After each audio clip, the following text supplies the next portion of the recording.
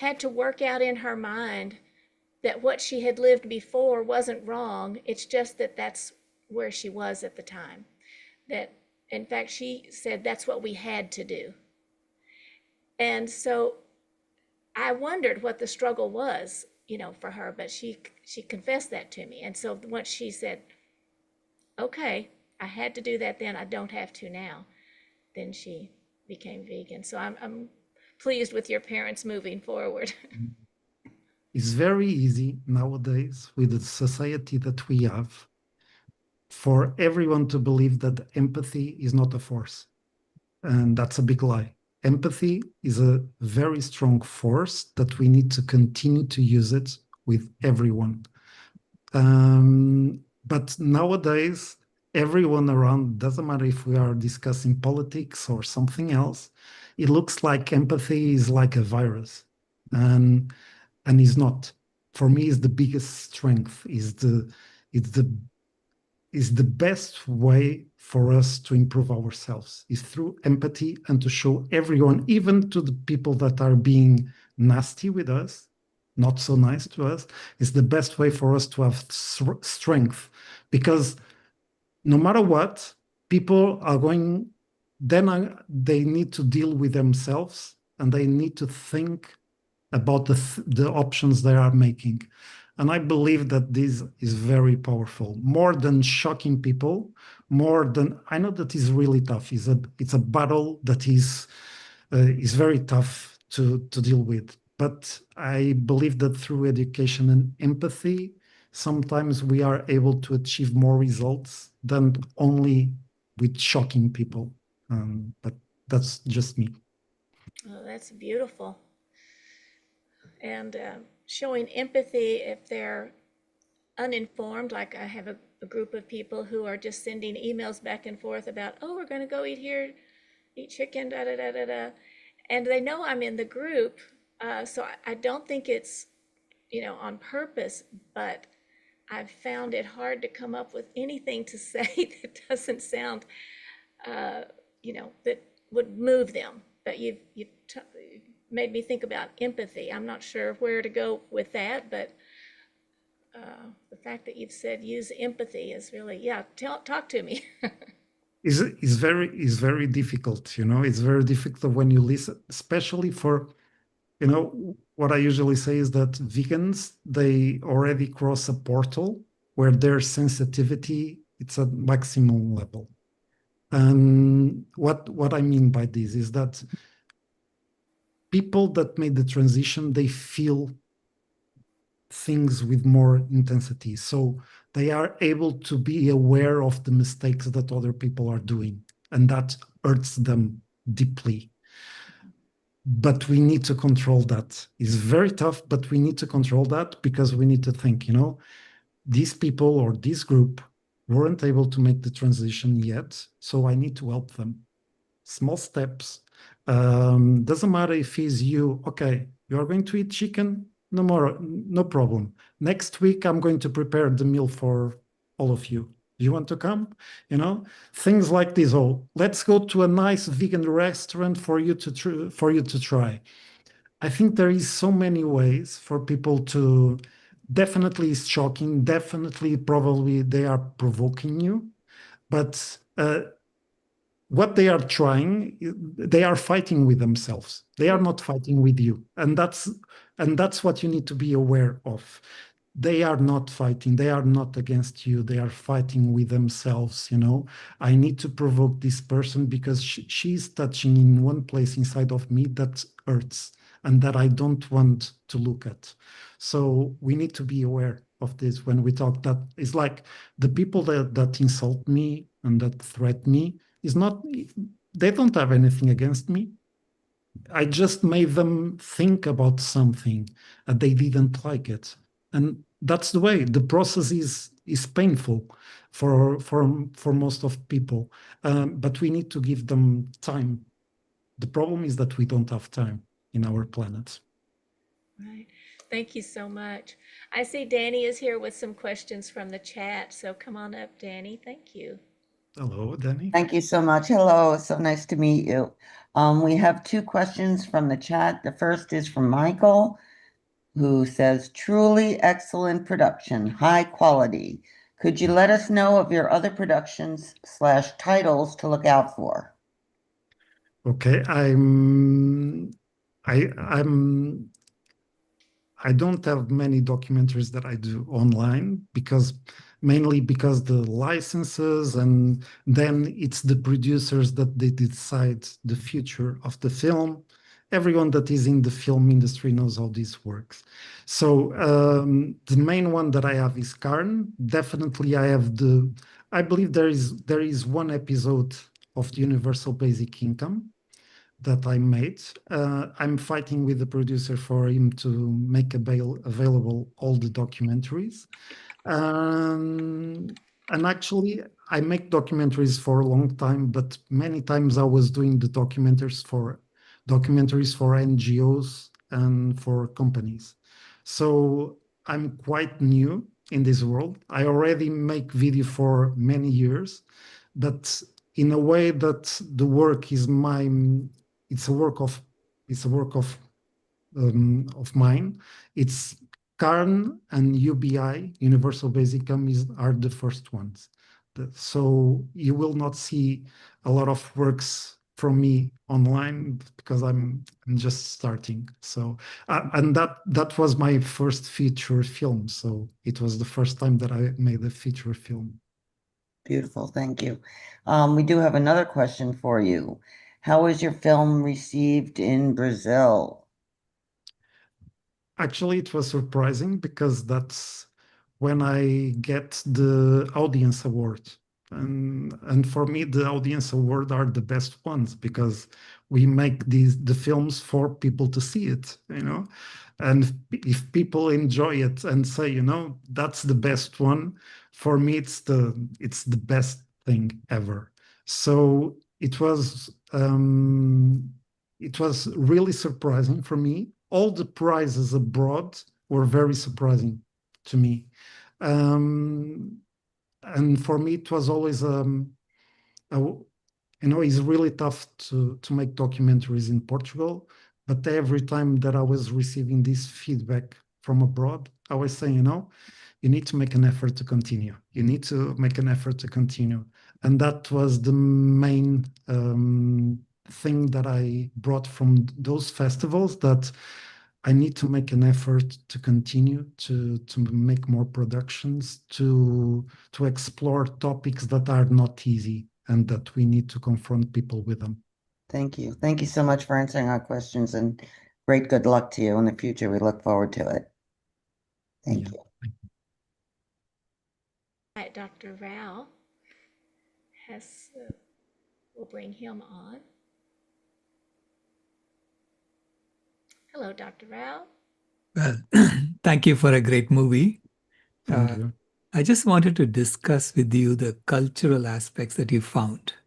We were talking about um, people resisting the fact that they always thought eating meat was good for health and makes you feel wealthy. And, and that was true in Europe hundreds of years ago. Because Europe didn't have many fruits and vegetables to eat.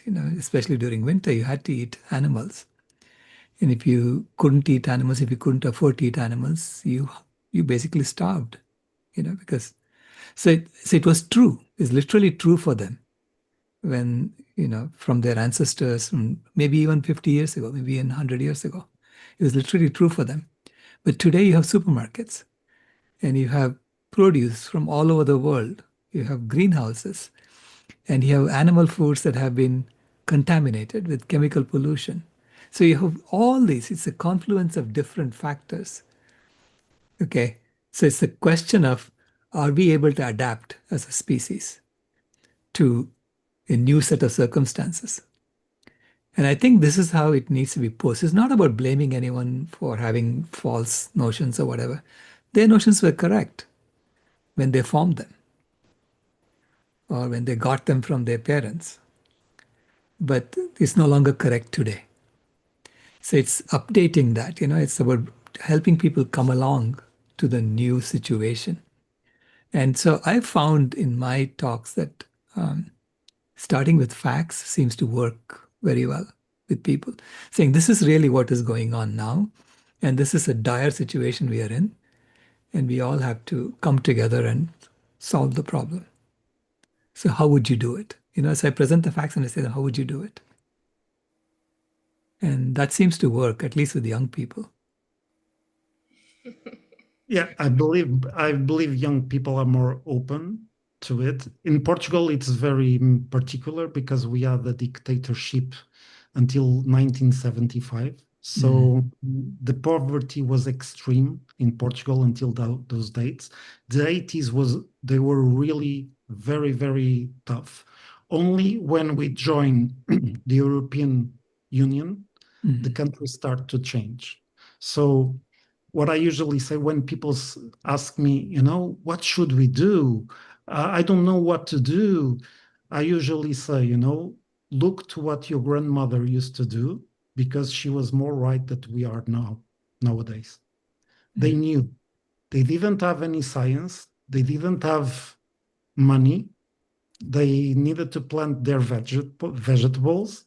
They didn't have money for meat. But they knew how to survive and how to be healthy. So sometimes the answer is not in something very scientific or something very futuristic.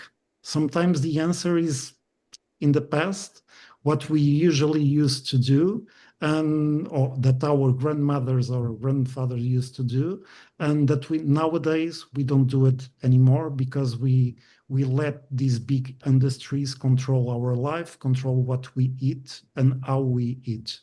And sometimes we need to rethink a little bit. But in Portugal, you have this particular problem. And everyone grew up. For example, I remember my mother.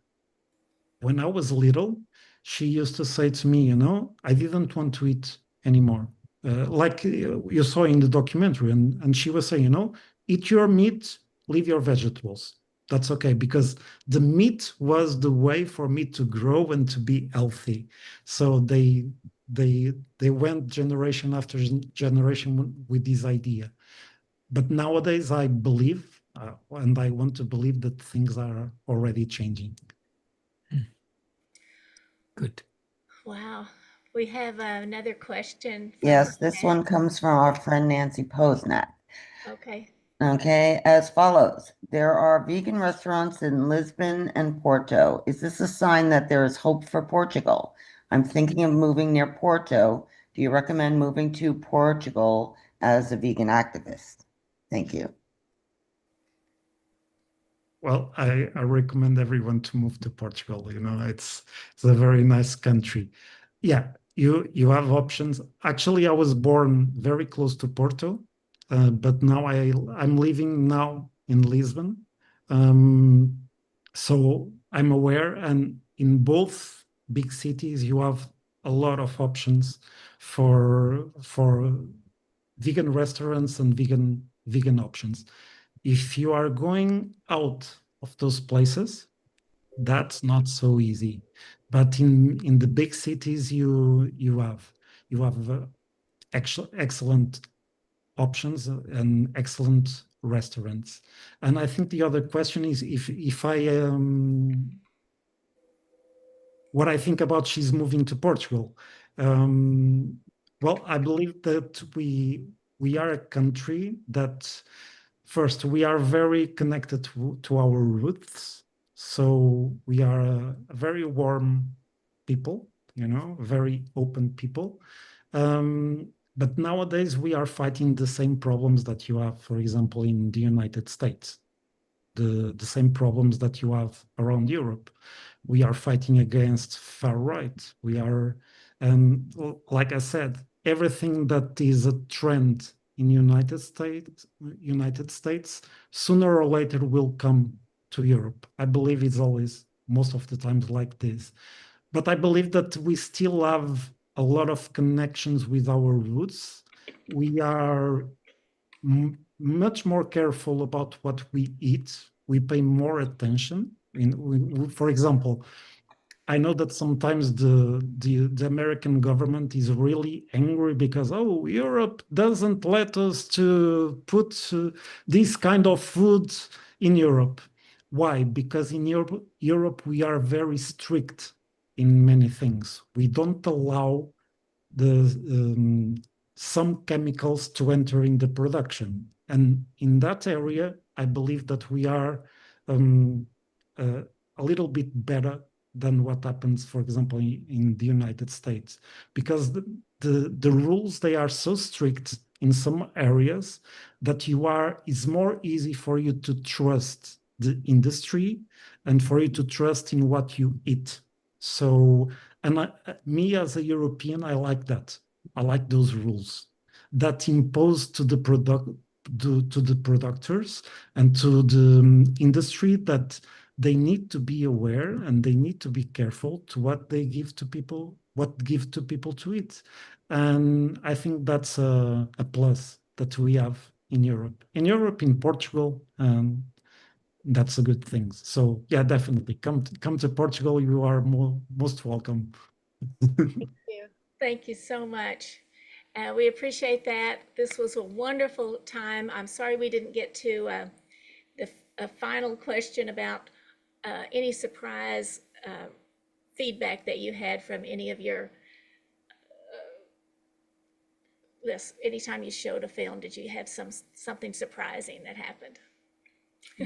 Yeah, sometimes. Sometimes. Yeah.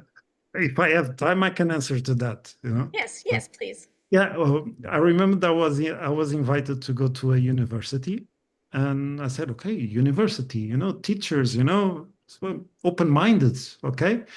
And I went to the university, and they had a degree in animal production. So we screened the documentary, and in the auditorium, the half of the auditorium was teachers and students from animal production, and it was a mess. It was a total mess. You know, I remember that there was a time that I was being so insulted and people, they were being so nasty that I said, you know, it was you that invited me to come here. You know, it was not my idea to come here and to show you the film. It was your idea to see the film. And actually it was so tough that I almost needed to I went outside, and they were saying, you know, there is a group of people waiting for you, you know, because they are going to, to and it was so crazy that I wasn't scared, because I know most of the times people that like this, they don't want to do anything. They are fighting with themselves, like I said to you. But one thing that I wanted to say very quickly is what is more amazing about this documentary is that we opened the documentary to the community. So we didn't distribute the documentary. We decided to create a website and to let everyone, doesn't matter where they are in the world, to organize events to screen the documentary. And the answer was massive. It was more than 100 requests to screen the documentary around the world. So in our website, carndoc.com, we have photos of the places where the documentary was screened. And I'm saying this because everyone, doesn't matter where they are in the world, they can go to our website, they can go to the community part, and they can ask us to make a screen of the documentary for free anywhere that they want, and they can organize one event. We help them making the posters, and so the idea is to spread the word and to make people to talk with each other about this topic. Thank you so much. I'm so glad that we asked. We're all very appreciative of you. Thank you, Ray, for introducing us, and we hope to see you again. Thank you. Okay, me too. Thank you so much. You're It's my welcome. honor. And now we have Jane Velez Mitchell. She's going to come on screen, and I'm going to introduce her. Yay. Hello, Jane. Let's see if yep, we're getting you set so that you can unmute in a moment. Yep. I've already gotten some out of this because I'd love to have that documentary streaming on Jane TV. Oh my gosh, it's incredible. Yes. So Yes. please tell Hugo to hang in there and watch my presentation. So where are we, people? Okay. Oh, just a second. I'm going to introduce you, Okay, no worries. if you don't mind. I'm going to say, No problems with it. welcome to the 22nd Vegan Convergence of the Peoples, Thriving on Planet B. I'm honored to introduce to you our speaker, Jane Velez Mitchell. Thank you, Jane. Well, thank you, Rebecca. And you are really one of my heroes, able to take a lot of the very complex environmental details that Dr. Silas Rao and others have brilliantly put together and explain it as a kindergarten teacher would for us. And you've done that many times. Thank you. You are a teacher, so thank you for that. So everybody, where are we? In the words of Charles Dickens, it was the best of times, it was the worst of times. Obviously, more animals are being killed for food than ever before. It's a horror. It's a nightmare. We're starting to see the environmental consequences right in our face. I know people who lost their homes during the recent LA fires. We've had the tragic floods in Texas. But at the same time, there is this growing awareness that animal agriculture is a big part of the climate crisis. And so one of the things that I think is very positive is that there have been a number of environmental groups which used to completely ignore 100%. The environmental movement ignored animal agriculture's role in the climate crisis. In fact, a few years ago, I was at a Fire Drill Fridays where a very famous person who shall remain nameless was speaking and talking about fossil fuels. And I said, and animal agriculture. And she said, you be quiet. That's where we came from. And as a matter of fact, it was because of that pretty devastating experience. There were a couple of incidents similar to that. One, I was even basically told to leave when a very famous so-called environmentalist was doing a public event in downtown Los Angeles. They actually tried to get the police to throw me out. Okay, so we come from that. And actually it was at that point that I hit bottom on the whole thing. And I called Dr. Rao crying. And I said, Dr. Rao, until we prove that it's the leading cause, nobody is going to pay any attention to us. And that's when he, and correct me, Dr. Rao, if I'm wrong, decided to do the white paper. And our challenge now is to get that white paper out there, get these environmentalists to start acknowledging the reality that Oxford University has documented. Oxford University did a study in 2023 that said that heavy meat eaters, which is most Americans, can reduce their greenhouse gas emissions footprint by 75% by switching to a plant-based diet. And I said, surely the media will cover that. It was in the New York Times. It was an Oxford University study. Surely the rest of the mainstream media will pick up on that, right, Dr. Rao? Yeah. No, nobody picked up on it. Meanwhile, what they do is what I would call catastrophe porn. That's my phrase.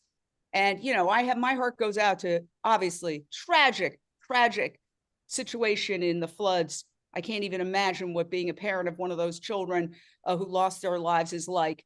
And the people who've lost homes, my heart goes out to them. But when the news media just covers the catastrophes, and then when a solution is presented, you can reduce your greenhouse gas emissions footprint by 75% by switching to a plant-based diet, when they refuse to cover that, that is morally reprehensible. So we, in our way here at Unchained TV, do make the effort to cover it. And well, while you're there, Dr. Rao, can you weigh in on that moment where we decided that you had to do, or you decided you had to do the white paper? Because I think that's a really seminal moment. Yeah, absolutely. It was your request that made me write the white paper, because for me, until then, it was self-evident, because it wasn't just climate change, there are several other problems. And for every other problem, animal agriculture is the leading cause. I said, even if you don't believe it is the leading cause of climate change, you should be ending it because it's the leading cause of biodiversity loss, of ecosystems collapse, of ocean dead zones, of deforestation. I mean, it's a no-brainer, okay, in that sense. So that's why I wasn't, and everything I wrote in the white paper is straight from the IPCC's report. I just took their data and analyzed it as a systems engineer would. That's all I did in the white paper that you asked me to write. And that, and that already shows that animal agriculture is the leading cause of climate change, which now Jared Bishop has verified in many different ways. And if you add the opportunity cost to Jared Bishop's, it goes over 100% for his also, what he's saying. So it's asking climate scientists to acknowledge that, their own data is telling us that it's the leading cause, which a lot of them tell me in private that they know that. Wow. Well, They know that, but they cannot say it in public because they lose their grants. and they cannot say it because they'll be ostracized, just like vegans are ostracized. Yeah, they lose their grants mainly. That's what they're scared of. Wow. Wow. It's the money. It's the money. Always follow the money. Well, I'm going to try to share my screen here and talk a little bit about a couple of things, how we can fight back. Now, I just mentioned the mainstream media is not doing its job. So I want to talk about something very new that has just come up. Can you all see this? Yes. Yes. We see, Okay, it's not full screen. We see the other slides too. All right. But yeah, you get the idea. All Yeah. right, here we are. This is called Veg Media Watch. This is a new campaign by a group of people who are just really sick and tired of the hit pieces being written in mainstream media attacking veganism. Just as a little background, in 2019, when Beyond Meat was the most successful initial public offering in years, and plant-based meats seemed to be people who had never given me the time of day were texting me, oh my God, you were so ahead of your time, blah, blah, blah. Well, the meat industry decided, oh my gosh, we better fight back. And they started creating things like Masters in Beef Advocacy, churning out tens of thousands of social media influencers talking about how you need to eat meat, blah, blah, blah. And then the mainstream media jumped on that and started writing hit pieces. And for a couple of years, we did not respond at all. And I remember it was over a year ago, a bunch of us at the AVA Summit, Animal Vegan Advocacy Summit, sort of huddled together and said, we got to do something about this. We got to do something. But nothing was done. So this year, something called Veg Media Watch has come up. Now, I urge everybody, if you have a pen and paper or write it into your notes on your phone, Veg Media Watch, because this will not work unless other people get involved in retweeting and commenting. So basically, Veg Media Watch takes the articles in a very fact-based, respectful, balanced way, not, you jerks, nothing like that, and essentially analyzes the hit piece and calls out the reporter. So you can see here in an op-ed published by the Wall Street Journal, pro-meat activist, leave her name out for the time being, calls on the federal government to minimize the inclusion of plant-based protein in the upcoming federal dietary guidelines, and basically calls out the inaccuracies of this article and basically questions whether there's meat industry money behind this and who funds the not-for-profit that pays this person, this reporter's salary. She actually responds, okay? And then she basically says, we don't publish donors because groups like yours have harassed them. We have a policy of taking no industry money and I do not agree, blah, blah, blah. And then there's even more filings. Basically the 990. This is just one example. I'll give you another example. And basically propose the question, why do we need Veg Media Watch? Here's the answer. The meat dairy industry spends millions on lobbying, advertising, and public relations to promote their products as natural and environmentally friendly, demonize plant-based foods as highly processed, marginalize veganism unhealthy.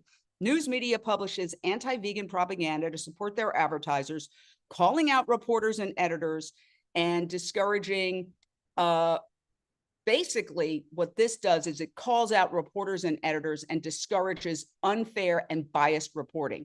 One of the things I want to point out is that this organization also complements fair reporting. But here's an example of a very bad headline. The BBC counsels vegan lunches do not promote sustainability. Now, they're not saying it. They're quoting somebody that in the article says vegan lunches do not promote sustainability. But by writing this extremely negative headline, given that most people do not read articles, they just read the headlines, the percentage of people who actually go forward and read an article is much less than the number of people who see a headline. This really hurts veganism. So again, Veg Media Watch said this poorly worded BBC headline will leave many readers with the impression that plant-based diets are bad for the planet, when in fact they emit far fewer greenhouse gases than animal-based diets. Given that fires, floods, and storms can be attributed to climate change, wiping out entire communities, BBC News should exercise more caution when selecting titles for their sustainability stories. Contrary to this title, which would assuredly be misconstrued, "Going Vegan is Good for the Planet." This is extremely important because I can tell you, as somebody who was in the mainstream media for 37 years, you do not want to be called out publicly. Okay? The subject matter is not the issue for these reporters. This could be job insecurity. Okay? If somebody wants to use this as leverage, blah, blah, blah. Reporters, I was called out about 3 times in my entire 37 years, and I remember each and every one, and not fondly. So how does Veg Media Watch work? Veg Media Watch publishes respectful, measured social media posts that call out reporters and media outlets that publish pro-meat, anti-vegan propaganda, amplify and complement pro-vegan news coverage.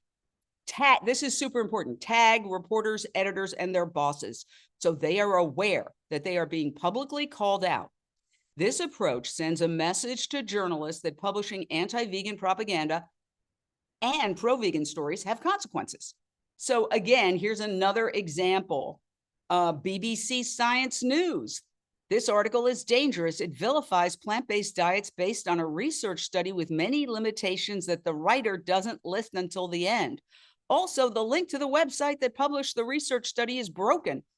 These are getting into the weeds is so important. And you can see how businesslike and measured this is. The reporter again responds.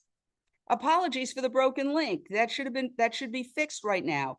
As for the rest, this article is 400 words long, 200 of which discuss the study's limitations and how to get correct amino acids from a vegan diet. P.S. I'm vegan. Well, see, then Veg Media Watch responds to that. Thank you for responding. Blah, blah, blah. The point that the response makes is the headline is the most important thing in any story. So if you look carefully, the headline here is even protein-rich vegan diets may fall short on key nutrients, study suggests. That is what I call a hit piece headline. Now, why is this so important? And it's important for all of you to follow Veg Media Watch on X. Okay, that's what I'm asking everybody to do. Now, a lot of vegans will say, I don't use X. Well, let's accept life on life's terms. Politicians use X and journalists use X. So I would say you don't have to devote your life to using X, but use X for this one purpose. If you don't have X already, AKA Twitter, download the app. It takes 5 seconds. Follow Veg Media Watch and check in daily, because every day there is a new, unfortunately, we don't have far to look to find these hit pieces. And let me tell you, it does send a message to the media. because it sends a message to other reporters. If I write a hit piece, I'm going to get written up in Veg Media Watch. Now, if you look down there, there's only 7 retweets and 4 comments. The problem with that is that we need more retweets. We need more comments. I have been personally commenting on every post. I urge all of you to do that. Again, it's very simple. Now, I've had people say to me, oh, I don't have time. Yet these very same people will spend 45 minutes talking to another vegan about how terrible the news coverage is. So it's really more a matter of discipline. It's a matter of, you know, they're disciplined. They are disciplined on the other side. It's a matter of us getting disciplined and saying, I'm going to check, I'm going to get on X, Twitter, whatever you want to call it. I'm going to check Veg Media Watch, and I'm going to retweet and comment every day. And by the way, if you wanted to start now, there's about 30, because this just got started after the AVA Summit. There's about, and they're not connected with it. It's not connected to the AVA Summit at all. I want to make that clear. But there's about 30 posts that you could go and comment on right now. We're there. It's also going to be on Instagram and on Facebook. But the truth is that X, Twitter, is what the news media uses. And it's the most efficient way to get a response and to see not only the reporter, but the reporter's editors, their bosses. As many people are tagged at the journalistic institution as possible. Again, in a measured, thoughtful way. Nobody has to fear that commenting is going to, you know, make you seem like you're an extremist. This is journalism. When somebody writes a bad article like that, even protein-rich vegan diets may fall short on key nutrients, studies suggest, that is totally out of sync with what the actual article wrote, that's bad journalism. It needs to be called out. So again, there's numerous examples. 7 reasons why veganism isn't good for you, dietitian explains. This needs to be called out, okay? So it was called out by Veg Media Watch. I'll read it to you. The online health and wellness publication Only My Health claims veganism isn't good for you. The anti-vegan propaganda disguised as health advice is dangerous as it advises readers who only see the title and subtitle that a plant-based diet, which largely consists of fruits, veg, whole grains, and legumes, is unhealthy. If blah, blah editors are going to use clickbait to increase page views, then they should at least select titles that are fair and accurate. 7 reasons why veganism isn't good for you is neither. Everybody who's involved, as many people as possible, are tagged. This is extremely effective activism. I would like to see, when I get through with this little presentation, how many people, with a show of hands, by simply raising your hand, are willing to join the Veg Media Watch team and respond. 2 participants. Now, how many people do we have on here? We need more than 2 participants. And I assure you, I would bet my pinky that all of you have spent at least an hour complaining to other vegans about bad media coverage. So we also respond to positive stories. And here we go. New study reveals surprising health benefits of a temporary vegan diet. So this was in Men's Health. Veg Media Watch says, thank you, Men's Health, for sharing this information. Note, if a healthy plant-based diet can produce these positive results in just a few months, then just imagine the benefits over the long term. So there's an example of how it's a very fair process. So to summarize, Veg Media Watch needs you.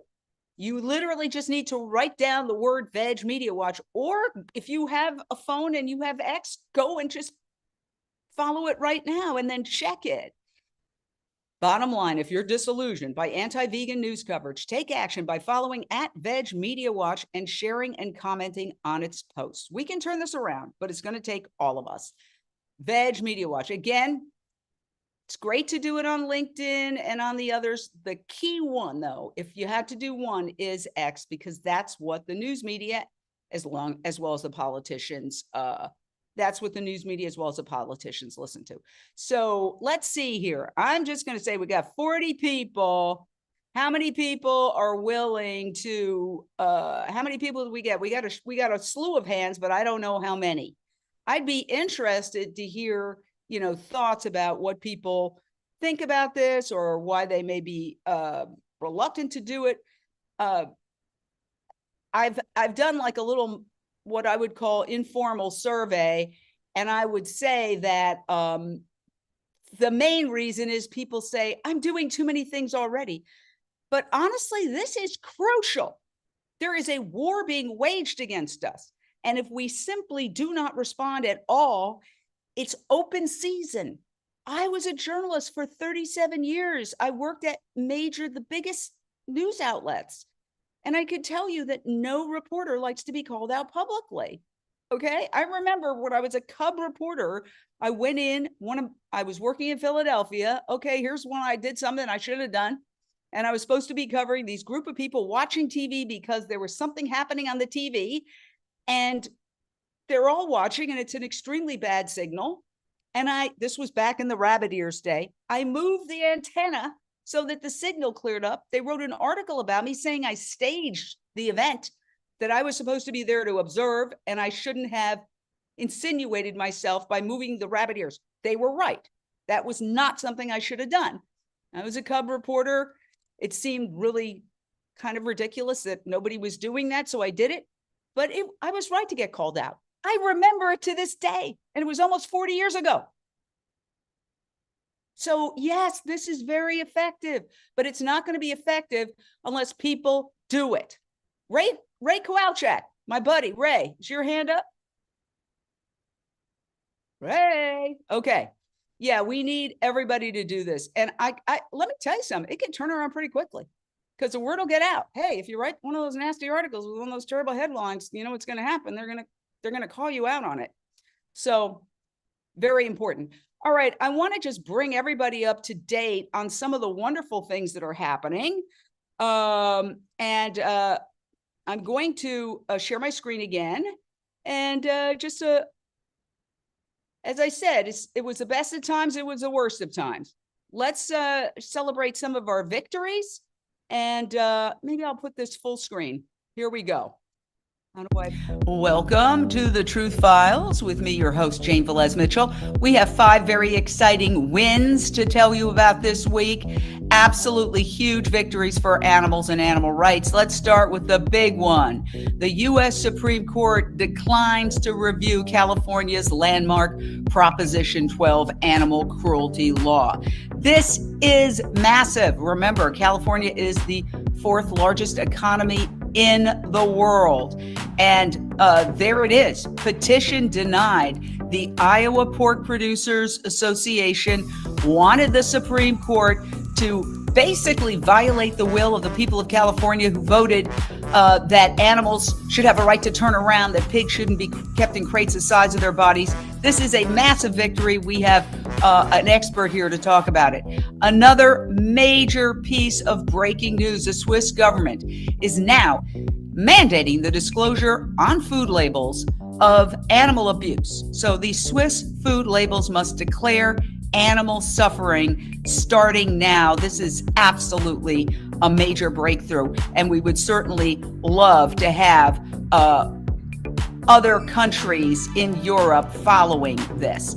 Now, here's another massive victory. No whales will be killed in Iceland in 2025. This is from Captain Paul Watson. And we have another incredible piece of news. Harvey Epstein has won the New York City Council Democratic primary, defeating Anthony Weiner's comeback bid. Now, when you win the Democratic primary in New York City, that's tantamount to winning the general election. So now we have a vegan animal rights activist who has won. We have finally a very fun, upbeat story to tell you about. And that is, well, Variety has a big contest, Variety magazine.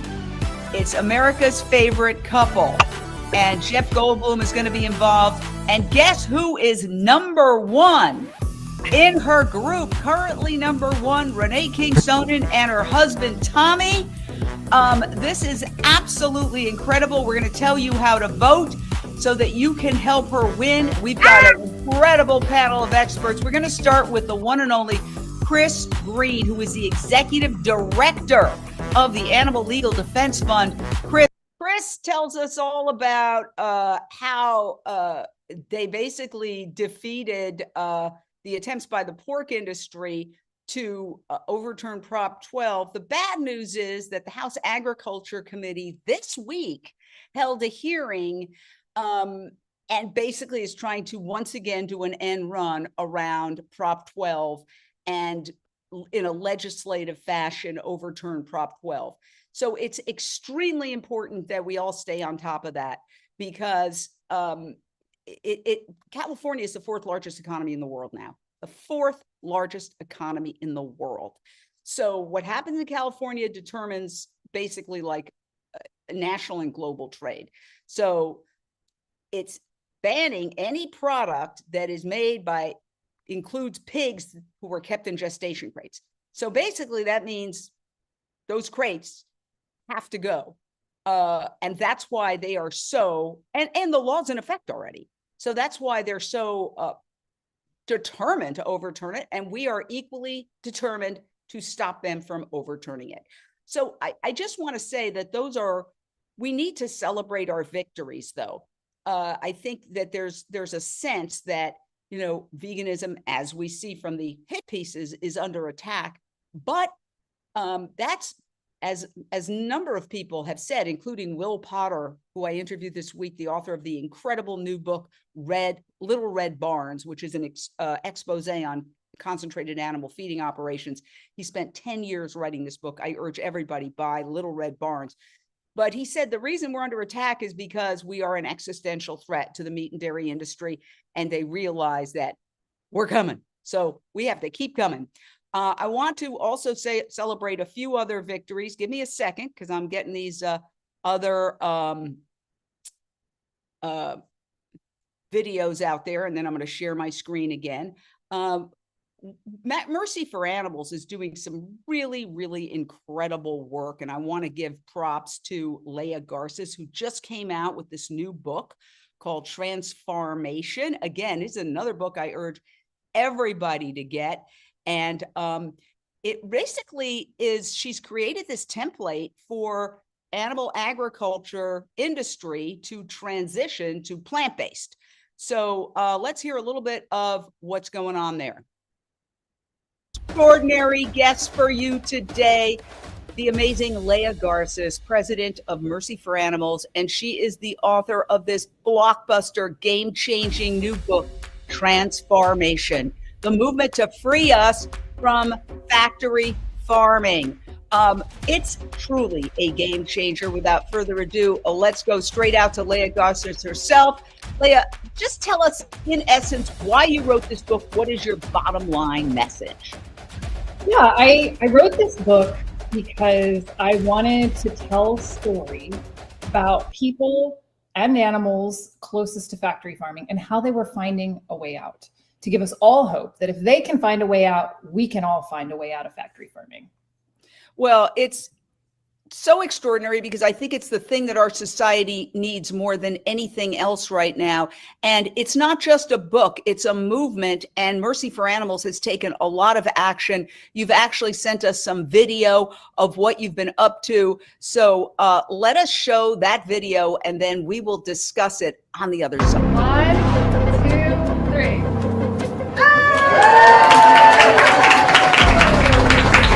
We are here for a ribbon cutting ceremony of our very first transformation hub here in North Carolina. It demonstrates everything we're moving away from and everything we're moving toward, which is a life after factory farming. It is so significant we're doing this in North Carolina. North Carolina has some of the highest concentration of both pig and chicken factory farms, and it's growing. So we are right in the heart of it, showing that we are resisting factory farming and building a new, better way.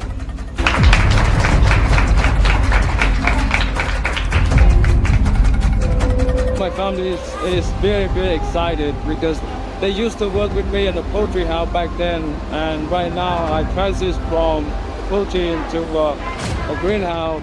They're very excited and very happy for me on what I can do. Oh, wow. One of the big takeaways that I got watching this is that the chicken farmers, basically, they're victims too. And that is really important to point out, is like principles above personalities. I mean, what Leia's pointed out is that these people are kind of sucked into this industry and they're put in enormous debt, and they can make more money doing plant-based and maintain lower debt than they did with the poultry farming, which essentially leaves them as indentured servants. They have to take on huge debt. They're kind of stuck in there trying to pay off the debt. They make very little per chicken, and a lot of them want out. So while you might say, well, that's one farm, but it is a template for other farms. And I think that this is very powerful. And what they're trying to do is get ambassadors. So they're trying to get ambassadors all over in states across the country, showing other farmers how to do this. And certainly I wish them the best. This is super, super important. And getting back to the environmentalists now, I am seeing a lot of like breaking through, not necessarily universal acceptance or admittance of animal agriculture's role in factory farming, but things are happening. We're breaking through. So let's look a little bit at that for a second. And I want to make sure I've got bear with me for 1 second. I want to share my screen. Okay, we're going to pull that up and share the screen. And thank you for your patience. And we're going to click that and share. Okay. Here we go. We got a new open, by the way, on Unchained TV. So I hope you like it. This is Unchained TV.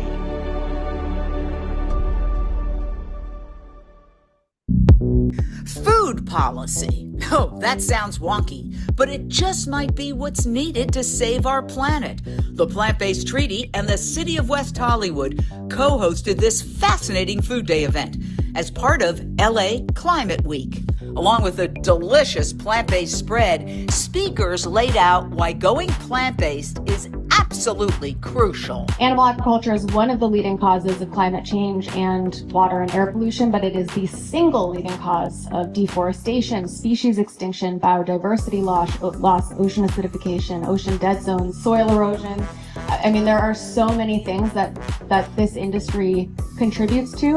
And I think that's a really great way to start relating to other people. Everyone cares about something, and we can tap into their passions to drive them to action. West Hollywood has now made history. All of their official city events are now plant-based by default. West Hollywood Mayor Chelsea Byers revealed that all she needed was a little push from advocacy groups. What it took for me was just hearing that this idea was out there. When Mercy for Animals started knocking on my inbox and asking me, as somebody who was situated as, you know, in my bio, it said I cared about climate change. Our city was a city in our climate action plan that addressed factory farming and mass agriculture as a problem with climate change. So there was sort of all of this in a matrix that would line up and be like, yeah, that makes sense to go target them. But now what else makes sense? City of Santa Monica has been a long time a leader in sustainability. How else can they start thinking about this, right? What other cities host a lot of events and do a lot of food, right? Just sort of thinking about those things. And I think that's what it takes. It's your creativity, reaching out and crossing that bridge and really shaking the doors of government, because I promise it was a few emails it took, but help us get the job done, right? I really appreciate that, Mayor, to encourage everyone to take action. And we encourage all of you to take action. Plant-Based Treaty's Samantha Lau moderated this groundbreaking food policy discussion where government policy makers cemented the importance of moving away from animal agriculture. Julie from Better Food Foundation, can you tell us exactly what Mayor Byers was talking about when she talked about defaults? Default is a key component to all of this policy that's being passed. So what is a default? When you go to an office, you go to a large event, you go to your cafeteria at your corporation, the food being served is default, but you can still opt in for meat or dairy. It drastically reduces meat and dairy intake. example today. Did you guys? Thank you. Thank you, Plant-Based Treaty and West Hollywood, for hosting us. We really fundamentally need to re-examine the way we grow food, the way we consume food, the way we purchase food. So, globally, 1/3 of our emissions comes from our food systems. And, animal-based diets are more carbon intensive, require more land, water, and really result in poorer health outcomes. And we got some of the most delicious plant-based foods here today, and we all realize that it tastes delicious. In a dramatic development, this official revealed that Los Angeles County, the most populous county in the United States, with nearly 10 million residents, is taking serious strides to incorporate plant-based meals into its government functions. It's massive. There are 10 different departments within the county operating 26 food venues and programs and over 110 different food contracts. I mean, it's massive. So the supervisor, recognizing that the county could be a leader in this area and make significant environmental impacts, back in 2024, she introduced a motion along with Supervisor Solis to review the county's food procurement policies. And this was really written and worked on in alongside Mercy for Animals, who's here today. So thank you for all your work on that. And that motion really looks to identify ways to increase plant-based foods and was our strategy for reducing greenhouse gas emissions. This is huge, as LA County is home to more people than 40 U.S. states combined. We need to look at our food system. One strategy to get cities to offer more plant-based foods? Just partner with the local vegan restaurants and let them provide healthy and sustainable food at official city events. You're drumming up business for them and also really championing the work that is already happening in the community. Thank you. Thank you so much. Yes, and actually, Plant-Based Treaty are working on a lot of campaigns that work with businesses. 100 Cafes campaign, and we want to build a strong economy for the plant-based community, and that's why Plant-Based Treaty does have a lot of campaigns like that. Plant-Based Treaty's Ellen Dent honed in on why it's so absolutely important for city governments to go plant-based now. So over 83% of the agricultural land that is used towards animal agriculture, and that only produces about 37% of protein and only 18% of global calories. So our current food system as it is not sustainable, and we cannot continue to consume this way and expect that we are going to have a good future on this planet.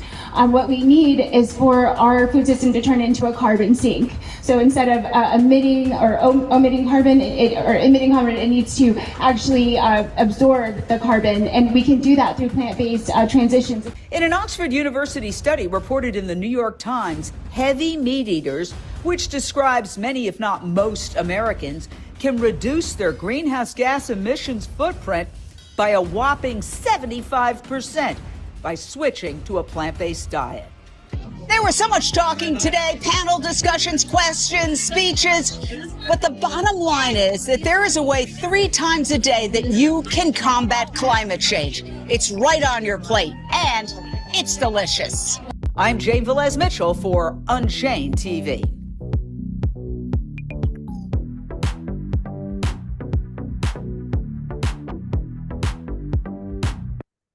So there you go. I wanted you to see the whole thing because there's a lot of information in there. And the information that I thought was just, first of all, West Hollywood is always a leader. I mean, when it comes to the fur ban, when it comes to puppy mills, banning dogs from being sold from puppy mills in stores. I mean, they have always led the way.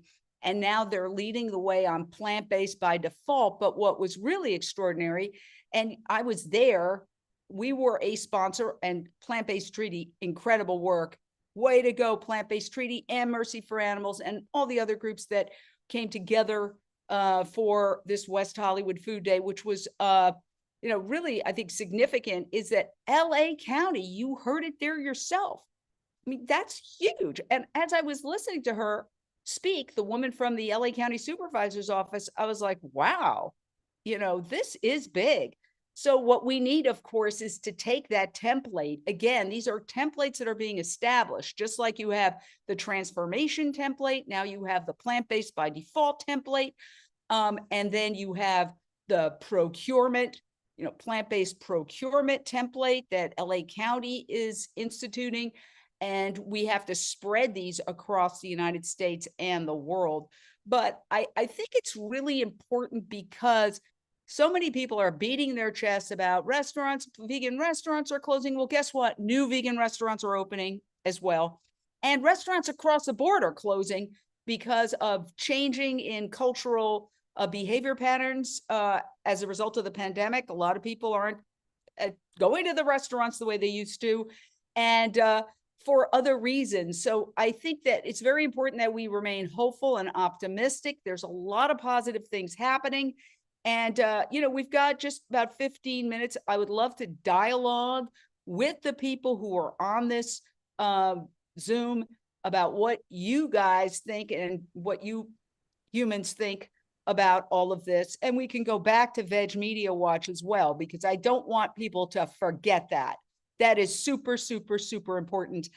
I'm commenting every day. I'm a very busy person, but the last thing I'll say is there are ways to be super effective. Just today, I stopped everything I was doing and I followed some prompts that Mercy for Animals gave regarding reaching out to one of the largest food distribution corporations in America that is talking about going sustainable, but has no plant-based policy. And they gave 3 action points. Write an email. That was very easy. It was 1 click. Then go on social media and comment. I went on LinkedIn. I wrote a comment. I included a link to the New York Times article about reducing your greenhouse gas emissions footprint by 75% by going plant-based. And then I copied that and put it in 5 different comments on LinkedIn for that company. I do the same thing with PETA. Anytime I get an instruction from PETA, I stop what I'm doing because I know I can get to the end point very quickly. Hit Y to send a message. These are very efficient systems, but we have to use them. And again, Veg Media Watch is a very powerful, take my word for it. I was in the media for 37 years. It's a very powerful thing if we all do it. Back to you, Rebecca. Thank you so much, Jane. Definitely I'm going to do Veg Media Watch, and I bet a number of people here will, and I think it's fantastic. Thank you for that wonderful presentation, and we have time for questions. And I see Paige Parsons Roach is here to ask a question, and so we'll bring her up in a moment. Okay. Hi. Hey there. Hey, Jane. Okay. Wow. So inspiring. What I love is that there's lots of ways that we can take action. And you said to me years ago, I was super depressed about something. I called you. I'm like, Jane, I don't even know. How do you deal with this? And you said, well, get sad for a moment, and then you get busy for the rest. You get an action. And I'm like, that is such a good way to move through all this navigating the minutia. My question, okay, a couple things. I just want, because I am on the campaign for plant-based treat, I want everyone to know it's a global campaign, and anyone's welcome to a welcome call on a Friday morning. So I did want to make a mention of that. If you have any questions, you can reach out to me about the welcome call, and you can find out more how you can get involved in your country, city, village, wherever. Okay, so I just want to say that. And also you can take actions online, literally from the comfort of your home. You can send emails. So there's that. Jane, here's my question. Where do you see this, the media, your take on the media moving with all this messaging? In other words, do you feel like they're going to even pump in more money into, discrediting us? Or do you feel like there might be an actual shift, given that we are barreling towards, 2026? Where, as Dr. Rao has pointed out, there are so many markers of collapse coming our way. So what are your thoughts on that? Well, I think it's a good question. I always think of the swing of the pendulum, and that's what we see culturally all the time. We're seeing it right now in politics. Something swings one way and then it swings back the other way. And quite often it goes too far in either direction and then it pulls back and it swings. You know, this is what we go through. And so we've gone through this period of hate and demonization of the word vegan.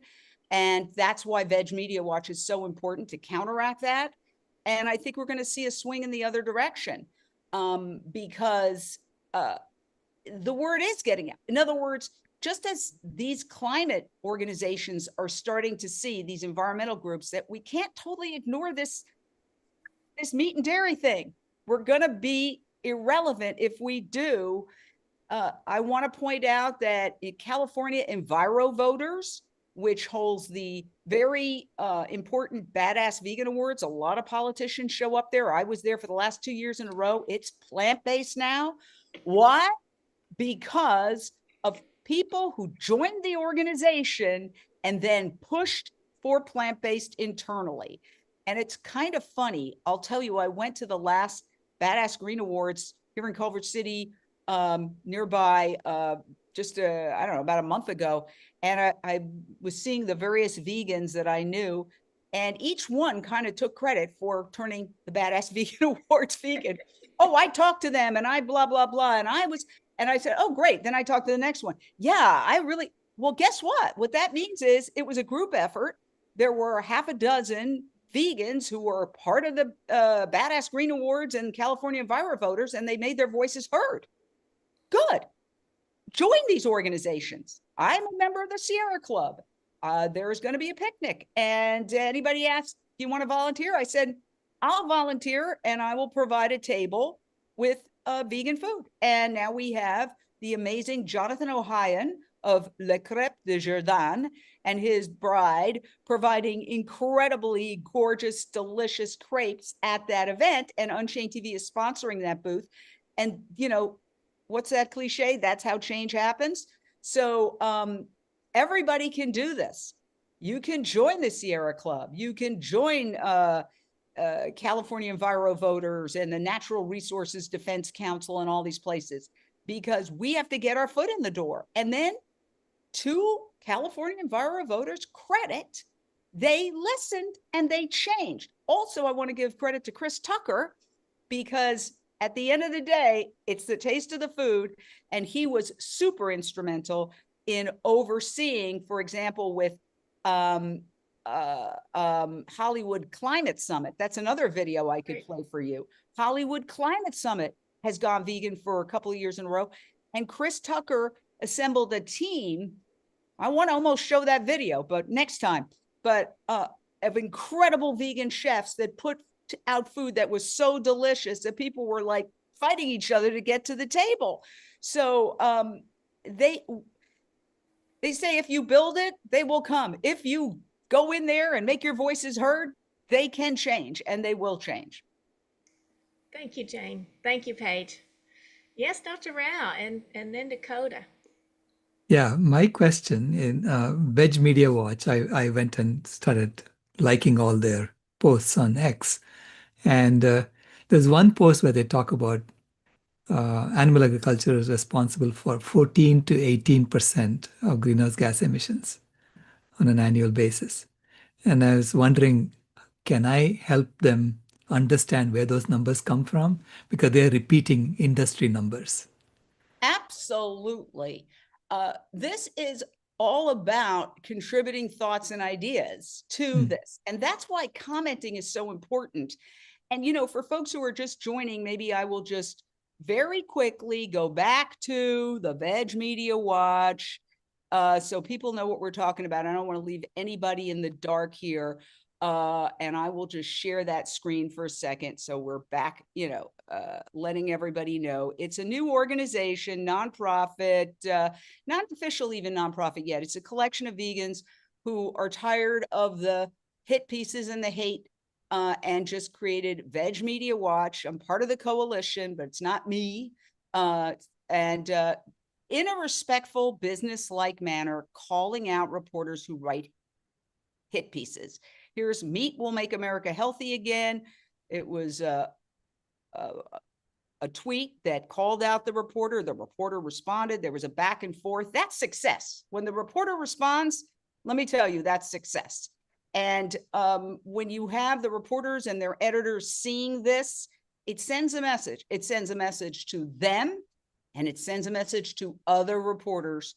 And as I mentioned before, having been a reporter for 37 years, no reporter wants to be publicly called out for bad journalism, irrespective of the topic. So we're urging everybody to go follow Veg Media Watch. It's on various socials, but the most important, because that's what the politicians and the media goes to, is X.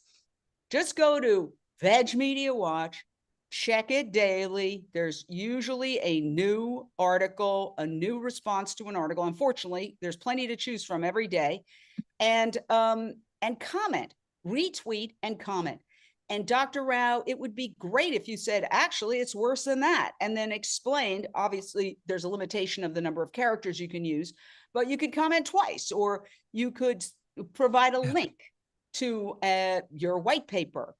So this is all a work in progress, and nobody has the perfect answer to everything. But the most important thing is that there's retweets. Imagine if there were 40 or 400 retweets instead of 4, right? Imagine the impact that would start having. And we need to speak up. This is not done in a nasty way. It's not like, you jerks, no. This is almost corporate in its calling out, which gives it more credibility. And I think it's really going to help. So there you go. I urge all of you not just to say you're going to do it, but follow through and do it. Very I'm good. happy to do it, but I'm happy to also explain to them, whoever it is who's running that, explain to them these different numbers, because there are so many numbers floating around now. Oh, yeah. Maybe a little meeting. Yeah.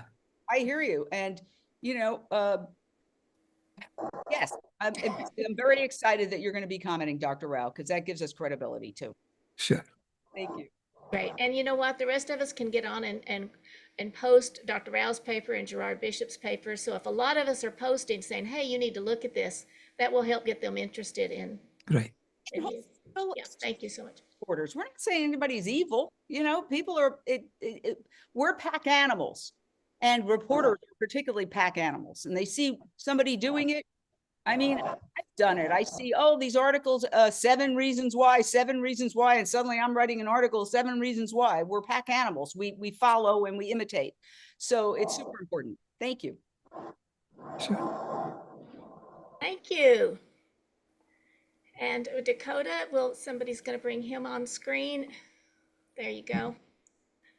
Hello, Dakota. Hello. Hey, Jane. I just had a comment. Wanted to tell you, you're so inspirational and motivational, and I just love that you're here every VCOP.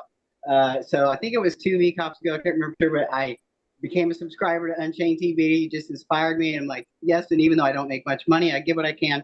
But it's the support, right? It matters. And so now I also was like, one of those people who's like, I'm so busy, I can't have time to follow all these social medias. I'm like, I have Facebook, that's it. I don't even get on it much, but it's how I keep up with my family. And I'm like, okay, so just in the last half hour, I've downloaded X, Instagram, and LinkedIn. I'm going to subscribe to Veg News. I'm going to do what you said, because yes, I got 5 minutes a day. And so you're awesome. Love you all. Thank you. Thank you. And I always tell people, thank you, Dakota. And I remember you gave me a ride to the airport. Very, very nice when I almost missed my flight. I appreciate you. I tell people, if you don't have time to get on X and retweet, then you don't have time to, can I say, bitch to other people about how bad the coverage is on veganism. Like, don't spend that time talking to your friend about yakety, yakety, yakety, yak, when you could be retweeting a reasoned analysis of a hit piece. Very good. Very good. Thank you, Dakota. That's a big step for you. Thank you, Jane. This has been wonderful. I'm very inspired, and I love the fact that people went default in West Hollywood. It's fantastic. Any final words? We've got a minute left, 2 minutes Well, left. I was going to talk also about the importance of embracing AI. And, you know, the world's being divided into two parts, people and institutions and corporations and even nations that are using AI and aren't. And so I would urge everybody to get on board. Also, you know, ChatGPT is going to learn from what is being put into it. So put in vegan content when you're editing, and I use it to write now. Not to say that I don't write myself, but I'll throw it in afterwards. And you know what? It is better afterwards. So not always. I have to use things like, please never say the word eatery, but overall, it's great. You can rank higher on SEO, and it's a technology that's here to stay. Trying to pretend that you don't want to use AI is like saying, I don't want to use electricity, you know, or drive a car. So I urge all of you, embrace it for the animals. That's my final. And of course, download Unchained TV on your phone. It's free. Just go to your phone and download Unchained TV. You can text 2,000 videos. So that person, that neighbor who says, I could never give up cheese, we've got hundreds of videos about vegan cheeses you can text them. Thanks for having me. Fantastic, Jane. Thank you so much. It was wonderful. Thank you. All right. Well, hello. Welcome, Keegan. We're so glad you're Hey, how are you? I'm good. I'm good. Okay, I'm going to introduce you. Do you need to set up any slides, or are you good to go? I'm good to go. All right. All right. Welcome, everyone, to the 22nd Vegan Convergence of the Peoples, Thriving on Planet B. I'm Rebecca Allen, and I'm honored to introduce to you our speaker, Keegan Kuhn. He's an award-winning documentary maker, video producer, and professional musician. He runs First Spark Media, a video production company tailored to creating videos and films for nonprofit organizations and conscientious companies. He's the producer of Turlock, the documentary, Something to be Thankful For, and co-producer and co-director of the groundbreaking film Cowspiracy, The Sustainability Secret, What the Health, and Running for Good. And now we have Keegan Kuhn here, the Red Rock Natural History Museum. Keegan Kuhn. Thanks so much, Rebecca. Really appreciate it. I want to thank everybody at Climate Healers for all the work that you all do. It's amazing just to see how tireless, or at least it appears to be tireless work that you all do to really push the culture forward. And it's inspiring, and it's a good reminder that we're not alone in this, that we're all working in our own ways and in different ways, this multi-pronged approach to move culture towards a more sustainable and more compassionate way of living. Thank you for the intro. So I had a whole presentation planned, but unfortunately I misjudged times and distances. So right now I am out in the middle of the New Mexican desert at a national monument. So I don't have my whole presentation, so I'll just be giving off my phone. If there's issues with the audio, please, folks, let me know in the comments and conversations. I can hopefully see. We'll okay, be great. Yeah. Great. So I have been a documentary filmmaker for about 15 years, making feature documentaries. And we've made films like Cowspiracy and What the Health and Running for Good, and They're Trying to Kill Us. I was co-producer on Slay, The End of Medicine, Milked, about 10 feature documentaries at this point. We have another film feature documentary coming out shortly. But we've seen, and I think this kind of ties in with what Jane was talking about, that the culture of media is shifting. And it used to be so much easier to get a film onto Netflix, to get media attention for the project that we're doing. But sadly, it's become much, much harder. After Seaspiracy, which was on Netflix original, we saw a shift where Netflix was not as interested in vegan content and content that promoted veganism. And Netflix is one of the largest platforms, where most folks watch documentaries. And so without having that access, it becomes really, really hard, and it gets to a point where you're like, why are we making documentaries? Why am I personally spending so much of my energy and resources to try and make these films if they don't have a platform like Netflix. And I actually had a meeting with Netflix a few years ago where they straight up told me, they said, we're not really interested in anything promoting veganism. We're not really interested in things that are promoting environmentalism.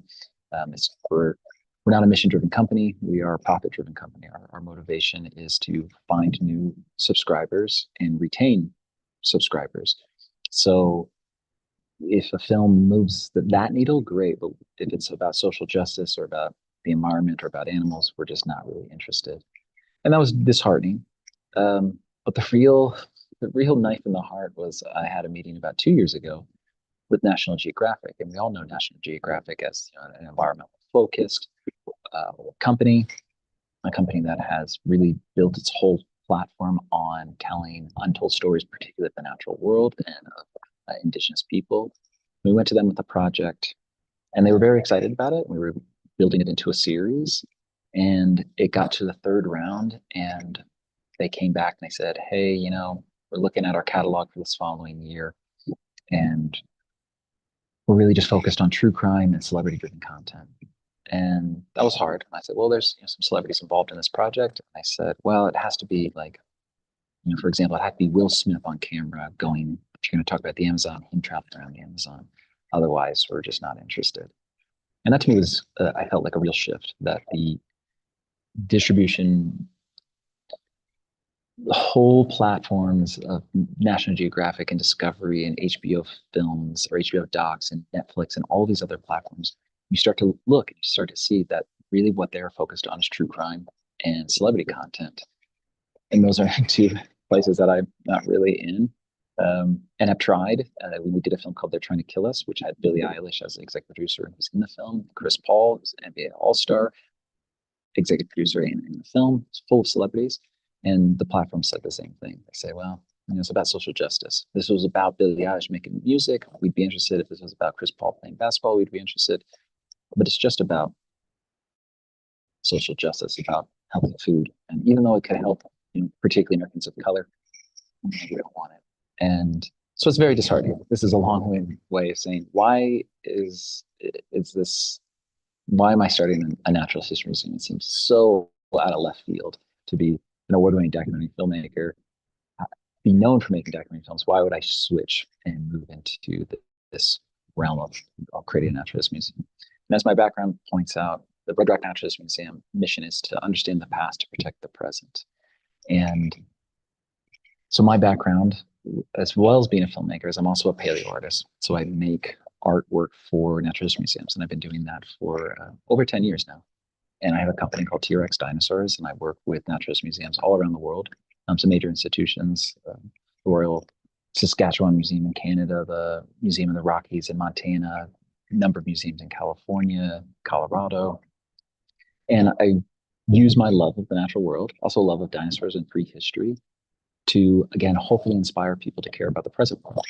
But so many of these natural history museums they fail to talk about the environment, or they glorify destructive aspects of our culture. Many natural history museums, most natural history museums are actually based in the western half of the United States, and there's this heavy romanticism around cowboys and ranching culture.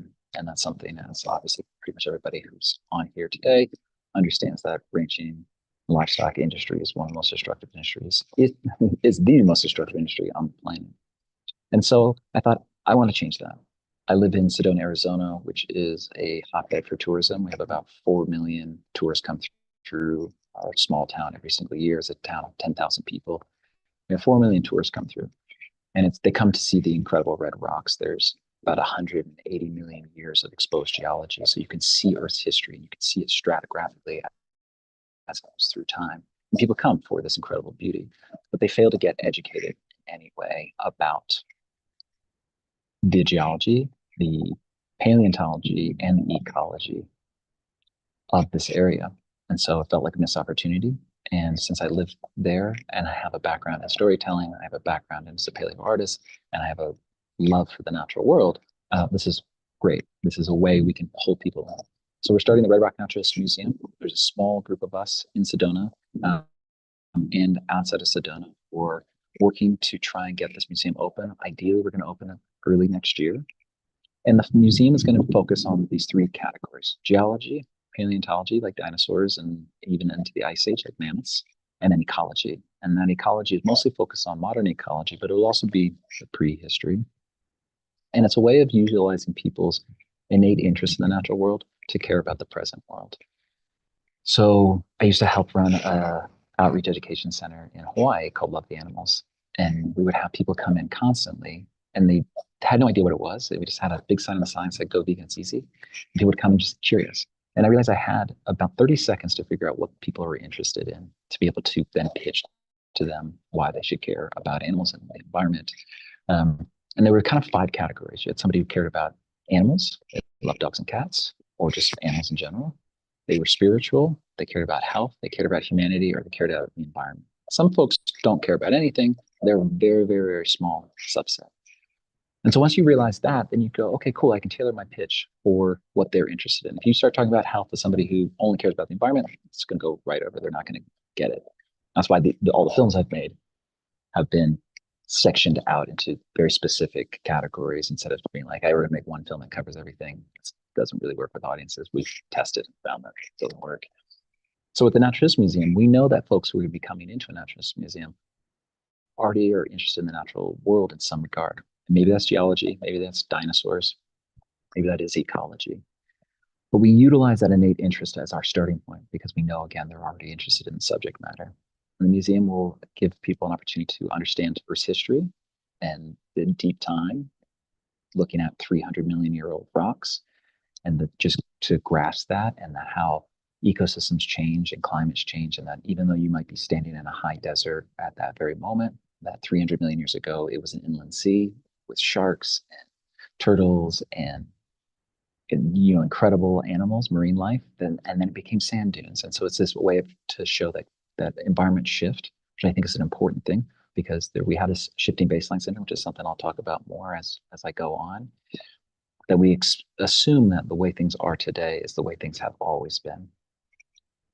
Then you can move into the paleontology, which would be dinosaurs, and we can talk about mass extinction. Everybody knows that non-avian dinosaurs went extinct 66 million years ago, so we have an opportunity to talk about that. And then you can move forward in time, and you can come into the present, or you can start in the museum and you can walk backwards through time. You can start at present time, and so the present time would be the modern ecology of Sedona, which is high desert, about 4,500 feet in elevation. We have incredible animals and plants that are native there, and some endemic species, but we have javelina and gray mountain lions and black bears and coyotes and amazing birds as well. And then you'll see a sign that says, then it's modern, and you say, but who's missing? And you go around the corner and you'll see that you go back 100 years, that Sedona used to have jaguar. And I tell people there used to be jaguar in Sedona, that it's hard for wrap their heads around it, because jaguar, we think of South American, think of it as Amazonian. But jaguar actually lived all the way up to the Grand Canyon, and they were in California all the way through Mexico, Texas, and potentially even Louisiana, and maybe even into Florida. And this was just 100 years ago. These incredible big cats. Jaguar are related to African lions. They're in the Panthera family. And so they're this incredible animal, and they're no longer here. And then you'll see thick-billed parrots, which is this beautiful green macaw parrot that used to live in Sedona 100 years ago. And this was through the general Southwest as well. We used to have Mexican grizzly, a beautiful, amazing, gray-colored grizzly that used to live in Sedona 100 years ago in the greater Southwest. Mexican gray wolf. We can go on and on and on, all the species that are missing. And they're missing just from the last 100 years. And most people, even folks who have lived their entire lives in Sedona, don't realize this. Because we're educating tourists, it's a way of showing that this is not just a local issue, that we are missing biodiversity everywhere. No matter where you're from, you more than likely, your region, your bioregion has suffered a mass loss of biodiversity. And what is the cause of the mass loss of all these animals I listed? Well, it's animal agriculture. The livestock industry saw jaguar as a threat to sheep and cows, so they exterminated them. They hunted, they paid for them to be killed. They had government programs to exterminate them. Mexican gray wolves were extirpated, almost forced to the brink of extinction. There's less than 1,000, I believe, less than 1,000 individuals in the United States and in the world of the Mexican gray wolf. And again, this is a species that's been highly persecuted and continues to be persecuted by livestock industry because they're seen as a threat to their profits. Mexican gray wolf is the Mexican grizzly is entirely extinct. The last individual was killed in Mexico by a rancher in the 70s, but they've been gone from Arizona for the last 100 years. Thick-billed parrot is gone, and a big part of that is because of ranching and the timber industry that wanted more grazing land. They were also hunted for their feathers. There's pronghorn populations, and again, there's so many animals that are missing. And because of the shifting baseline syndrome, we accept what we live in today as how it's always been. And you can go back just 100 years and you see the impacts of animal agriculture in this industry. And then you can move back, 10,000 years. And you go back 10,000 years and the area used to have mammoths and mastodons and horses and camels and giant condors and these incredible ice age animals. And so it's an opportunity to talk about mass extinction. That mass extinction also is a natural thing that happens, that it is not always human cause, but we know for a fact that the modern mass extinction that we're dealing with is very much human cause, and it's very much caused by one particular industry, it's the livestock industry. So the museum is not going to be overtly heavy-handed in its messaging about the livestock industry, but it will talk about it.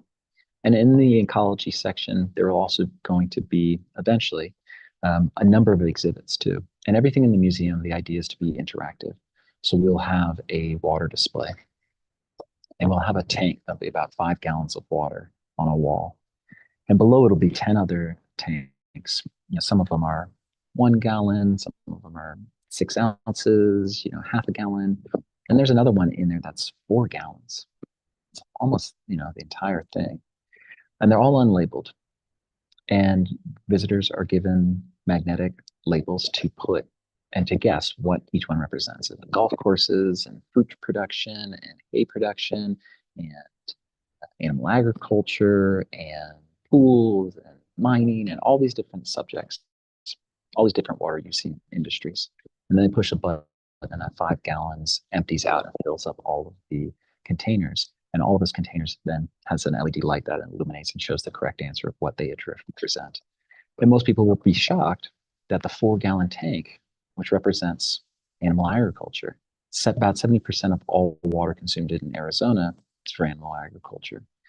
And we hear constantly in the media that all the Western water, Colorado River water, is being used for Las Vegas and LA and Phoenix. But the reality is that the water primarily 50%, 55% of all the Colorado's river water, which is the major river system in the western half of the United States, at least in the Southwest, 52 to 55% is used for animal agriculture and primarily for growing alfalfa. And yet that doesn't get attention.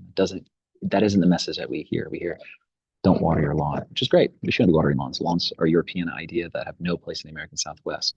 We absolutely shouldn't be watering our lawns. But the big driver, the big consumer is animal agriculture. So it's an aha moment, hopefully, for guests. And maybe guests do guess the right answer, which is a great thing, because when people learn things for themselves versus being told, way I'm just spouting off facts here, it doesn't resonate with folks in the same way, and it doesn't stay with people in the same way. And then once that illuminates and you have this answer and you get this information, an LED panel lights up and gives more facts and statistics about why animal agriculture consumes so much water in Arizona. And then you'll have the option to press and see where you are on the map. And then you get to see the stats that, about 45% of all water in California is used for animal agriculture. About 80% of all water in Colorado is used for animal agriculture. And we go through, and maybe it'll also be broken into countries as well. Because nationally, about 55% of all domestic water use, all water use in the United States is for animal agriculture, and 5% is for domestic water use, like what we use at our homes and in most industries, excluding mining.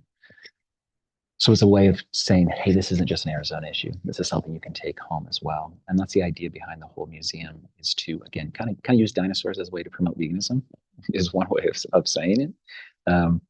But again, it's starting from a place where people are already interested.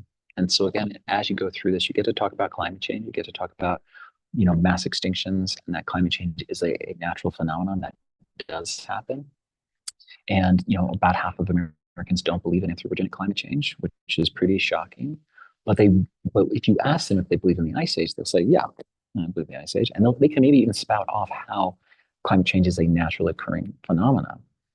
And what I love to do is ask those folks, say, well, how do you know that climate change is a natural occurring phenomenon? And I'll say, well, someone told me, or I read it, or I saw a video about it. And it's like, well, we know that because the paleoclimatologist did core sampling and looked at the ecology and saw that climate change is a naturally occurring process, and it's catastrophic. You know, climate change, whether in a hothouse environment or an ice age environment, leads to mass extinction. And so if you trusted them when they told you that there used to be an ice age, trust them now when they tell you that there is a climate change happening and that it's caused by human beings and it's caused by our disruption of entire ecosystems. Now, of course, the narrative continues to be that fossil fuels is the primary driver of climate change, and I'm sure everybody who's in this conference understands that climate change is really associated with the destruction of entire ecosystems, deforestation, and animal agriculture, and that fossil fuel industry obviously plays a role, but gets a disproportionate amount of attention. And so it's an opportunity to talk about that as well. It's an opportunity to talk about the age of the Earth. You know, about 43% of Americans believe the Earth is less than 10,000 years old. And much of that is based off of a spiritual belief, a religious belief, but there's really no scripture that backs up that number.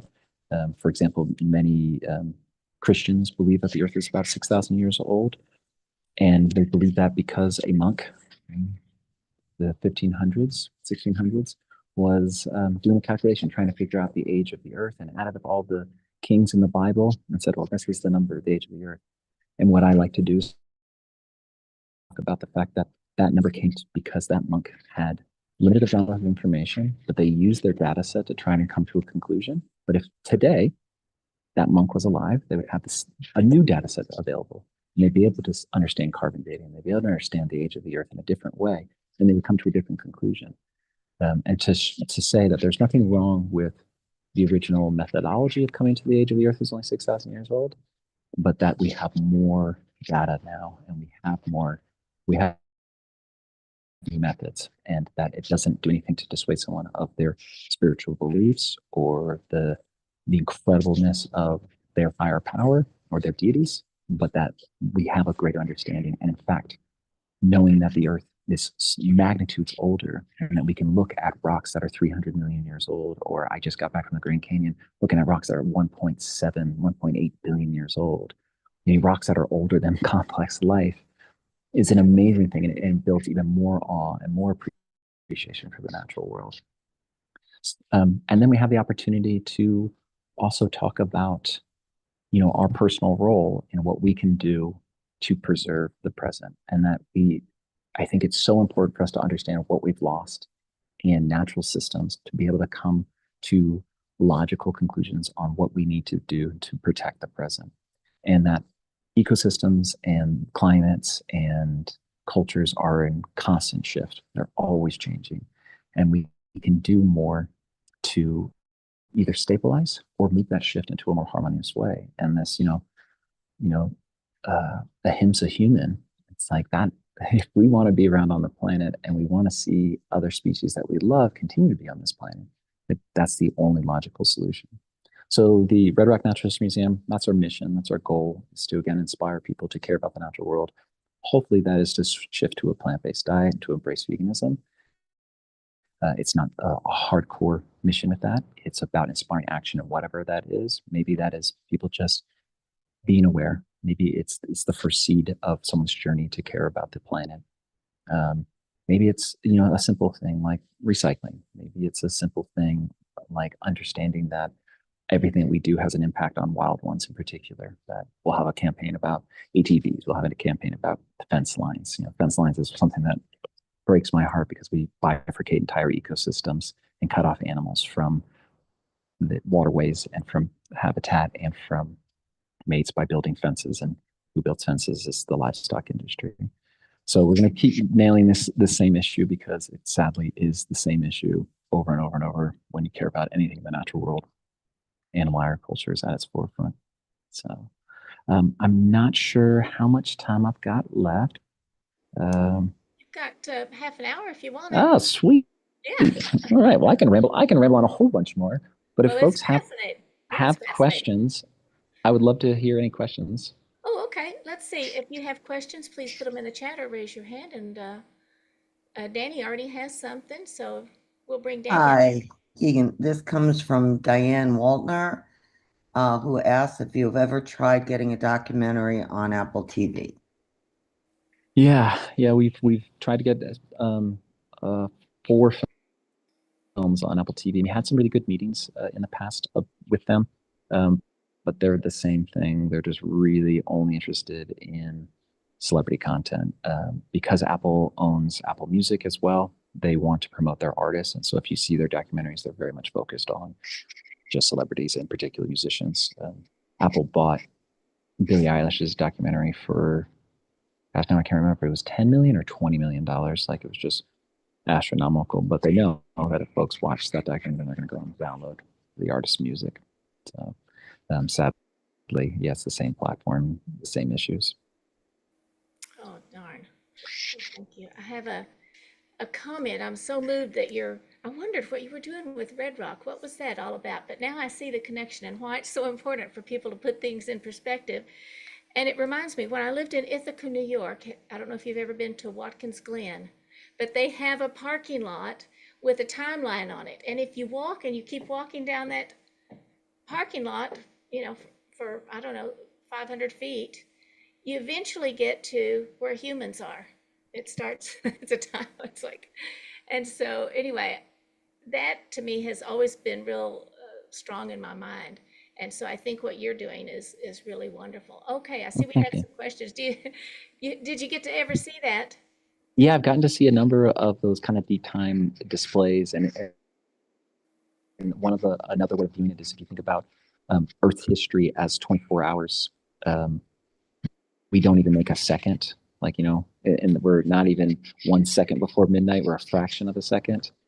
If we were history of life on the planet, if it was an entire year, we show up and the last few minutes of December 31st, we are just this tiny, tiny little blip.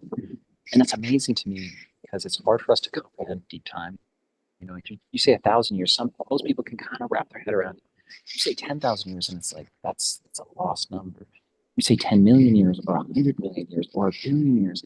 These are it's almost impossible for our brains to comprehend. And so giving analogies and giving visual representations of that is really important because I also think that it makes us have a perspective on our own lives. It's really easy to think that our personal problems are just astronomical. And then you sit with 2 billion-year-old rock and you go, oh no, it's not. We are just a blip in time. We have this incredible power, though, that we are shaping the history of this planet. And to know that we are just a tiny, tiny organism in the history of life on this planet, but we have incredible power. And to me, that's empowering. That's like, cool, let's get going. And that's the idea too with the Natural History Museum, is just utilize that, get people inspired about the natural world to want to do more to protect it. Because if you love something, of course you want to protect. Right, fantastic. Hello, Danny. Hello. Yes, we got another question in from Michael. I thought the mention of identifying what one's passion and interest area is, so as to speak further to that, is a great way to orient communication that would be welcome and feel safe. If there isn't a site or booth to draw attention in and then ask what brings you here, do you have thoughts on how to effectively, quickly get a sense of what one is about on the fly and bring up plant-based into conversation organically in a way that would land? Yeah, that's a great question. What I always use is I ask people what they're passionate about. I say, what's your passion? Because it's easy to say, like, what do you do for a living? And people go, oh, and they talk about their job. But if you say, what are you passionate about? And almost immediately they'll tell you. And then usually it's one of those 5 things. I love to mountain bike. Oh, cool. What do you love about mountain biking? And they start to tell you. And very quickly you'll say, oh, it's because you like to be out in the natural world. You like the thrill of it, of course, Or like, oh, I'm really into my knitting group. Oh, well, why are you into your knitting group? Oh, it's a bunch of women who I've met through church or whatever it is. And you go, oh, cool, spirituality. And then there's the in. And so I think first and foremost, letting people talk about the thing that they care about and they're passionate about immediately engenders them to you. They immediately go, oh, I like this person. They give me an opportunity to talk about the thing that I love. And everybody loves to talk about the things that they care about, clearly, because I just talked for 30 minutes straight. Barely taking a breath because I'm talking about the things that I love. So I would say that's the best one. Just ask people what are they passionate about. Thank you. Hey, there's Allison. Allison, I brought you up. Thank you. Hi, Keegan. Hi, Yeah. So I'm interested in one of the subjects you were talking about, and that's the use of the Colorado River water. And there have been publications about 20 families who produce alfalfa using the water of the Colorado River. And it's not even for consumption by US livestock, it's for consumption of livestock in Saudi Arabia and China. So literally, the Colorado River water is being exported by pumping it into alfalfa and sending it over to Saudi Arabia and China. So the extremes of the storytelling, you know, depending on how you put it together, the story is quite compelling about It really is. what's really happening. Yeah. Yeah. I mean, in Arizona, Arizona and California, the Imperial Valley exports about 100 billion gallons of water in the form of alfalfa every year, mostly to the Middle East. And the reason for that, because a lot of those farms, the alfalfa farms in Arizona, used to be owned by a Saudi company. And there was a big pushback in Arizona, and folks said, hey, this isn't okay. We're running out of water. We can't be exporting all this water to Saudi Arabia.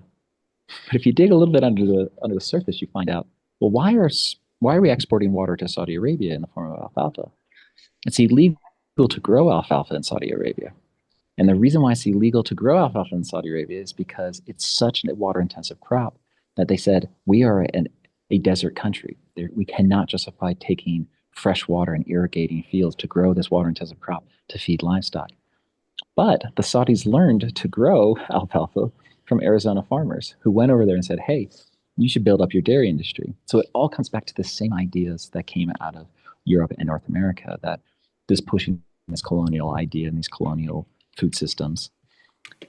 Sadly, the push against the Saudi farms was rooted in xenophobia and racism. And so there was a bunch of politicians in Arizona who said, hey, we have to end this.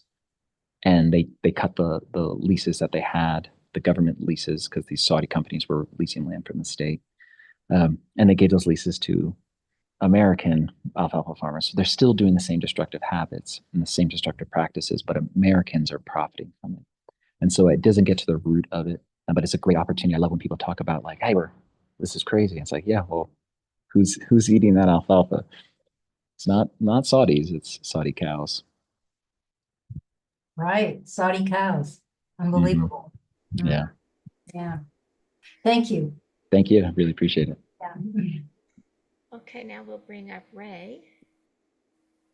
Hey, Keegan, good to see you again. I'm so glad you always have Hey, time Ray. to come join us on VCOP. Of course, if I can make time, I'm going to make time, even if I'm sitting out in a beautiful park. And you surprised me, maybe you shocked us all, that you've got a day job. You've been working on this. You're so prolific in the documentary filmmaking. We assumed that was a full-time job. Oh, it's but a you've got full-time hidden job. skills. Yeah. The paleo art is my night job.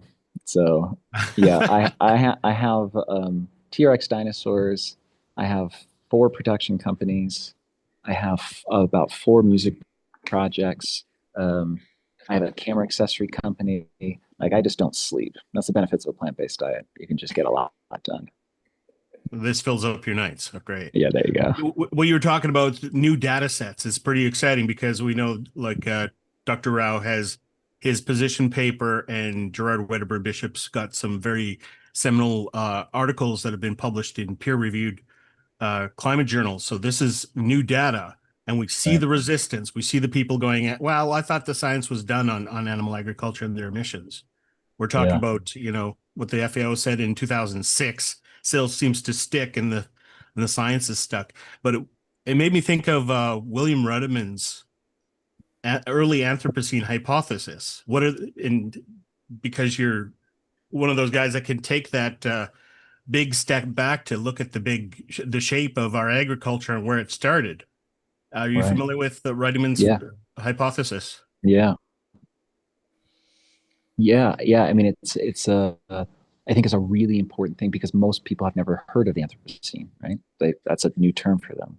And the fact that, you know, one species is having such an impact on the entire planet is just astronomical. The last time we saw one species have this sort of impact on the planet was when we had algae that started producing oxygen instead of, you know, our atmosphere used to be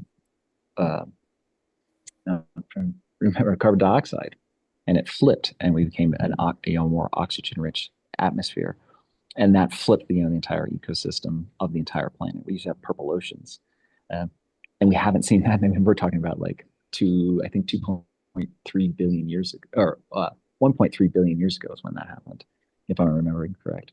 And so, yeah, the fact that one species can have this sort of impact, and that we can actually potentially have geologic ages named after ourselves, that's the Anthropocene, is, I think, a really important thing. So when we talk about rock strata, you know, you look at these layers, and they all have names that geologists have given them or indigenous people have given them.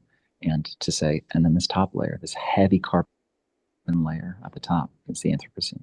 And that, you know, it started, a lot of people think that, like, you know, that climate change, of course, most folks who are in this conference understand that climate change and anthropogenic climate change didn't start, you know, at the beginning of the Industrial Revolution, but it started much farther back. It started back, you know, when we started clearing forests and the climate really started shifting. Yeah, there's chapters called the Anthropocene. We wanted to have, I was going to say happy ending, but maybe not an ending. Maybe we don't end things with our behavior. We end up being benevolent and use our wisdom for good, our insights. And that's really important. Exactly. Thank you for helping people understand these things. Thanks so much, Ray, for all your work. I really do appreciate you. Oh, we need, they're trying to kill us at the International Vegan Film Festival. Yeah, I mean, it's available. So, I mean, if you all want to show it, it's on like, I think like 30 platforms. So we do. Yay. Intersectional category. Okay, sweet. We'll talk offline. There we go. Sweet. Thank you. Very good. One of the things you brought up was the shifting baseline syndrome. And we have Sally that wants to ask a question too, and Silas coming up. So go ahead and bring them up if you'd like to.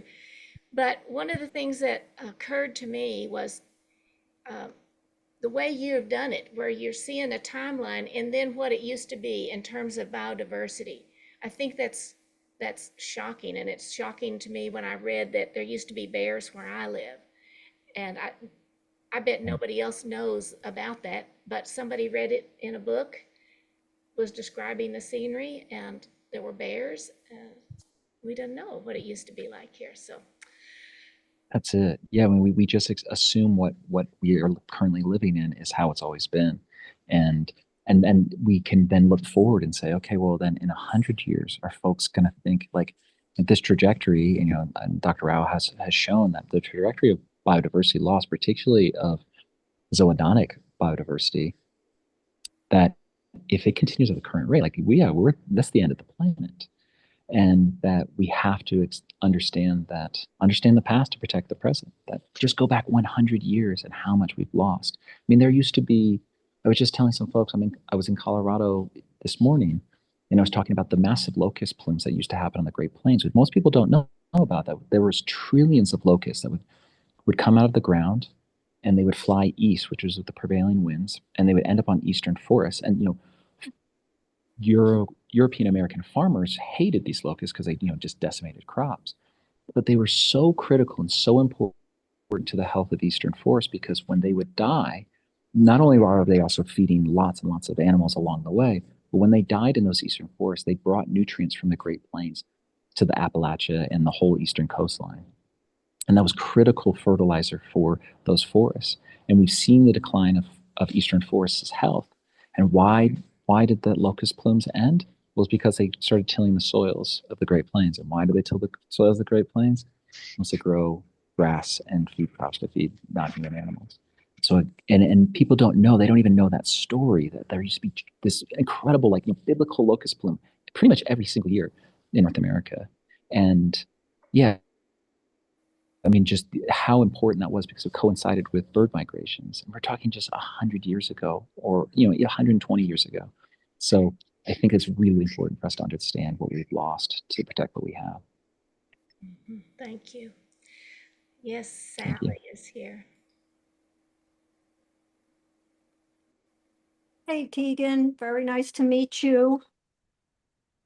I was prompted to think of the New York Natural History Museum and how dusty it can be, showing the past, what's dead, and lots of stuffed animals and things that don't exist anymore.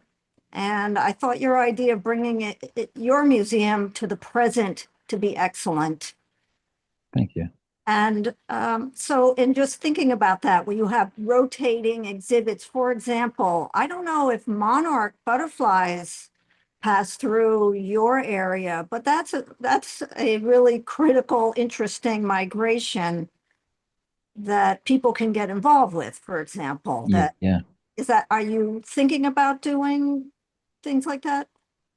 Yeah, thank you so much. We're planning on having rotating exhibits. Of course, it's going to come down to budgets. Every new exhibit is going to cost money. So we're hoping to partner with a number of different nonprofits who are sympathetic to the cause. Amazingly, Dr. Sailesh Rao is one of our scientific advisors on the organization. We talked about potentially climate healers. We're working with climate healers to talk about climate change.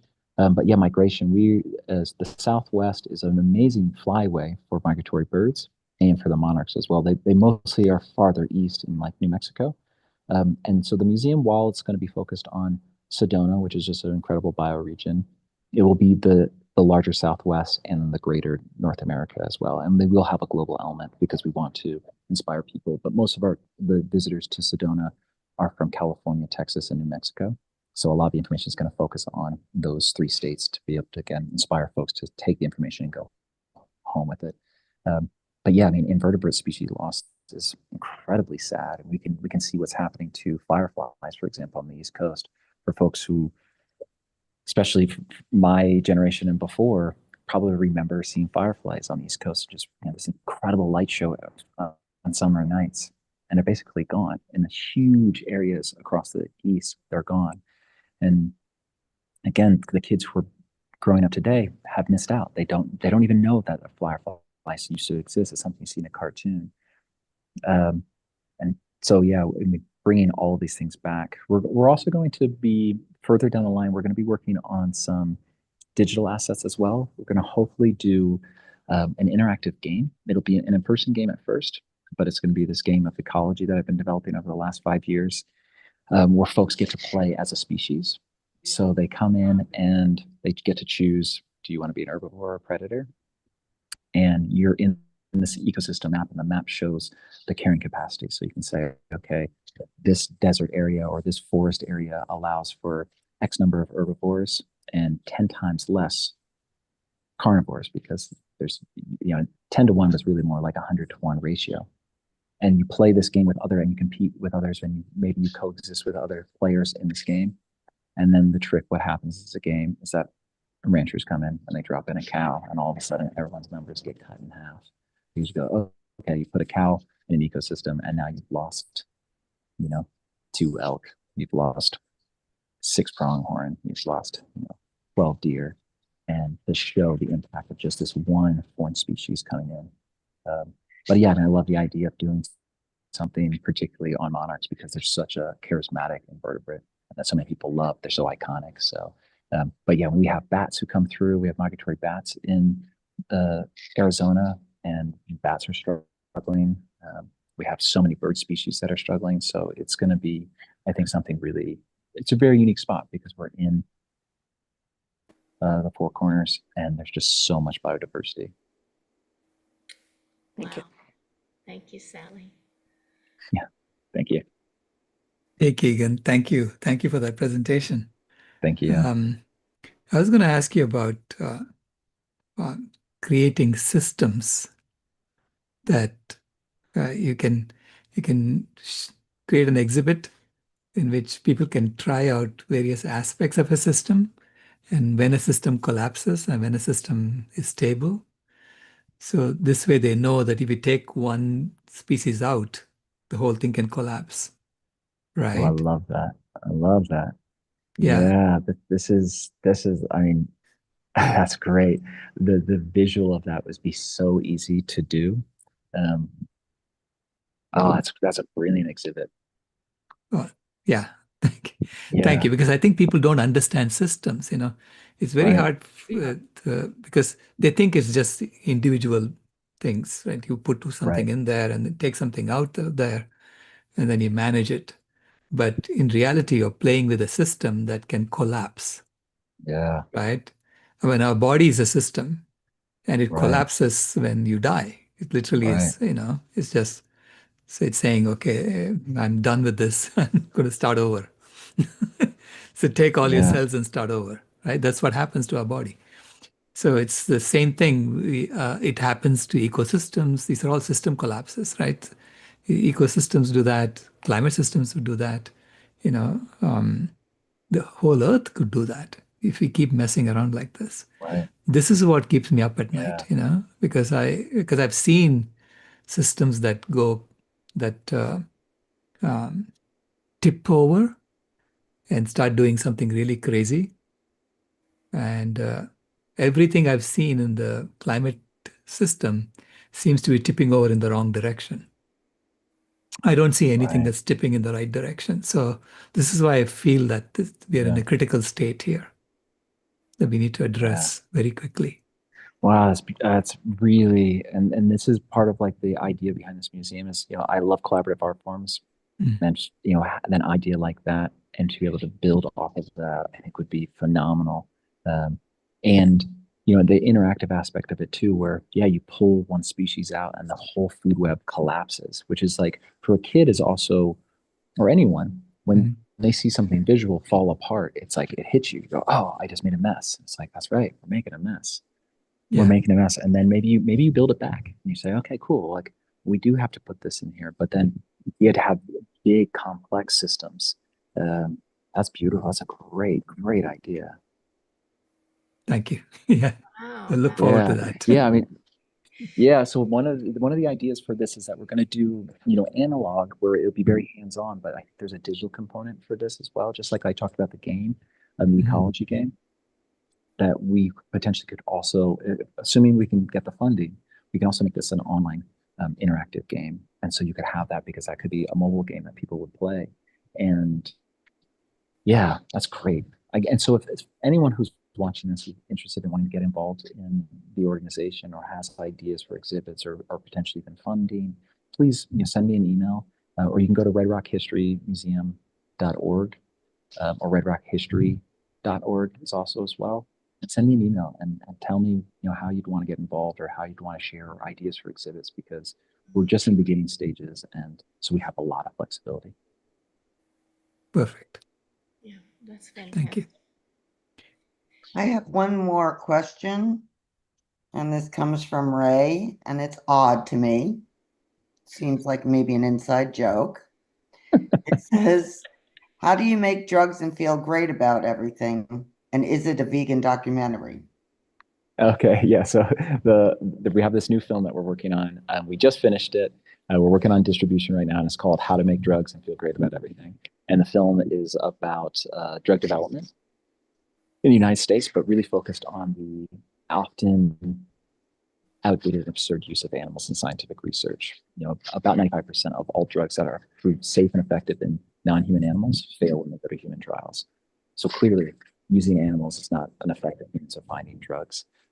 It is a vegan documentary in the sense that we are promoting a compassionate way of living, but it does not have a strong vegan message. We really just, there's one line at the end of the film that talks about, maybe if we eat better and we take care of ourselves, we won't need as many drugs. But it's really tailored towards folks who are critical of the pharmaceutical industry, which I think healthfully most people are critical of the pharmaceutical industry. And as a way to understand what goes into drug development, we don't really focus too much on vaccines, though it is a part of the film as well.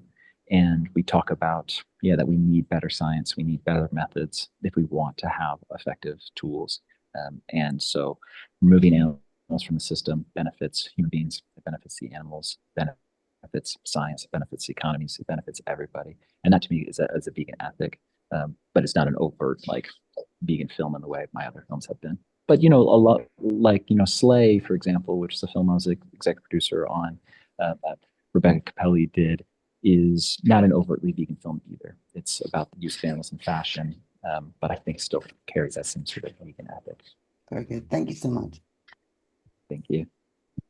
Okay, are there any other questions? Ray, you're online. Do you want to come up and say, do you have any other questions? Okay, wow.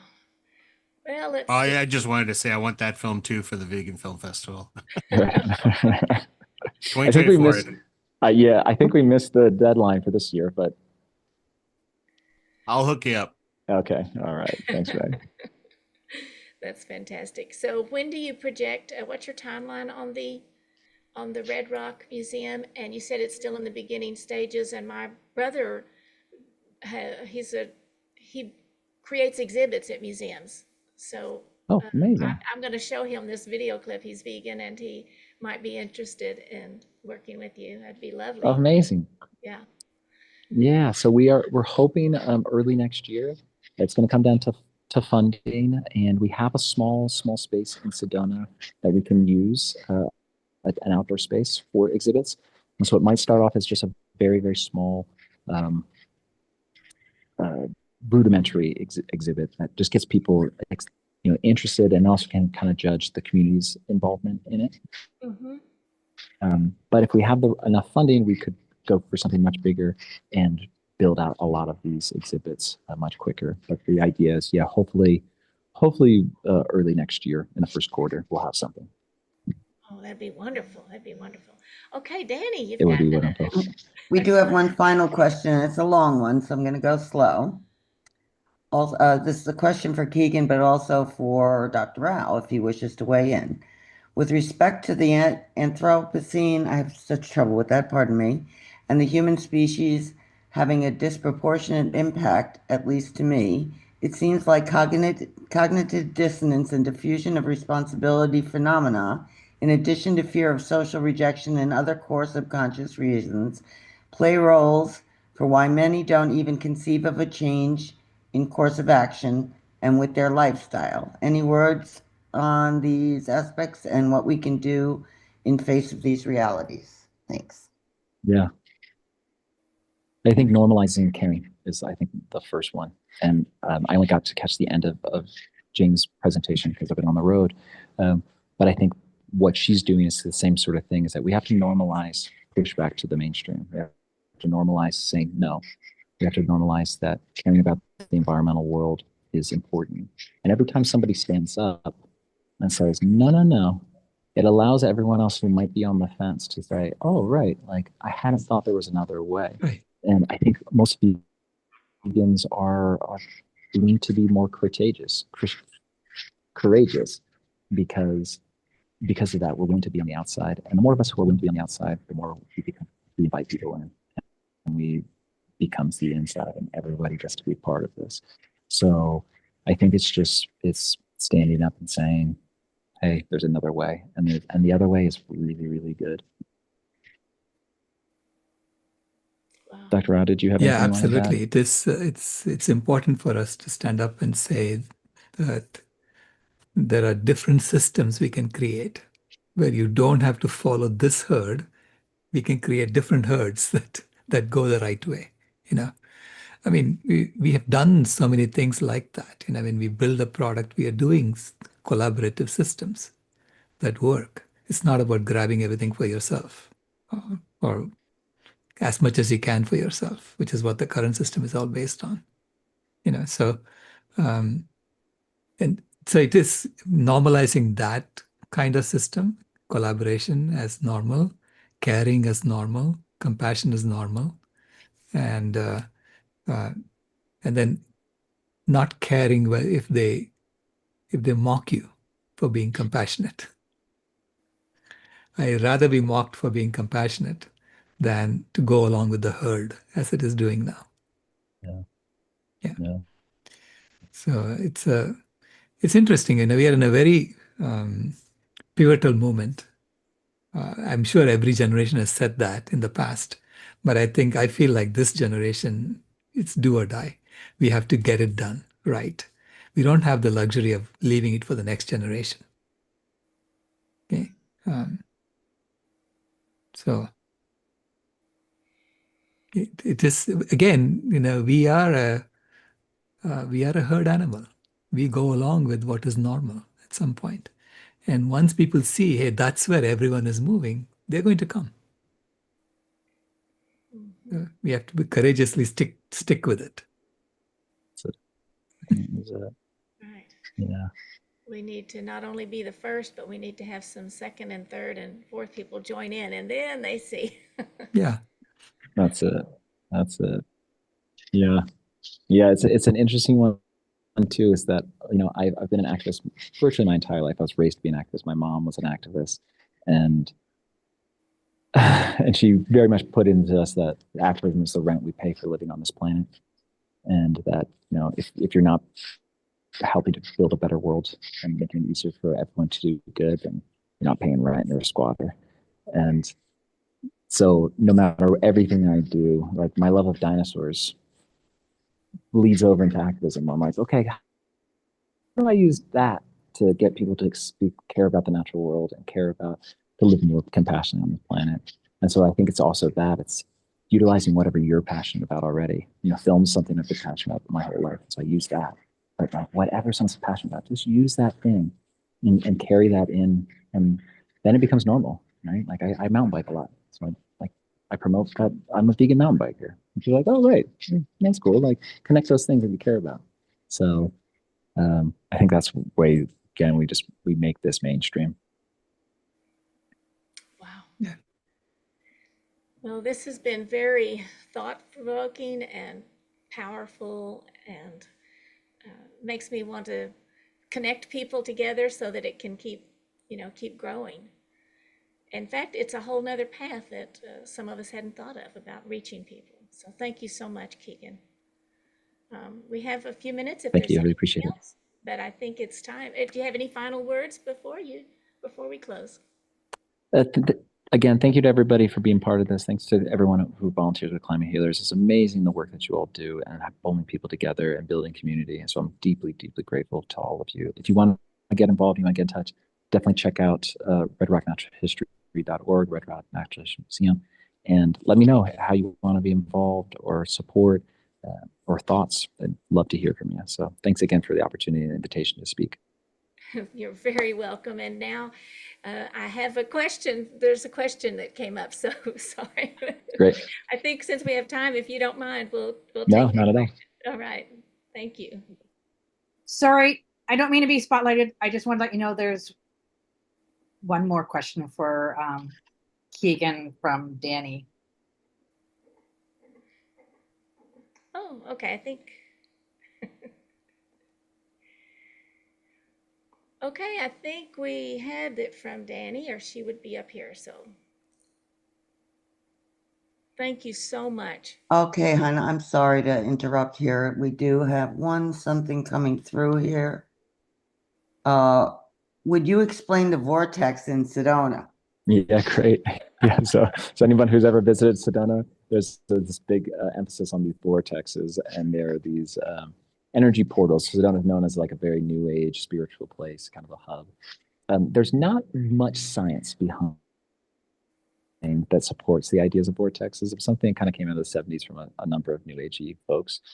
But it is a great opportunity to talk about electromagnetics. So people say that the vortexes are the spiraling energy that are coming out of the Earth's core, and because the rocks are so old and they go so deep, and we're sitting over a volcanic fault, that it's pulling up this electromagnetics, there is a lot of truth to that with rock, like lava in particular, it is iron pushing against itself and creates these incredible electromagnetic fields. And our bodies are electromagnetic fields. Our brains are electromagnetic.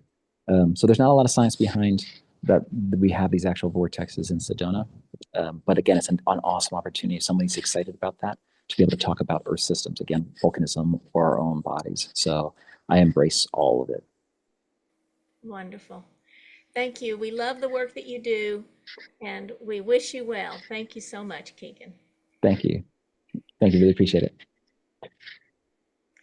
And now we're going to bring up Mariquita Solis. Thank you. Hello, Mariquita. We're so glad you're here. I'm going to introduce you to the MC for the second half of the program, and she'll be here tomorrow morning. I hope you enjoyed that, Mariquita, and I'm going to take it away, let you take it away. This has been wonderful. Thanks so much. All right, I'm honored to be here, everyone. Lovely to see everybody here, and we're waiting for Sally to come on here. Hi, Here I Sally. am. Here I am. Good to see you. Good to see you. And do you have your slides ready, or would you like to test them out or anything? Or do you have slides? I sure do.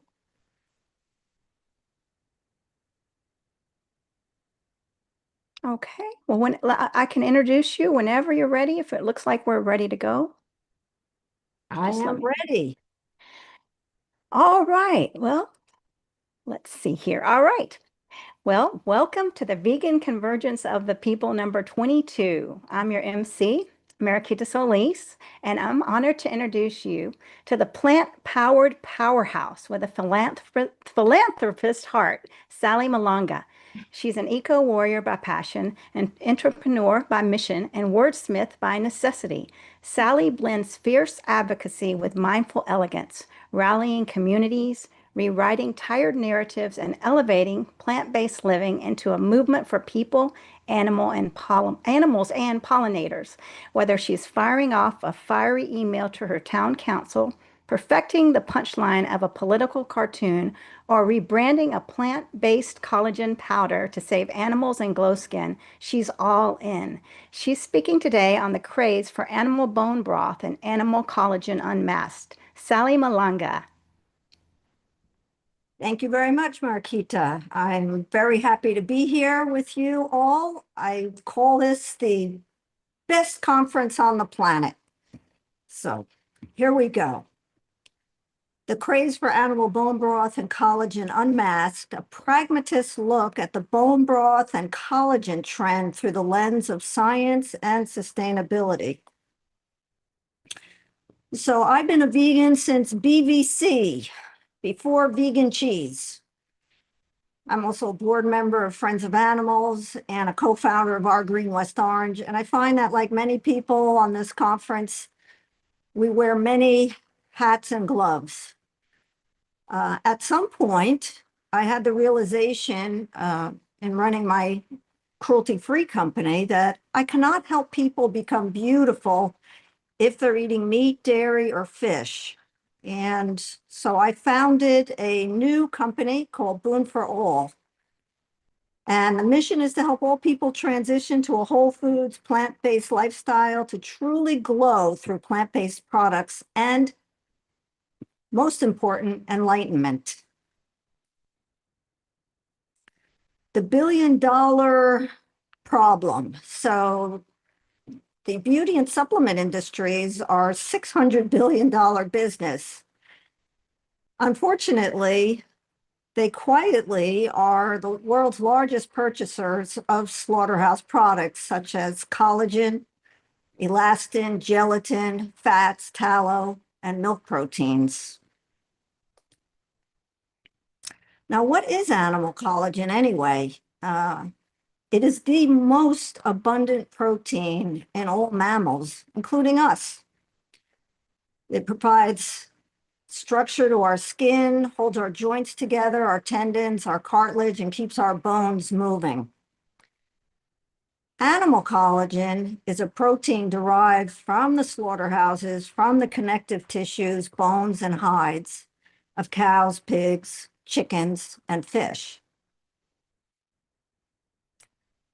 Unfortunately, this market is growing, fueled by the internet, by social media, by influencers. It's growing at about 10% a year, and expected to keep growing through to 2030. And this is the interesting psychology of it, of this whole market. The consumers have fallen into a mass delusion.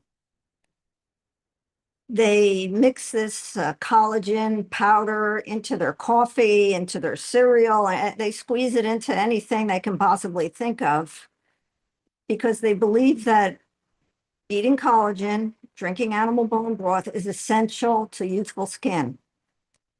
Many expect significant calcium and other minerals from bone broth.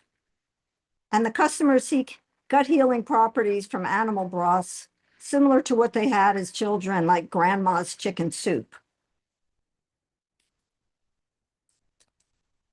But scientists are scratching their heads about this.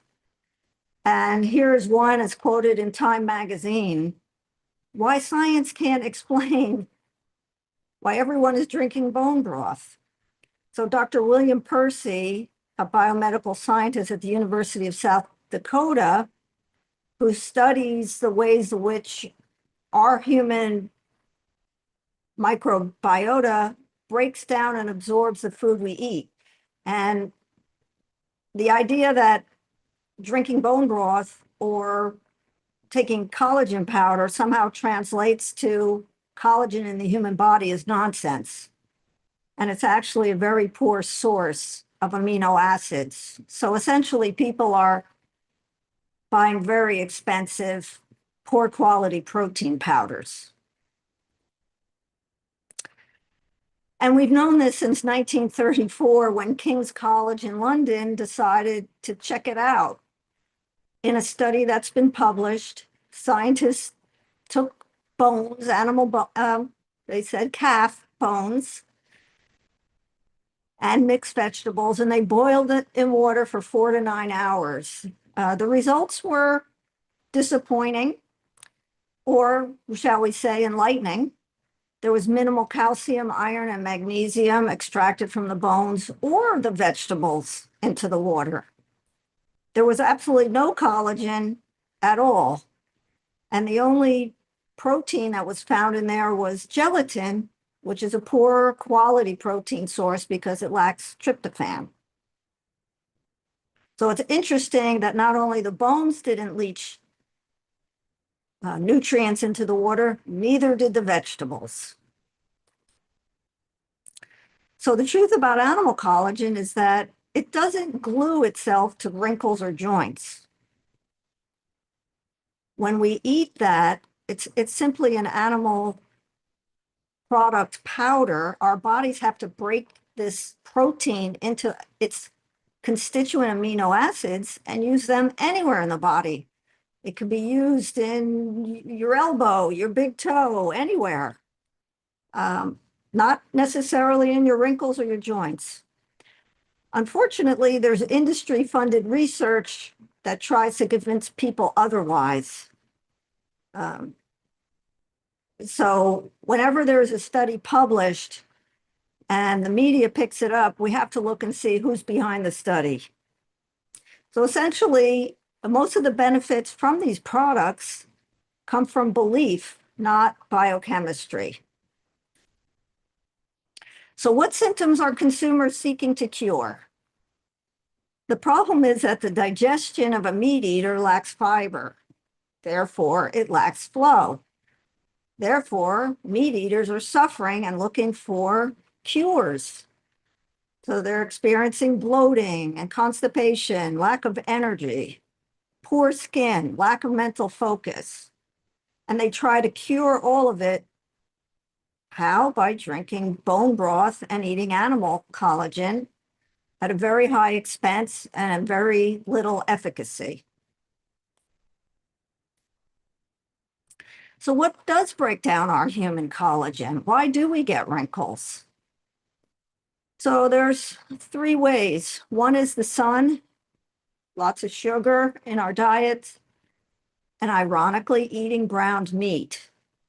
If you see this photo of a woman's face on the right, you see these lines and what is called cross-hatching.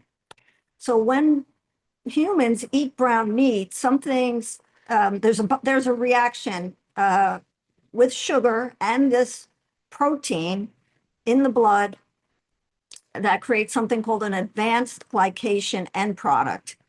And those molecules attach themselves to the collagen in our faces and everywhere in our bodies and causes that collagen to stiffen up, be less flexible, and consequently, we get wrinkles. So, at our company, here are vegan challengers. We make something called Boon Broth, which we sell online to people who are interested in real efficacious broth, real efficacious minerals and protein. So our product is made from organic mung bean protein, which comes from India, seaweed, yellow chlorella, also an algae, and curcumin. And we don't sell vegan collagen because there's no such thing. Although you can buy bioengineered human identical collagen, but I don't really see the point of that since it still doesn't glue itself to your wrinkles. So we support our own internal collagen with deeply colored carotenoids from algae, tomatoes, and marigolds, bright red, yellow, orange fruits and vegetables that actually are proven to build up under our skin, in our eyes, on the tips of our nose, that are protecting us from the sun beating down on us, breaking up our collagen. So we turn to the cold Iceland Sea for the sea plant minerals in our broth. The sea, of course, is the source of all life. It is mostly identical to our own blood. And so our body readily accepts it and thrives on it. And there's a particular highly, they call it calcareous marine algae, lithothamnion. It's sustainably harvested from the North Atlantic seabed. And it naturally has bioavailable calcium at 25%, 5% magnesium, and 72 trace minerals, just as nature intended. So what grows collagen? The carotenoids.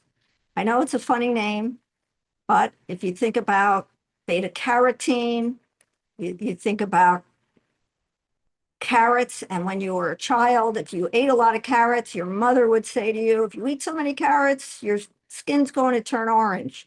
And she was absolutely right. The carotenoids build up under our skin. Our body's own intelligence knows to put it right under our skin. So the carotenoids that come from carrots and all the red, orange, and yellow, purple fruits and vegetables helps grow our collagen. So does astaxanthin, a very funny name, also comes from sea algae. And in the production of astaxanthin, it actually returns oxygen to the atmosphere during production. Lastly, vitamin C. It's required to build collagen. We don't make our own vitamin C. We have to take it from our diet. And without it, one contracts scurvy, which is literally a falling apart of our joints. And you may recall that was a major problem for sailors in the early days of sea voyages around the world, which was eventually solved by a smart seafaring doctor on one of the ships who brought limes. and it was cured. Took 200 years for it to be adopted, but it was eventually cured. So how we use bone broth in a marketing way. We created a reset program for it because we use it to transition people away from animal products. Many people are daunted by the idea of going vegan. They think they're going to starve. So we use the bone broth resets to teach people how easy it is to transition to a plant-based whole foods lifestyle. In our guide, we suggest that they eliminate what we call trigger foods, meat, dairy, and fish that contribute to their symptoms, and just start with one bone broth meal per day. And they can see how easy it is to eat potatoes, rice, vegetables in broth. And it is the ultimate self-care that people are seeking, just in the wrong place.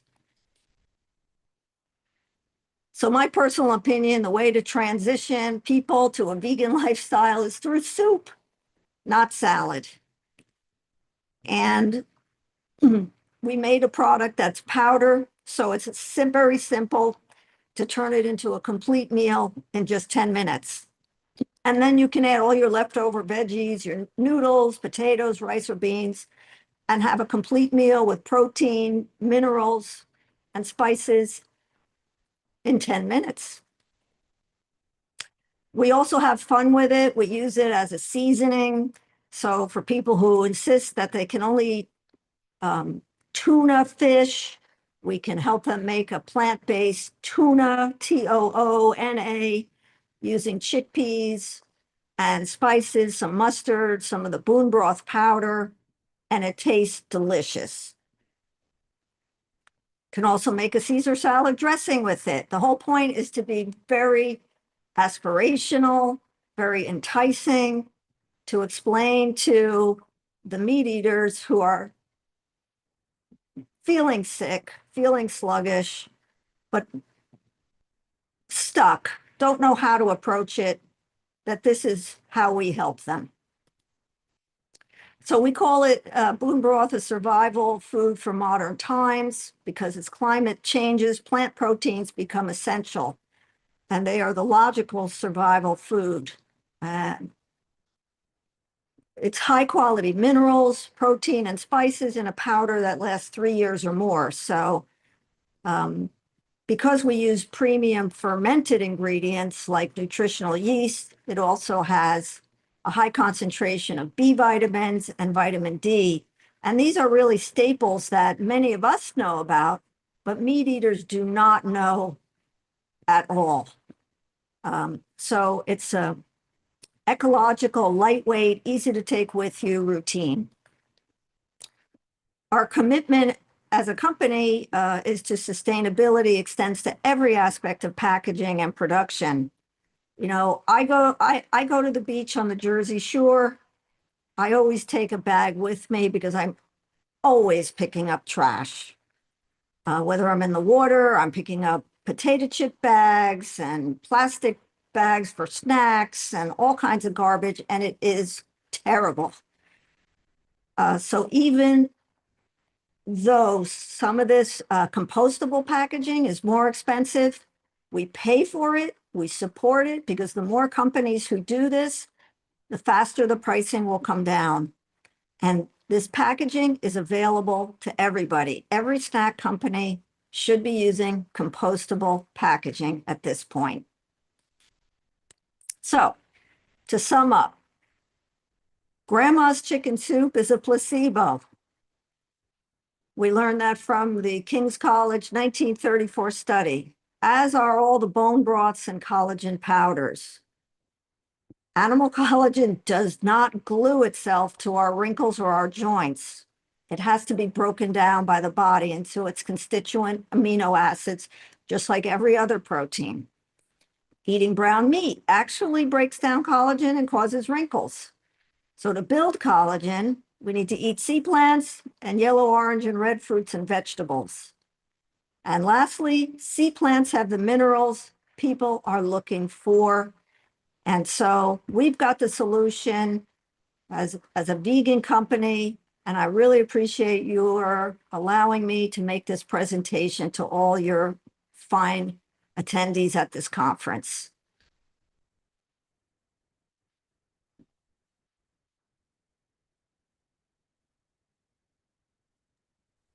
Thank you, Sally. That was very powerful and many things I didn't know. So we now have time for a couple of questions. So we have two options for questions. Number one, if you'd like to come on video and ask your question, please raise your virtual hand. Our tech team will ask you to turn on your video first and then ask you to unmute. And the second option is that we're aware that not everyone wants to come on video. So please write your questions in the question chat and Danny will read them to the speaker. All right, Danny? Well, I have one question from myself. Can you describe the flavor of both of these items? Yes. So it's very important when we make vegan products that they be unchallengeably delicious. So, for example, Boon broth tastes like chicken soup, sorta, right? It has to be delicious. It's very umami tasting. And so that's one, that is the hot drink. And then the cold drink is a berry lemonade. And that too is delicious. Okay, great. Thank you very much. We do have another question from the audience. Let me just see. This comes from Michael. Well, I think you just answered that. Does your product have a chicken soup taste? And the answer is yes. Chicken-ish. Right. Okay. We have a question from Nancy. Hi, Nancy. I just want to compliment you that the whole idea seems wonderful and based on science. And I love the word boon as the substitutes for bone, but also having that a boon, a present, something that enlarges and gives you rather than takes away. I just one comment. I'm wondering why you leave out, you said meat and dairy, why you leave out eggs, which are not healthy for the human body, and also why you say meat and fish when fishes are not plants. So they're, some people say meat and fish and fowl or chickens. But I would urge you to possibly consider saying meat, including fish and fowl. That way we keep fish as an understanding of sentient beings who, feel pain, suffer, don't want to die, are amazing beings, as Jonathan Balcom's book, What a Fish Knows, is all about. So one, why you might maybe want to consider meat, dairy, and eggs, all animal products, and also meat, dairy, eggs, as opposed to meat and fish and fowl. Thank you. And thanks for your work. It's great. I should have let you review my presentation. You're right. I usually do say, and I am totally opposed to anyone eating any eggs or fish. I just neglected to put those words in because I'm just too close to it sometimes. But you're absolutely correct. Great. Thank you so much.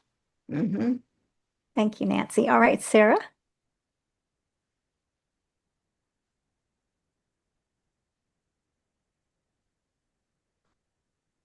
Hi, thank you so much.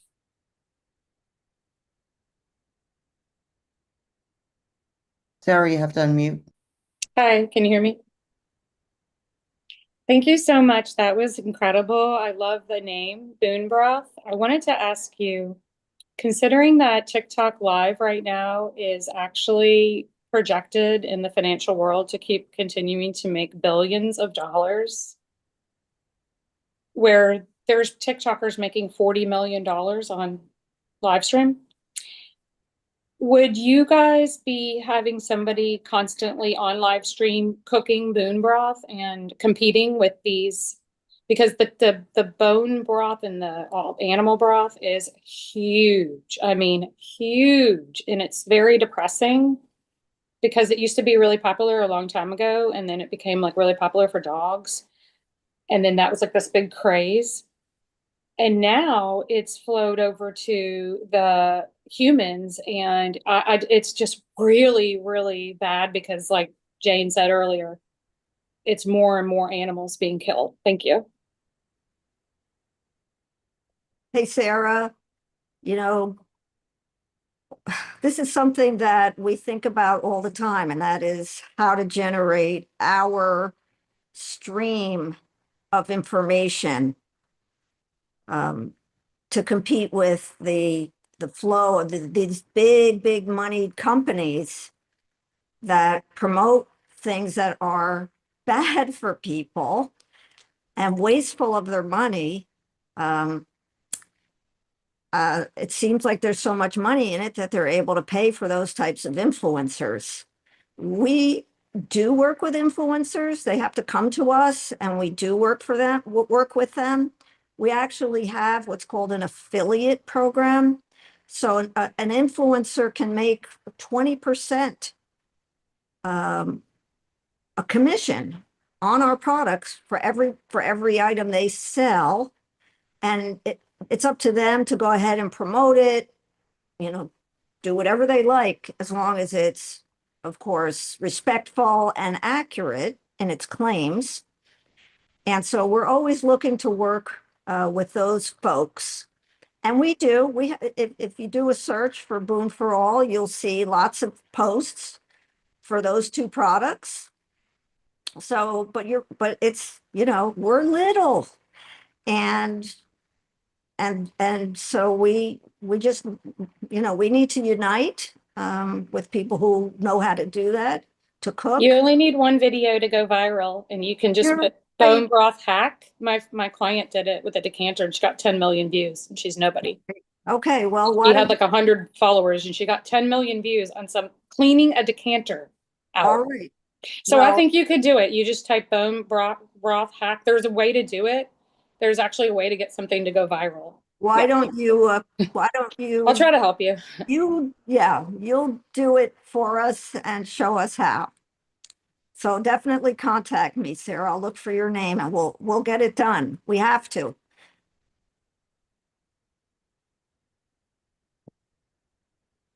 Okay, so we have another question and a half from Michael as a follow-up. He wants to know what one gives the chicken soup taste, like what are the ingredients? Can you clarify on that?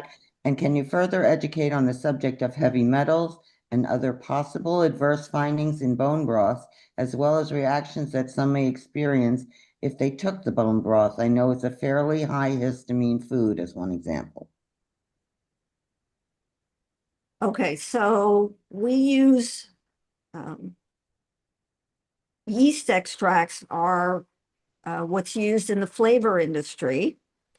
They're very useful. They're made by fermentation. They don't have any activity, but when they create the yeast lines in these fermentation companies, they can modify them a little bit so they can have different flavors.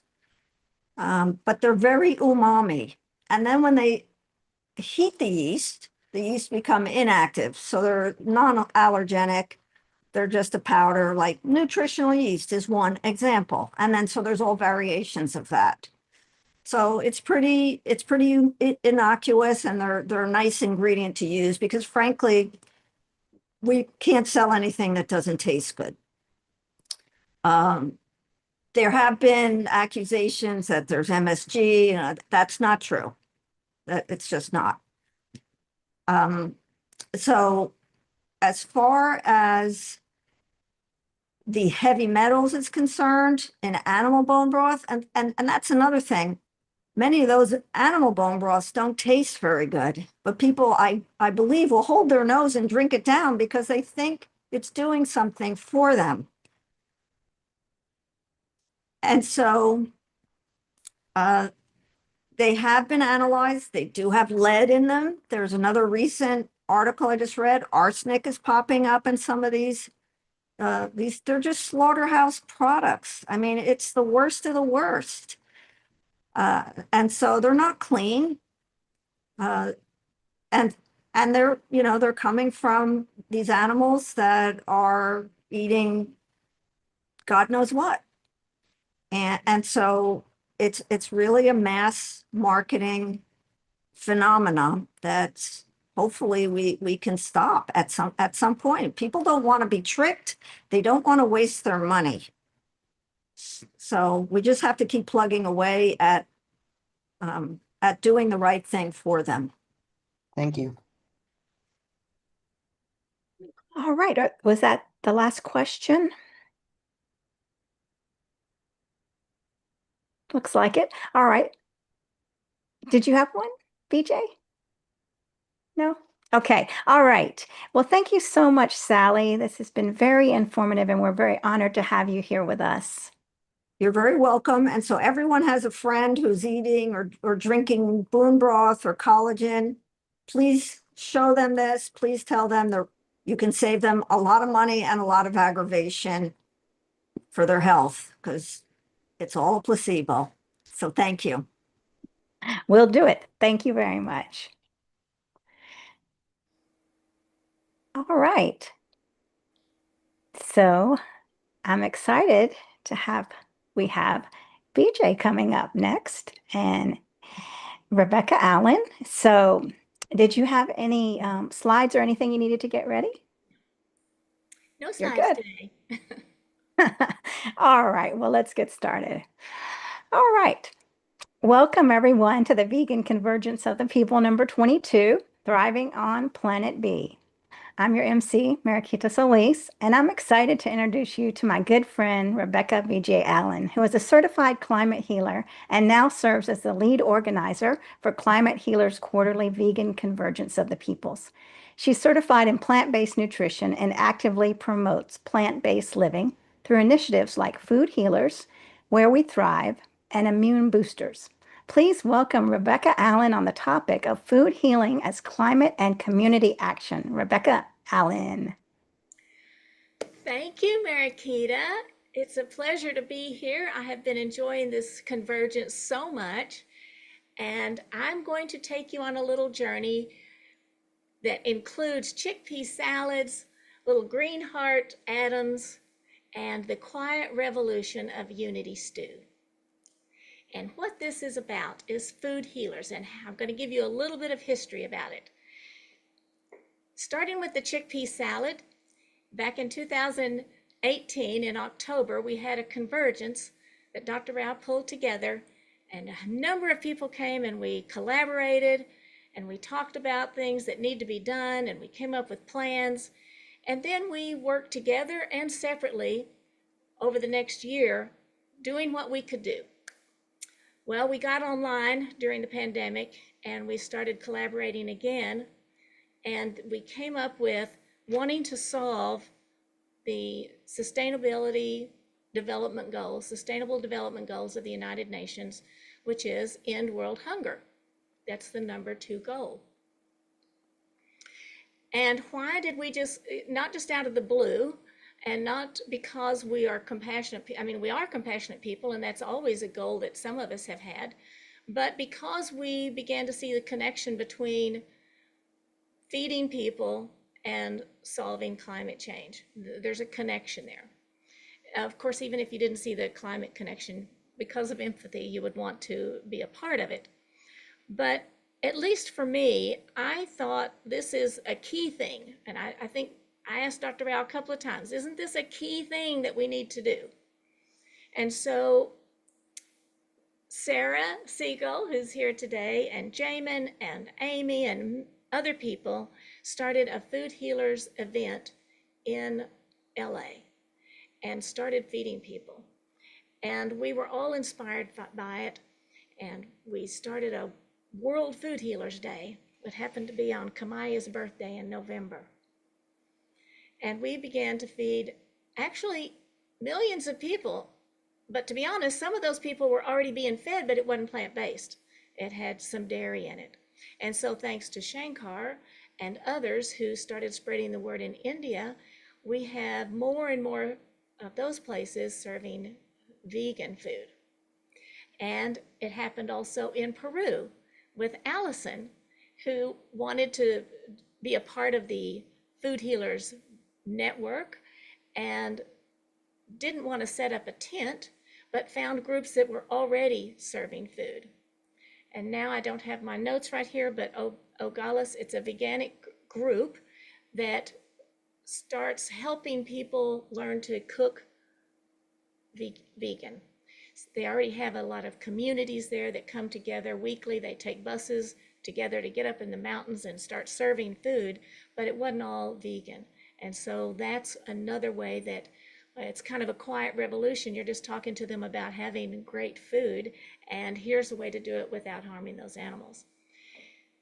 So the program continued, and I got in touch with Mareg in Ethiopia, and he served plant-based meals there.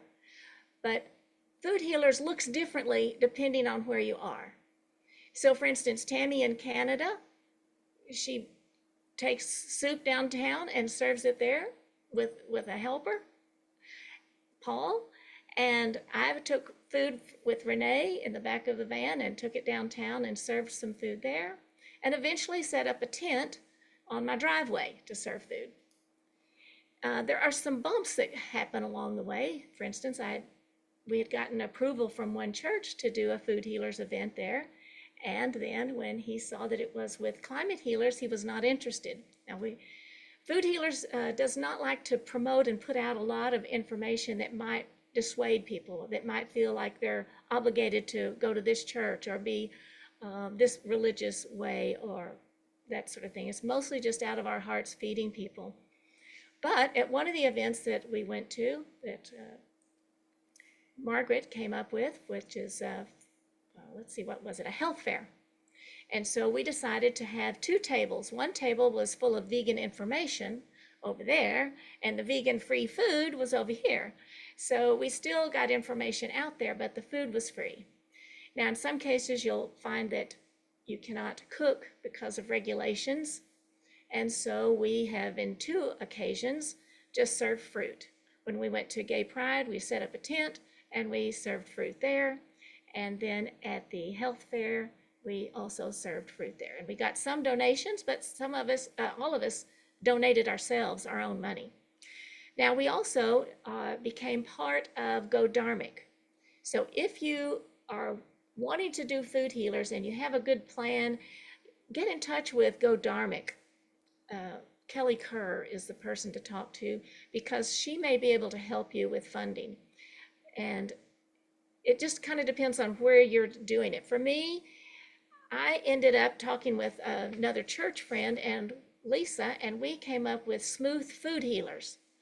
So this is one of the little tips I learned, whether it's a church or a small organization. If you offer to bring the food, if you offer to do it, hey, I'll coordinate the food.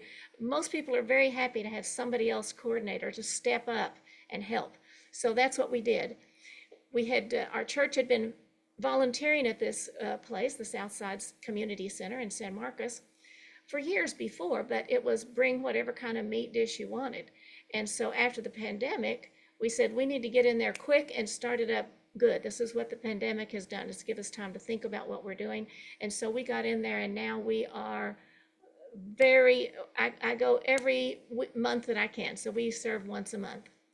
And now we have Willow, who is also talking with another church in San Marcos, and I believe they're going to be able to do something there with vegan food.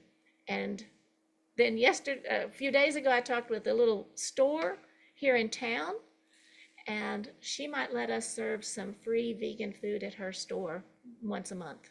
So we'll see. So Food Healers can look very different. And it is a quiet revolution. Now, for me, I have been a strong activist for a long time. I say strong. In other words, I was the kind of person that didn't use empathy first. I used the big sign that said, get over it.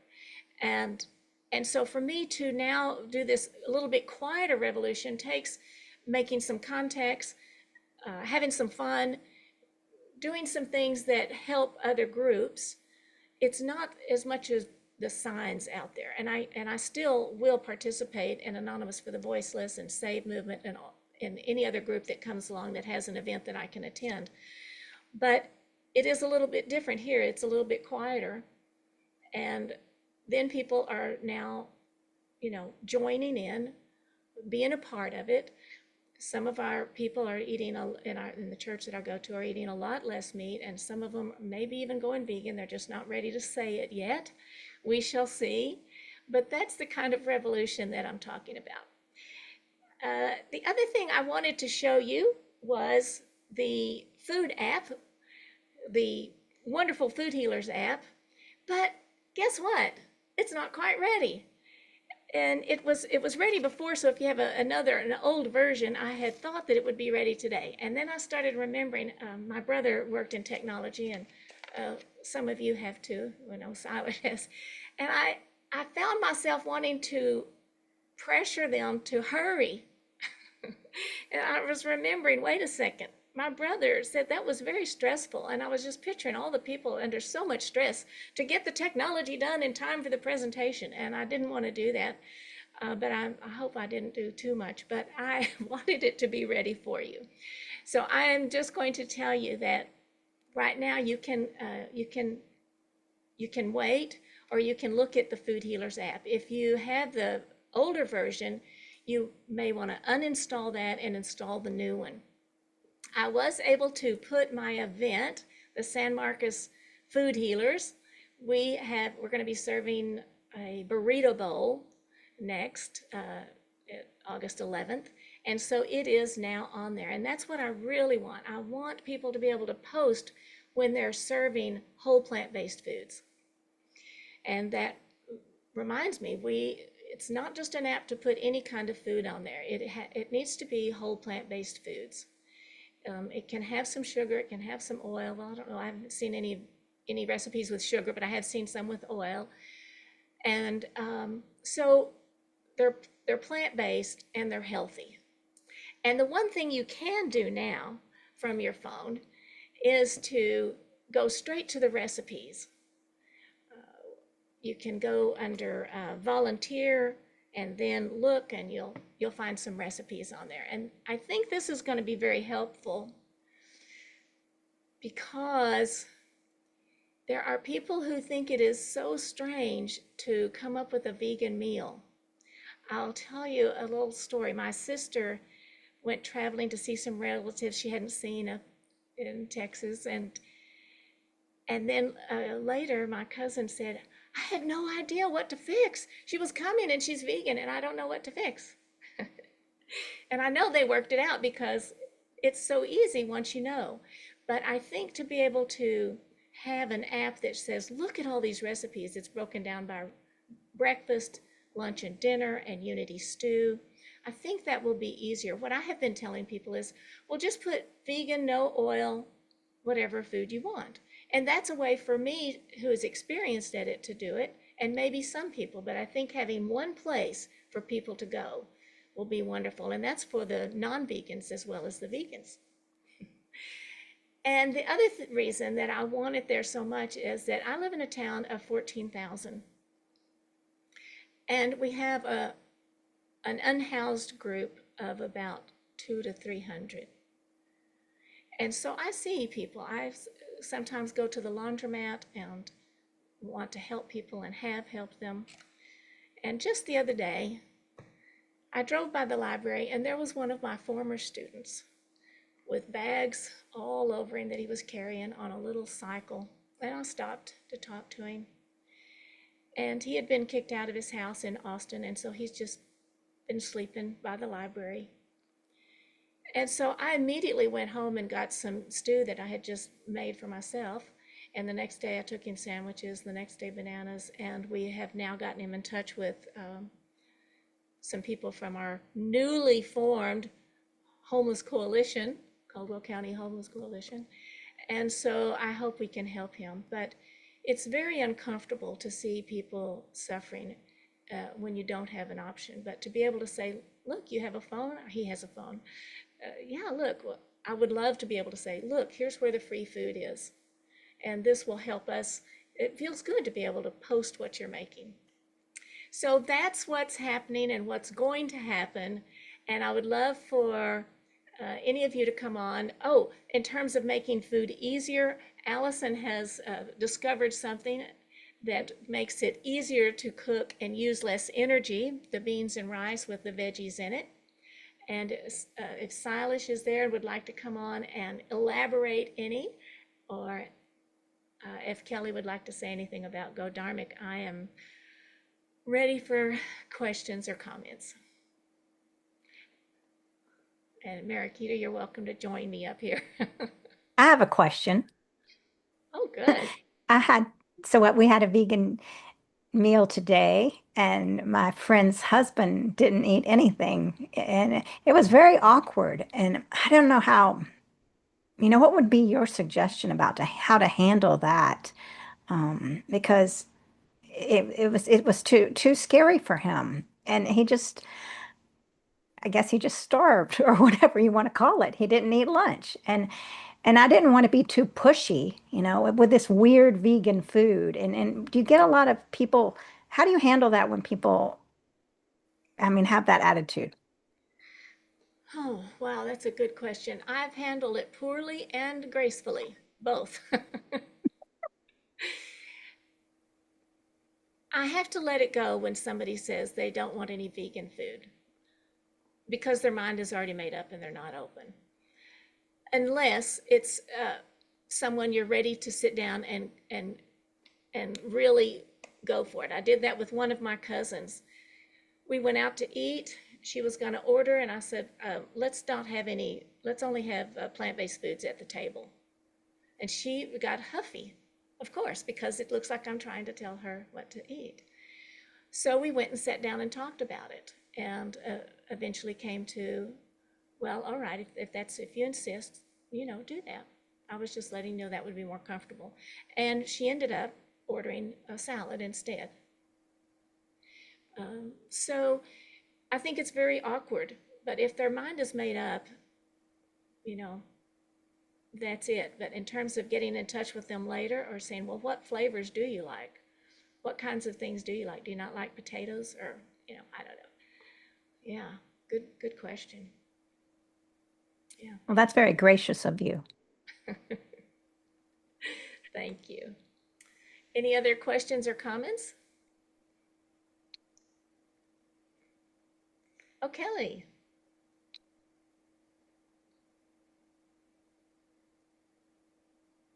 Hey, Rebecca. So you can hear me okay? Yes. Okay, great. So you mentioned Go Dharmic, so I will come up and talk a bit about Go Dharmic. Go Dharmic was established in 2011 in London through our founder, Hanuman Das, who was coming home from work one day and saw unhoused people, on the street, and went and bought some bananas and started giving them out, and realized that this was his calling, to do something more, to do what's called seva, which is selfless service. And since then, we've grown internationally, and Dr. Sailesh Rao is on our board of directors in the US, and I'm the director of operations. And we're still quite small in the US, and we would absolutely love anyone who is interested in learning more and wanting to, do this type of outreach. And I'm not sure, Sarah's been instrumental in our LA team, and one thing that's for us, it is that's really important to us is the sustainable development goals. So whenever we can, we try to rescue plant-based food, and then we'll supplement it by working with a vegetarian or a vegan restaurant, and to make vegan food. So some, like in London, where we do it quite actively, they'll have about 70% rescued food, and they'll get like a nice warm nutritious vegan meal, stew or something, in addition to their other stuff that they're getting. And in LA, Sarah and her team, they were giving out to the unhoused in Skid Row. and she works closely with like the Vegan Joint, who's a big supporter of ours. And we're going to be probably starting up in New York. But yeah, we will partner with churches, temples, mandirs, whoever, just wants to ensure that everyone has access to, healthy plant-based food. So if anyone would like to get involved or learn more, start up, a Go Dharmic chapter in their city, I'll put my email address in the chat, and feel free to reach out. Thank you. And stay up here. Okay, I will.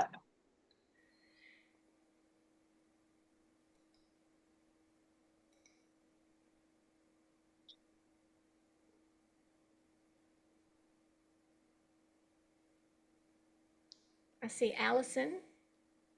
Yeah, Rebecca, I thought, since you mentioned the Wonder Bag, I don't think you mentioned Wonder Bag by its name. But I would like to share with people who are involved with serving vegan and plant-based food in the community about the Wonder Bag. And it's something that I learned about from a group that is focused on making beans more easily accessible in the UK. So they started reviving all kinds of seeds for different kinds of beans that are pretty much not offered anymore. And then they started promoting this Wonder Bag, because the Wonder Bag cooks beans without any electricity or burning of wood or burning of animal waste. So it changes the ecology of cooking something that usually takes a very long time to cook. So the Wonder Bag is something that people can find pretty much anywhere online, but here's how it works in a nutshell. You do get your beans started. You cook them for 20 minutes, and then you turn whatever it is that you cook with off after 20 minutes, and you put your pot inside this Wonder Bag. And because it's insulated in such a way, it continues to cook your beans for 7 hours.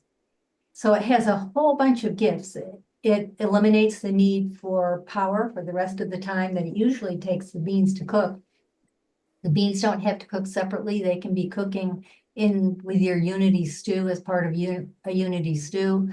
And the other thing it's good for, let's say that you're a working family, everyone works outside the house, and you want to come home and have your food cooked, but you don't want to run the electricity for the 8 hours that you're out of the house. So you start cooking in the morning for 10, depending on what it is, either 10 minutes or 20 minutes. You put it in the Wonder Bag, you go to work, you come home, and it's steaming hot. And the other thing you can do with it is, if you're serving in the community, you can have your food started, and you can get on the road and drive for 7 hours and serve your food, and it will be done by the time you get there. So I've seen videos of people who have done just that. They started the food at home in the morning. They cooked for 20 minutes. They put their pot in the Wonder Bag. You don't take it out of the pot. You put the whole pot right in the Wonder Bag, and then you put that in your car and you drive away. And 7 hours later, you serve it. So I can put some links in the chat. These were started in South Africa by rural women. It's a women's industry. And I'm not sure if this is true anymore, but the original producers of it, every time you bought one, they would contribute a second one to a family in a rural area. So, but I know nowadays you can buy these Wonder Bags on Amazon and pretty much everywhere. So anyway, I wanted to share that news because it's such a win, both from the standpoint of making beans more accessible, but also for sharing on burning things that contribute to the destruction of our environment. Yeah. Yeah, that's wonderful. I ordered one, and so we will see. Yeah. I'll put a link in the chat, unless you want to, Rebecca. No, I don't have it handy. Thank you. Okay, all right. Well, thank you, Thank Alice. Okay. Dakota?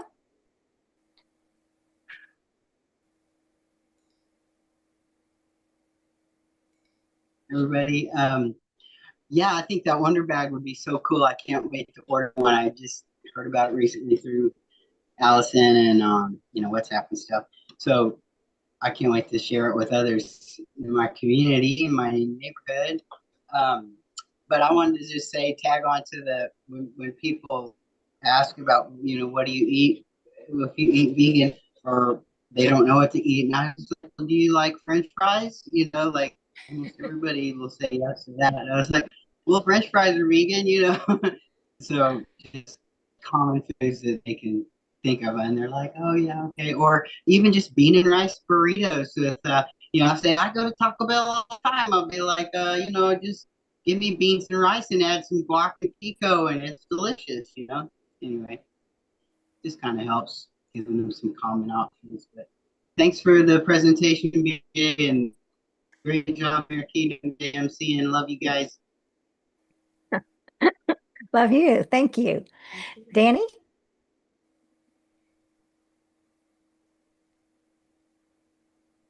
Am I here? Do you hear me? Can you hear me? Yes. Okay. The first question comes from Sally.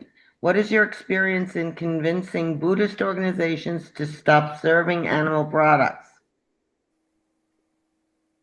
I have not worked with any Buddhist organizations, but I know that when the prayer of compassion was being made, that there were Buddhists involved there. Silas, if he has anything to offer. Shankar, I don't know if you have anything to offer there. Yeah, I can add something. There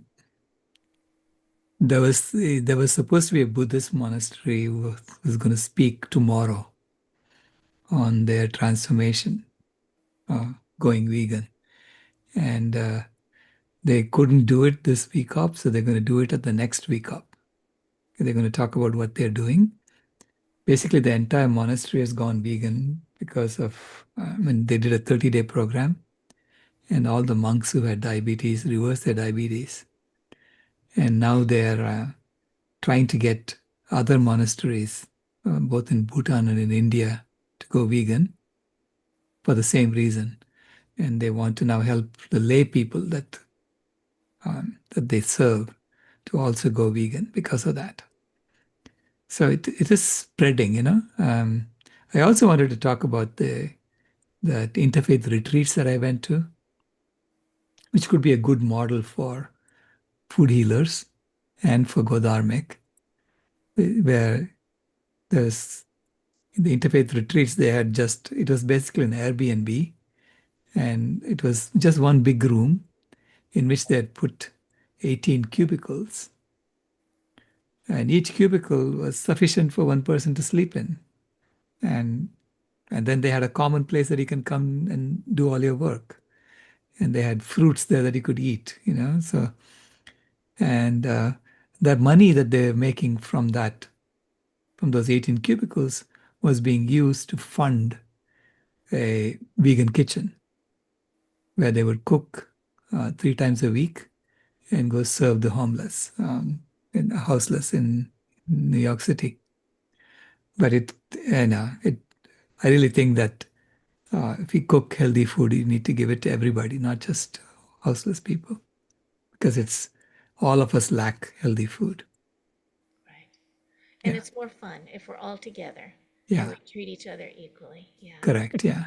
So I thought that was a good model that they were using, which could be copied.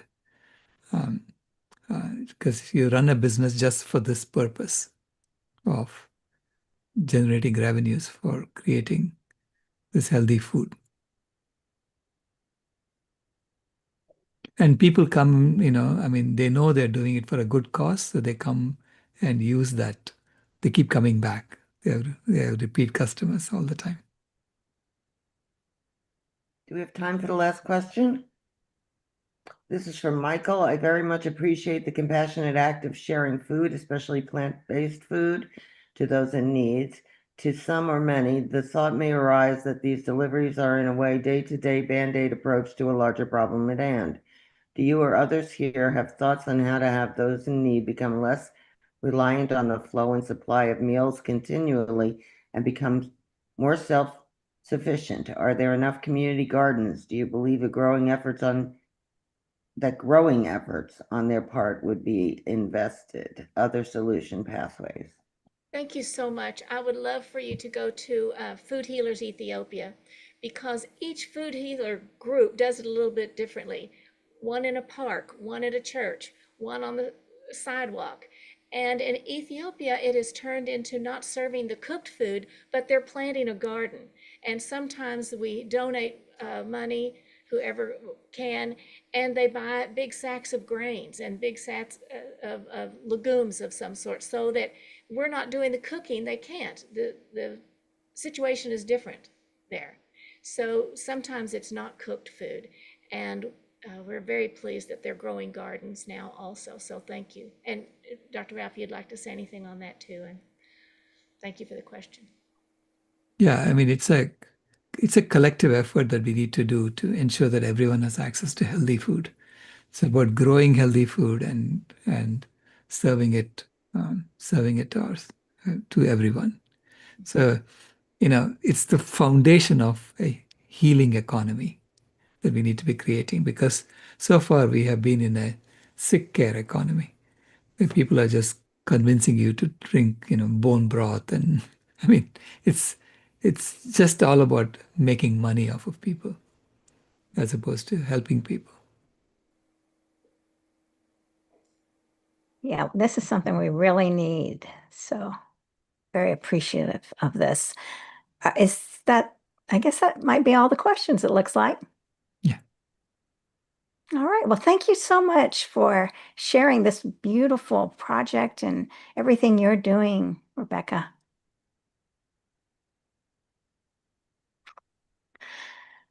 All right. So it looks like we're coming up on our next segment here. All right. We have one of my good friends, Danny, if you're ready. I am ready to roll. All right, everybody. Welcome to the Vegan Convergence of the People number 22, Thriving on Planet B. I'm your MC, Mariquita Solis, and I'm excited to introduce my good friend, Danny Kent. Danny is a core member of Climate Healers. She's certified as a climate healer and is in her 6th year with the organization. She's an ethical vegan who hopes to see cruelty eliminated from our food system in her lifetime. Good news keeps her going. So in her segment today, Danny will be sharing good news. Danny Kent. There we go.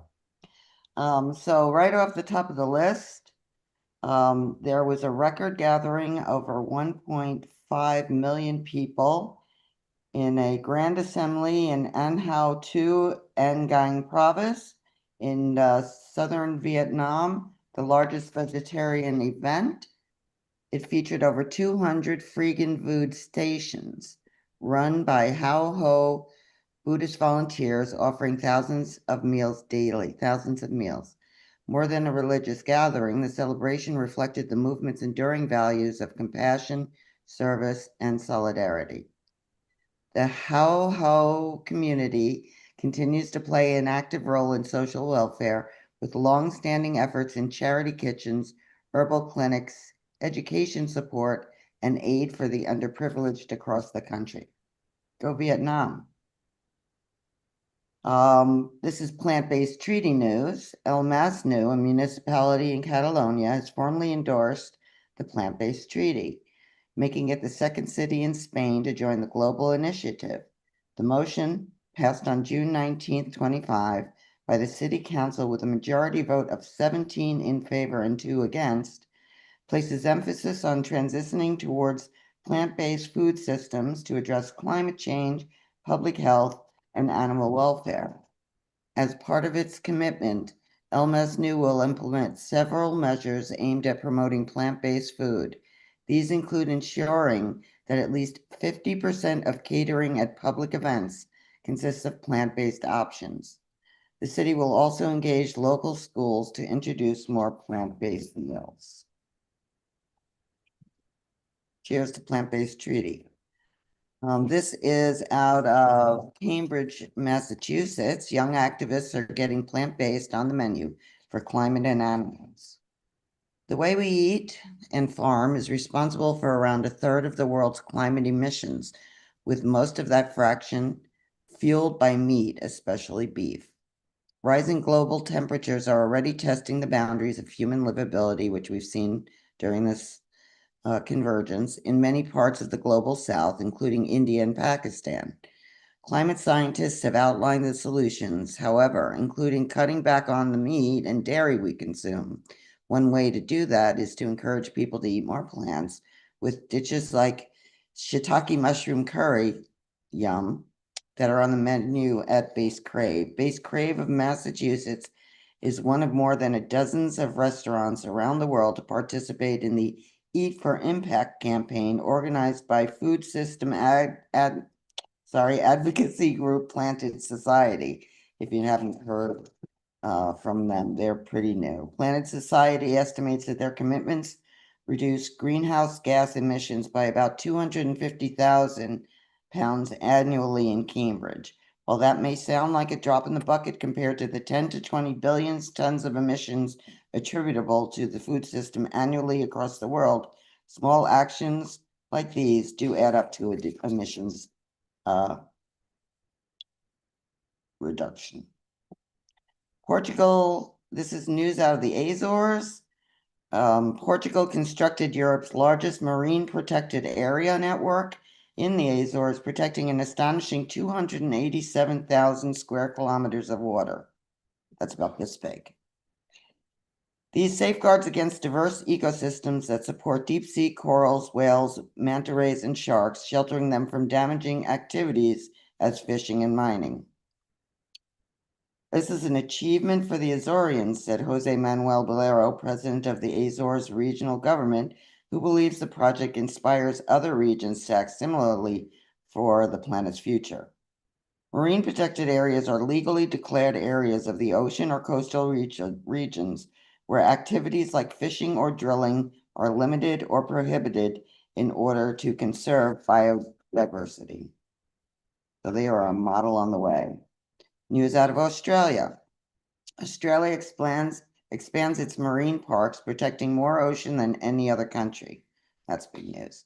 Australia is creating ripples in the international environmental community with a bold new commitment to ocean conservation. Australia's Environment Minister announced last week, and this was about pushing a month ago, the expansion of the Heard Island and McDonald Islands Marine Reserve by over 300,000 square kilometers, ensuring that the country protects 52% of its oceans, more than any other nation. The announcement puts Australia well beyond the global objective of safeguarding 30% of the oceans by 2030, which several countries, including Australia, agreed to just 2 years ago. Australia has now protected an area roughly the size of Italy, following a public consultation process that began this June. So that is important for all of us. Do have a segment here on fungi. There is a fungus discovered by Yale researchers in 2011 that in the Ecuadorian rainforest. This tenacious organism can survive on polyurethane and thrive in oxygen-poor environments like landfills. And this has to do with a company that is changing diaper waste, becoming biodegradable. It's Hyro Technologies, a startup in Austin, Texas, that believes baby poop and mushrooms might hold the key to tackling one of the world's stinkiest environmental problems, disposable diaper waste. Around 4 million tons of diapers were dumped in U.S. landfills in 2018, with virtually no recycling or composting. And these fungi are micro-digestible, making the diapers decompose. Apparently fungi have been training for this all their lives. There are now over 100 known fungi species capable of digesting plastic. And good luck to them. They're local, US, Texas. We like that. This is coming out of, let's see, this is from the Optimist Daily, and I recommend that people subscribe to Optimist Daily. It's a news service that they capture news domestically and abroad that is more positive, more uplifting, showing some of the progress on the climate front and medical fronts, and more optimistic way to start your day is reading some good news. I recommend it.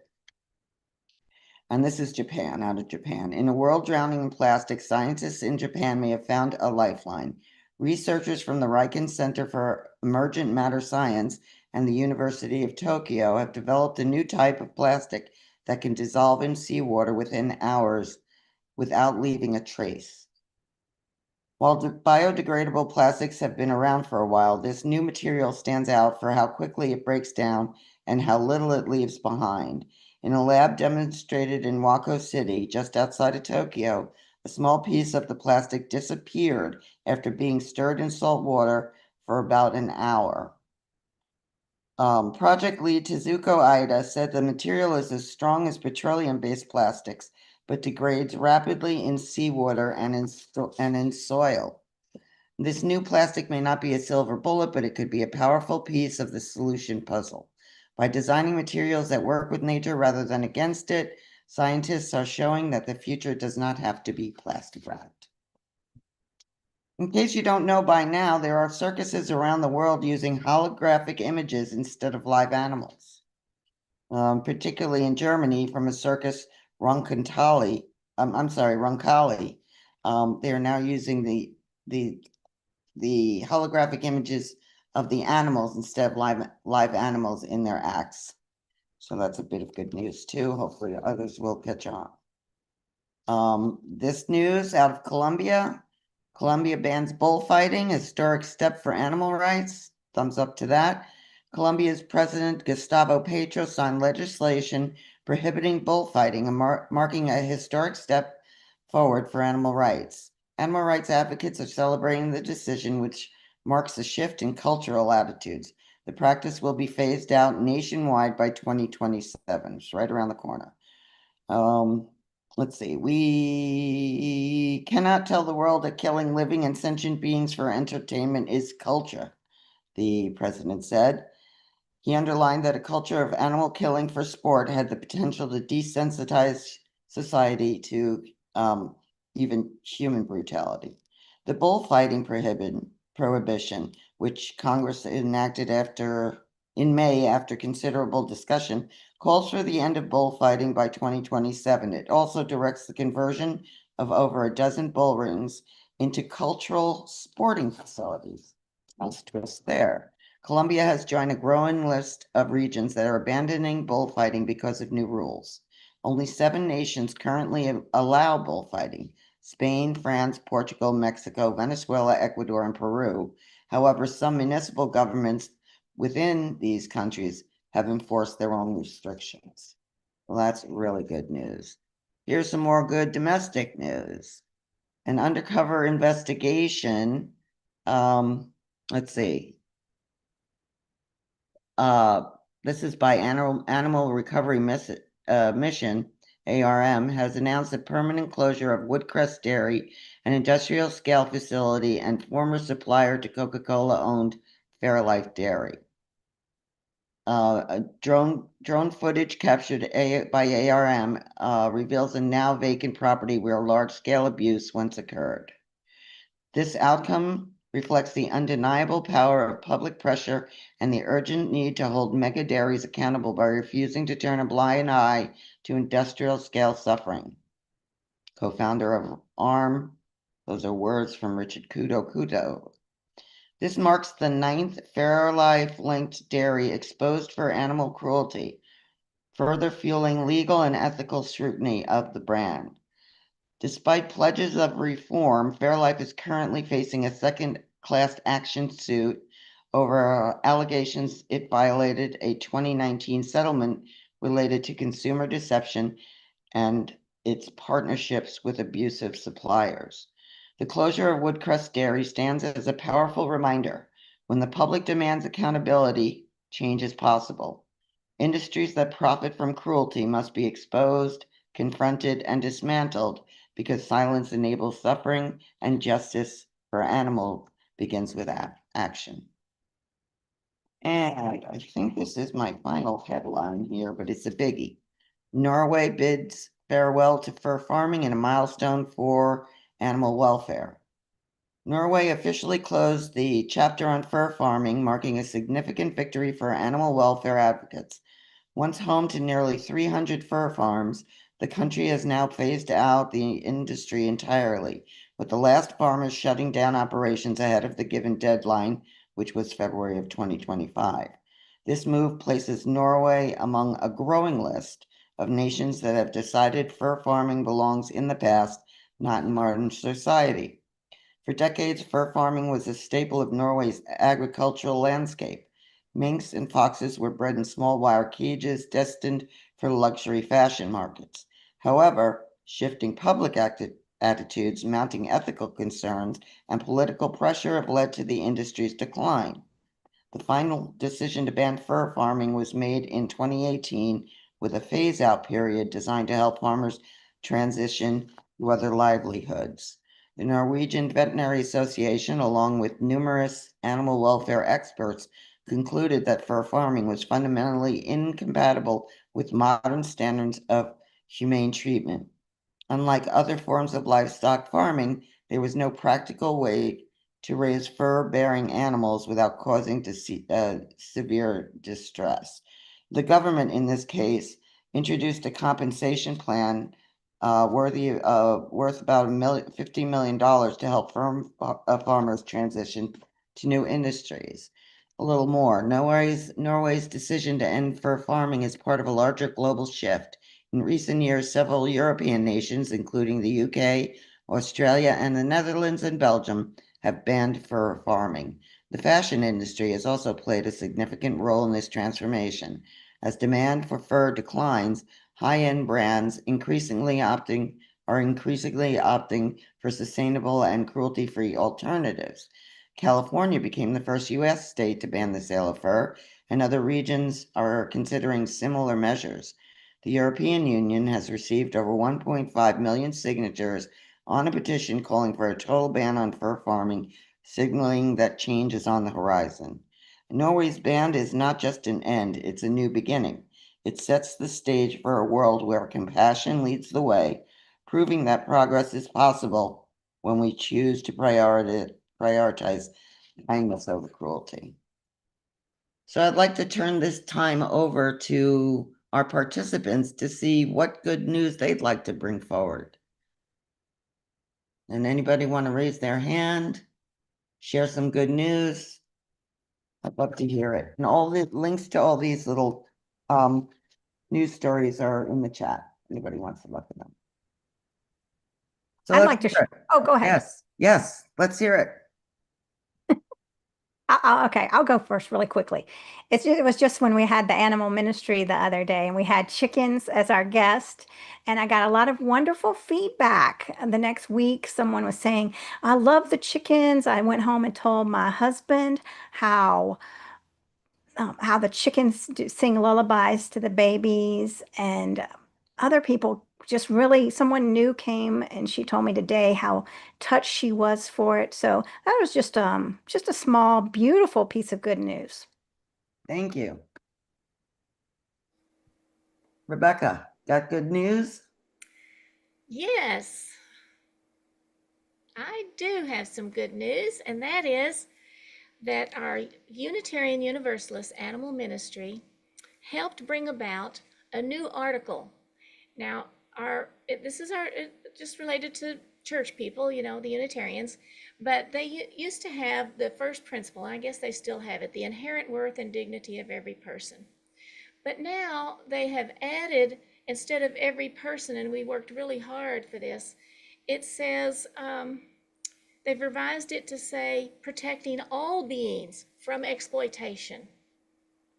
So that's in our guidelines, and that's a big step. It feels real slow most of the time, but that is a big step. And so now I just wanted to share that little bit of good news with you. Awesome. Thank you. Paige, got some good news? Can we bring up Paige, please? There you go. Hello. Hope you're muted again. Can you hear me? Yep, you're on. Okay. Well, the timing couldn't be more perfect. I just passed under what is the largest North American animal crossing that is being built right now, called the Annenberg Wildlife Crossing, to reintroduce animals to each other on either side of the freeway. And it's in the city of Agora Hills, California. So you can look it up. It hasn't opened yet, but it's in the process. And also in good news in regards to that is there is a beautiful display of wooden elephants in the city of Beverly Hills, which is a partnership with the crossing.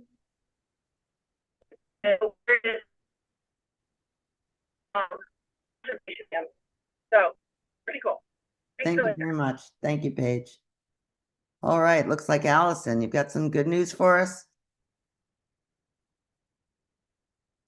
Want to bring Allison up, please?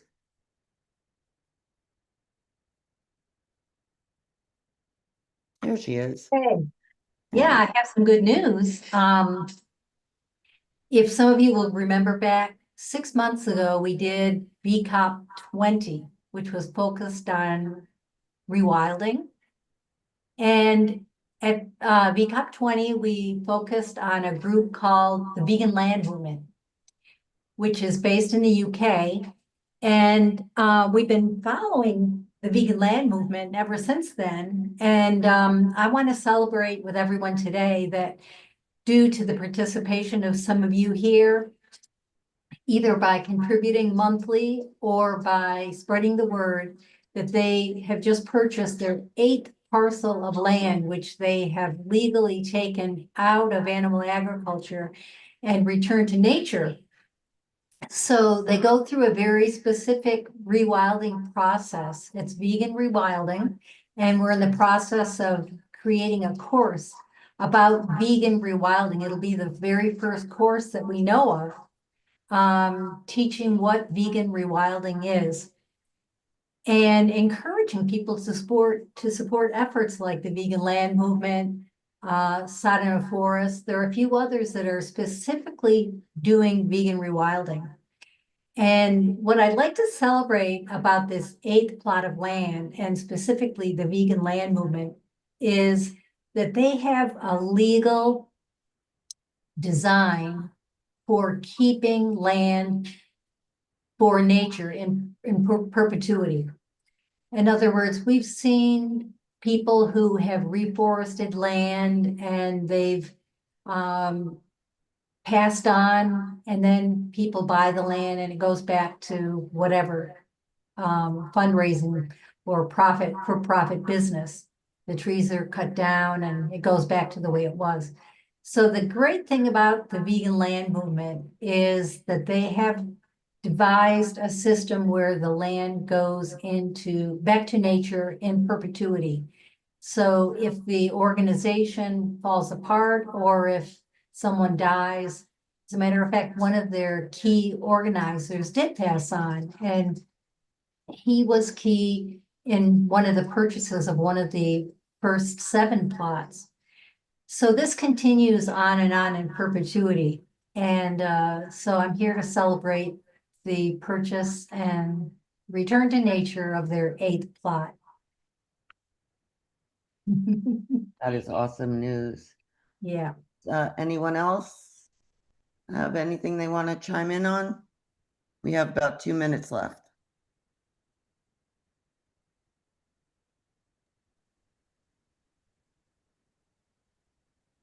Yes, I see a question here. Ray? Let's see. Hey, Danny, I just Yes? wanted to, rather than good news, Oh, a no. good way to interpret bad news. Okay. Is that allowed? Because it is good news. I think there's a lot of things that make us feel like the world's going in the wrong direction. Yes. And anybody who knows me, I've got all sorts of graphs with curves on them. And there's one that I can't find. I saw it a long time ago on LinkedIn, and it was a very corporate strategy. It was talking about implementing change in a corporate environment and the resistance that a manager will meet. And the way the graph worked was very similar to the Kubler-Ross uh, dealing with grief, that curve that a lot of people are familiar with, and the Dunning-Kruger effect from going to be, the wrong kind of expert where you think you know everything when you haven't actually learned anything, and then you discover that there's a lot to learn, and you feel a despair, and then you move out of that valley of despair, but never ever reach that height of conviction when you were wrong, right? This model showed a change from one side to the other, and it wasn't linear. It wasn't just a valley. It was a valley with a loop-de-loop in it. And what the loop-de-loop represented was, because you're trying to create change, everything that doesn't want change, or everything that's afraid of change, anybody that has a different idea who is going to leverage fear is going to pull out all the stops to try to stop it from happening. So what happens isn't a swoop into the change. Seems like a complete reversal, and you end up going the opposite direction. So if you're ever feeling like everything is going in the opposite direction, consider this model that we are at the top of a loop and we're about to go down the other side, because like the like the Dunning-Kruger effect, you never ever get back to that height. You start up at the top of the valley, you go down and you do a loop, but you're never ever going to get back to where you started. It's going to follow through the loop, and that momentum is going to take you into the change. Great. So I think about that when I hear the news and I go, people are getting dumber. We're hoping that our awareness campaigns are going to make them smarter. But a lot of this is they're starting to make objections that they've never had to make before. When we do these awareness campaigns and people start to understand and they go, well, that's not my tradition. That's not my understanding of the world. Nobody's ever challenged it before. So this is good that it's now creating a conversation, even if it creates resistance, even if it creates a movement in the wrong direction. Because like I said, those movements may turn us around the loop-de-loop, but we're not going back up the roller coaster. We're following through. Right. Makes sense. I also want to say something about climate healers. We're not fear mongers. We're not, oh, the world's going to blow up tomorrow if you're not vegan. We have a position on what the ill effects of a carnivore diet is and a carnivore lifestyle. But it's really about eliciting compassion at the center of everybody, to operate more from their heart than from the monkey mind, and I think it's the heart that's going to lead humanity out of this mess. So I just want to say kudos to who we are and how we're doing it. Go, Ray. Yeah, I agree. I think that Climate Healers has a very joyful message. We actually have some truth on our side that hasn't even been used yet. As everybody experiences this despair, especially climate anxiety. I sat in group sessions with local activists that were, trying to convince people in kitchen conversations how to deal with climate anxiety. Mm-hmm. And I told the group that I don't have the same level of climate anxiety as you are, because I'm vegan and I know some things that, because I'm vegan, it's not because I'm right. It's because I'm willing to look at the evidence and see that there's things that we will deploy. We will change our agricultural system, and they're incredibly powerful, and people don't realize that. So we have good news. We're I was hesitating to say the New Testament of climate change, but it is kind of like this new way of looking at things that I think there's a lot of people that are really frustrated with solving climate change with fossil fuels. It's not working. It hasn't been working. And I still don't hear any resolution. That isn't decades away. The best solutions they've got is decades away. And changing our agriculture system is far more powerful than they ever realized. And it's going to happen so fast. And it must happen fast. And incidentally, the phase out of fossil fuels can't happen too fast because of aerosols. And scientists understand that, but they don't want to talk about it. But now they have to. Very good points. And we only have, it looks like maybe 1 or 2 minutes left. So I'd love to see what Paige has to say. Just really quickly, I wanted to say that I live in a very conservative neighborhood, and I'm working with the Plant-Based Treaty on 3 different cities right around here. And one city said it's the first time they've ever flown a pride flag in all the years. And they have been allowing us to table at their events. So we table at their farmers markets twice now, concerts in the park, and we're bringing this public information forward. So that's good news to me. Excellent. That's progress. Thank you, everyone, for sharing. Let me read some headlines, and I hope you enjoyed it, and we'll keep it going. Thanks so much, Danny. I feel very happy now. Thank you. Good. Great. Let's see here now.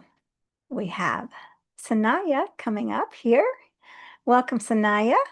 Hi, thank you for having me. Well, thank you for joining us and everything that you're doing. Do you have any slides today that you need to get ready, or? I will be sharing my screen, but I have them ready to go already. So Okay, we can get started then.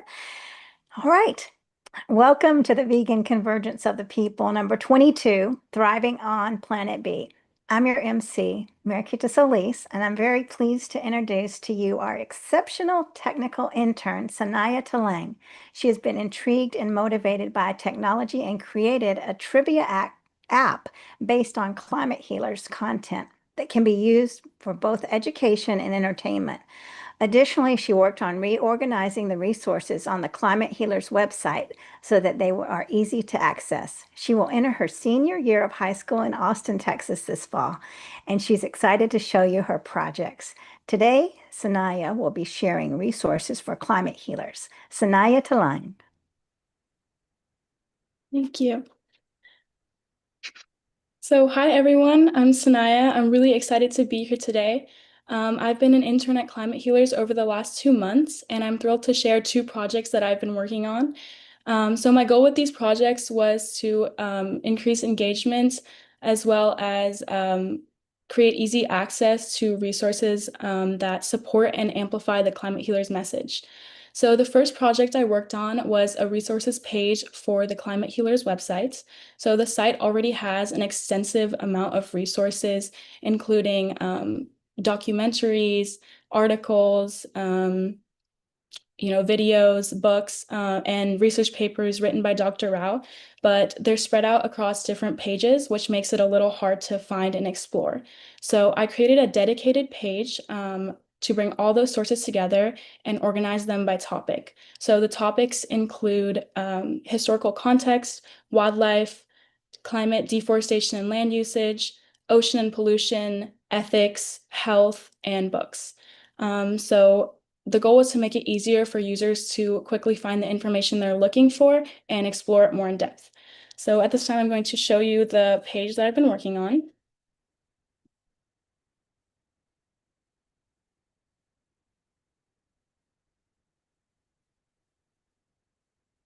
So this page is going to be added to the Climate Healers website. As you can see, it's pretty simple, but effective.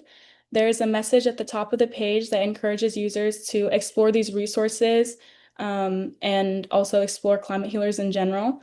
So the sources are all linked under their respective categories. There's historical context, wildlife, climate deforestation and land usage. And this is probably the biggest or the category with the most amount of sources underneath it. So that really stresses the fact that animal farming has a significant impact on our environment. And then there's ocean pollution, ethics, health, and books. So that's what the page looks like. So I think this new page will not only help users access the Climate Healers resources easily, but also encourage deeper learning in specific areas that they're interested in. So whether someone is wanting to learn more about the ethical reasons behind veganism or the health benefits of a plant-based diet, they will now have a clear starting point. So this is the first project. The second project I've been working on is a trivia-based app called Trivia for a Purpose. So the idea behind this app is to make learning about important issues more like climate change, plant-based living, and ethical concerns more engaging and accessible through a fun and interactive experience. So to create these trivia questions, I pulled from both the Climate Healers website as well as my own research to ensure that the content was accurate, thought-provoking, and informative. The trivia is divided into three main categories, which are climate and the environment, ethics, and health and wellness. So I'm going to share a demo of this app with you right now.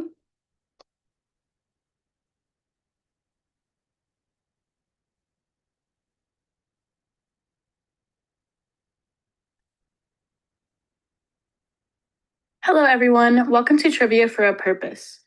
So this app features three main categories: climate and the environment, ethics, and health and wellness. When clicking on the category of their choice, the user is prompted on whether they would like to play for points or just try the questions. So I'm going to click try for this one. The user will then begin answering questions. If they answer correctly, their answer choice will be highlighted green. If they answer incorrectly, then their answer choice will turn red and the correct answer will be highlighted green. Users can also click the thumbs up button to like the question. Now I'm going to play for points in the ethics category. So each category has 10 questions, and if the user chooses to play for points, then at the end of the game, they will be told how many questions they got correct out of the 10, as well as how many points they earned. So as you can see, I got 4 out of 10 answers correct, so I earned 80 points. Users can also see the total number of points they have in the upper right corner of their screen. Next, above the categories, there's a Discover tab. There are 3 different options under the Discover tab for users to further explore the content on this app. They can see the top achievers who are ranked based on the number of points they have. They can see the top 10 most liked questions and play those for points or just try the questions. And lastly, there's an option for sources, which contains all the sources used to get content for the trivia questions. These sources are organized based on category. And at the top of the page, there's a link to the Climate Healers website.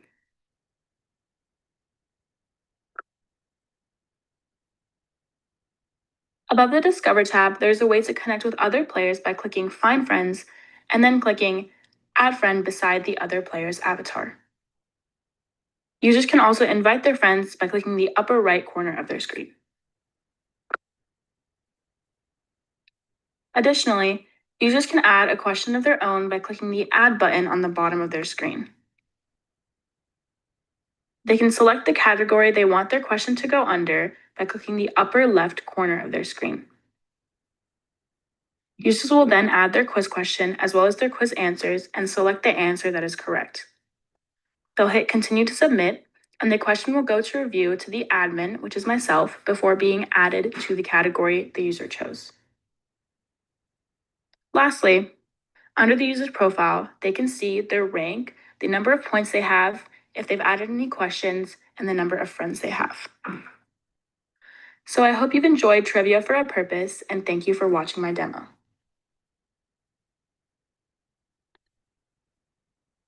So You know, whether someone is already passionate about these topics or just starting to learn, this app will offer an inviting way to explore complex ideas through quick and engaging questions. So yeah, those are the two projects I've been working on. I hope that you've learned something or one of them sparks your interest. My app is available for iPhone users to download on the App Store. I'm still updating a couple things, but the trivia questions are in there in case anyone is interested in learning. So, yes. Thank you so much. Wow, I feel very inspired. You being a senior in high school is amazing. I wish I'd been so enlightened. I think I was lost in the clouds as a senior. So how beautiful this is. So y'all, we have time for questions now. And then again, we have two options for questions. If you want to come on video and ask your questions, please raise your virtual hand and our tech team will ask you to turn on your video first and then ask you to unmute. And second, we are aware that you might not want to come on video, so please write your questions in the question chat and Danny will read them to the speaker. All right, we've got a question from Dr. Rao. Hi, Sanaya. Thank you so much. The questions, when people enter the questions and they come to you, so are you planning to then add them to the existing list and Yeah, grow the list? Yeah, so it'll just it just needs to be approved just to make sure that there's no inappropriate content or anything that's irrelevant. But it'll be added to the category that the user chooses. But will you check for correction? I mean, that it is correct, what there are, Yeah, I will the check to answers make are? sure that it's Yeah, accurate as well. perfect. Is it available on Android or no? It's not yet available on Android. Yeah, right now it's only available on iPhone, but I'm gonna work to get that on Android. Okay. What platform did you write it on? So I took a Swift coding class, so I use I believe I can't quite remember the name of the app, but I think it's one of Apple's platforms to I code. see. I can't find it right now. I think it's just Xcode, that's what it is. Xcode, okay. Thank you. So the resources page that you created will be under the For You tab. I'll add it today. Amazing. Thank you. Sure. Dakota?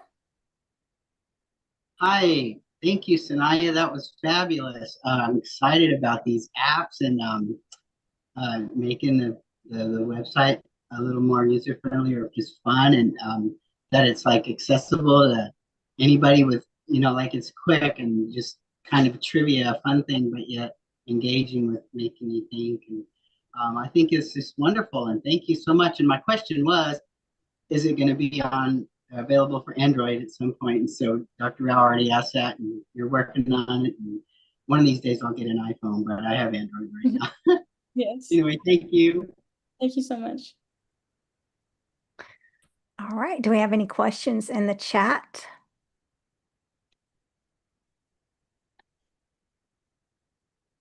Sorry, I forgot to ask, what is the name of the app? It's called Trivia for a Purpose. Trivia for a Purpose. Because I would like to send it to the schools in England and see what they think of it.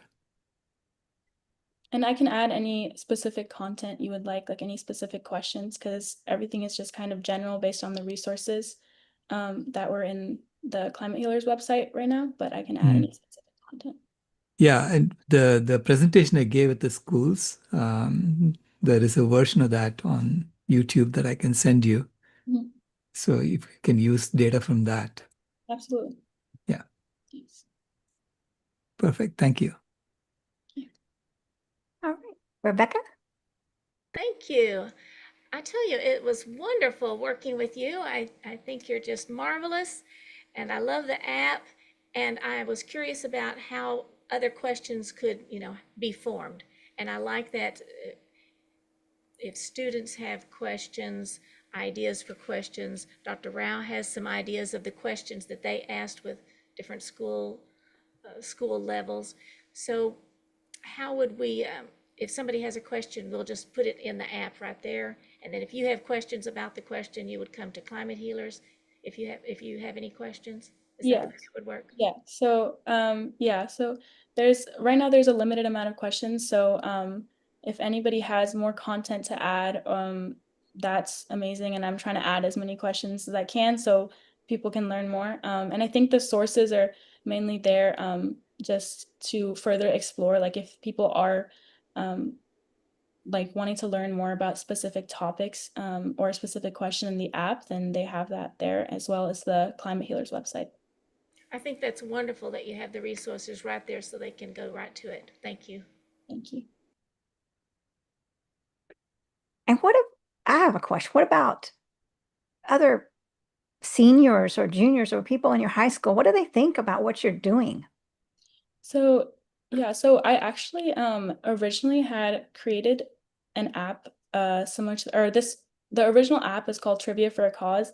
And it had a similar purpose where it was just raising awareness about like important issues like again climate change and things like that. And I originally had made it because I felt like people my age or even people who are younger a lot of times find it more interesting to do something interactive to learn. I think me personally, especially being in school, it's way more fun to do something interactive than just always be listening to a lecture. And sometimes I remember the information better that way. So I think people my age enjoy things that are more interactive in that sense. And so then I kind of thought like, I feel like that could expand and could be used for the Climate Healers message as well. It's just a different way of learning ultimately. Yeah, that's a great way to reach our youth. And are your friends and people your age, are they afraid? Are they worried about the climate? I think definitely yes. Um, I know a lot of people who are concerned about the environment and are noticing the changes that are happening. So I definitely think, yeah.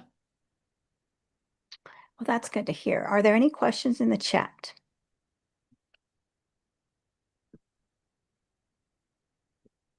No, okay. All right. Well, I do have a lot of questions. What about your family? Are they on board with everything you're doing? Are they vegan? Yeah, so my mom is vegan, and she was the one who originally directed me to Climate Healers.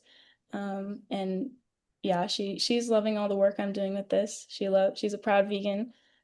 She also, yeah, she's been supporting me through all this as well. So they definitely are.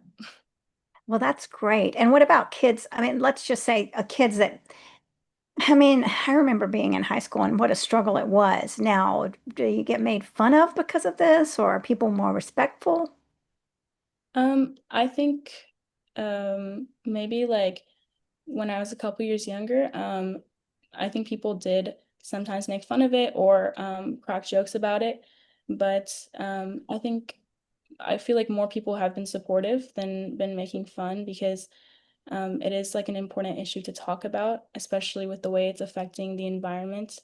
So yeah, I did create a club at my school as well to raise awareness about these kind of things. And Dr. Rao actually came and spoke at one of the meetings, I think like a year ago maybe. And a lot of people really enjoyed hearing about climate healers and yeah, those kinds of things. So I think people are becoming more aware and more supportive of the vegan movement. Well, that's amazing. It really is. And you have such confidence and gracefulness. Now, as a child, were you born with this? I mean, this kind of confidence that you're exuding, or was it something you had to work on? I think I definitely had to work on it. I think like when you care about something like as important as this, it's important to just be confident and like keep going at it. Yeah. Yeah, that is very true because I think when you have your passion behind you, it really motivates you to get out there and to override your fears. Yeah, exactly. That's wonderful. All right, and I'm going to just check again if there are any more questions. So what has been your biggest kind of your biggest challenge as you were developing these things? Or I mean, was there some like limiting belief or something that really got in your way that you had to overcome? Um, in terms of the projects, I think I definitely learned a lot of new skills as I was doing it. So like creating the app was challenging because there was a lot of coding that I had to learn for that. And then even with the website, sometimes it got a little tedious, like trying to find all the sources and things like that. So I think there were a couple challenges, but I think it was more of like a learning experience, which I kind of tried to take it in that sense, with every challenge I face. So yeah, yeah. Well, that's wonderful. Yes, because when we see the challenges as not failures, but as steps to growth and learning, oh my gosh, that changes everything. So that mindset is crucial, and you already have it at such a young age. I didn't even know what that was. Like again, when I was a senior in high school, I had no idea about any of this. So, I mean, the impact you're having, where do you see yourself? Have you thought about it, like your goals in the next 10 years, or are you just letting it go organically? Um, I think so I've been really interested in technology and engineering for a while now. And my biggest thing with that is I definitely want to have some purpose behind it. So, I think using technology for things like encouraging, like um, awareness with climate change, and also like I love to build like accessible technology, and I've had some experience in that. So honestly, I just think like using technology for a purpose, because it's becoming so widespread, and like AI as well. I think I don't know exactly what I'll be doing in 10 years, but I'm hoping that's what like that's my main goal. And how can we get AI to help us?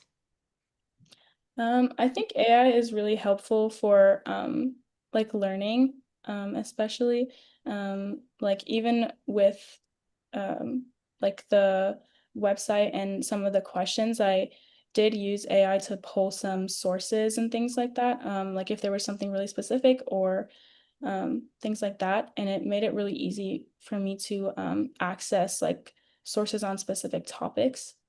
So I think that was really helpful. So I think learning is a big thing with AI. Dr. Rao? Yeah, I was going to ask Sanaya, would you be able to try the app out with your school friends? Yeah, I think I can do that. I can share it with them. Mhm. I can definitely share it like within my club. I think, yeah. And get some feedback as to, Yes. what Yeah. works, what doesn't work. Yeah. Mhm. Yes. Wonderful. That seems like a simple way to spread the word, among Mhm. uh, students. Yes. And Did you also, sorry? I had a lot of fun making it as well. So Oh, good. it's a good learning experience. Were you also there when Samantha was giving her presentation? I don't believe so. Samantha Derrick, I think it was the third one this morning. I think I And hopped on in the so, afternoon. yeah, she has over 100 universities as part of her Planned Futures initiative. That's amazing. And I would love to spread the same app with her. Yeah, that would be amazing. Yeah. Y'all, Sanaya, I wonder, it seems like you would have a lot of little kids that would look up to you for what you're doing. Do you have a little fan club? I mean, not really like little kids. I think I don't know if like that many like kids know that I'm doing this. But my friends have been definitely supportive. And like again, everyone in my club at school has been really supportive of this and interested in learning. So yeah, I kind of have a little fan club. Well, that's no surprise. All right, we got Danny. So we have one question from Shankar, one of our members, cohorts. Are there any other additions planned for the app? I think at the moment, I don't have any specific features. I definitely want to add a lot more content into the app. And yeah, definitely just adding more content right now, I think is the most important. And again, spreading it to Android users as well, because I think that'll open up like a lot more people could be able to access the app. So that's kind of the plan right now. Did you use AI to code the app? No, I didn't use AI to code it, but I did use like ChatGPT and AI to kind of learn more about like the coding that I was doing and like specifics for some of the code. So yes. BJ? Yes, my question is, you're getting ready to start again school this fall, senior year.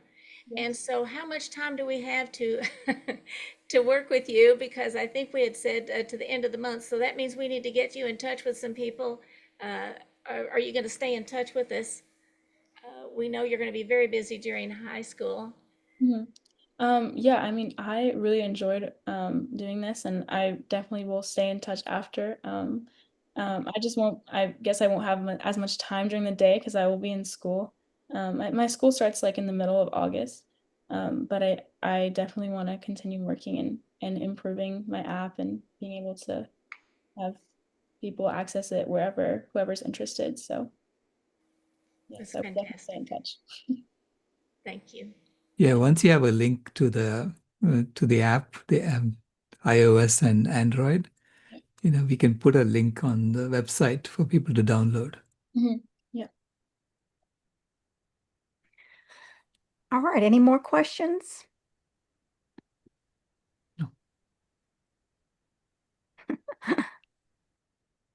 Awesome work, Sanaya. Thank you so much. All right. Thank you, everyone.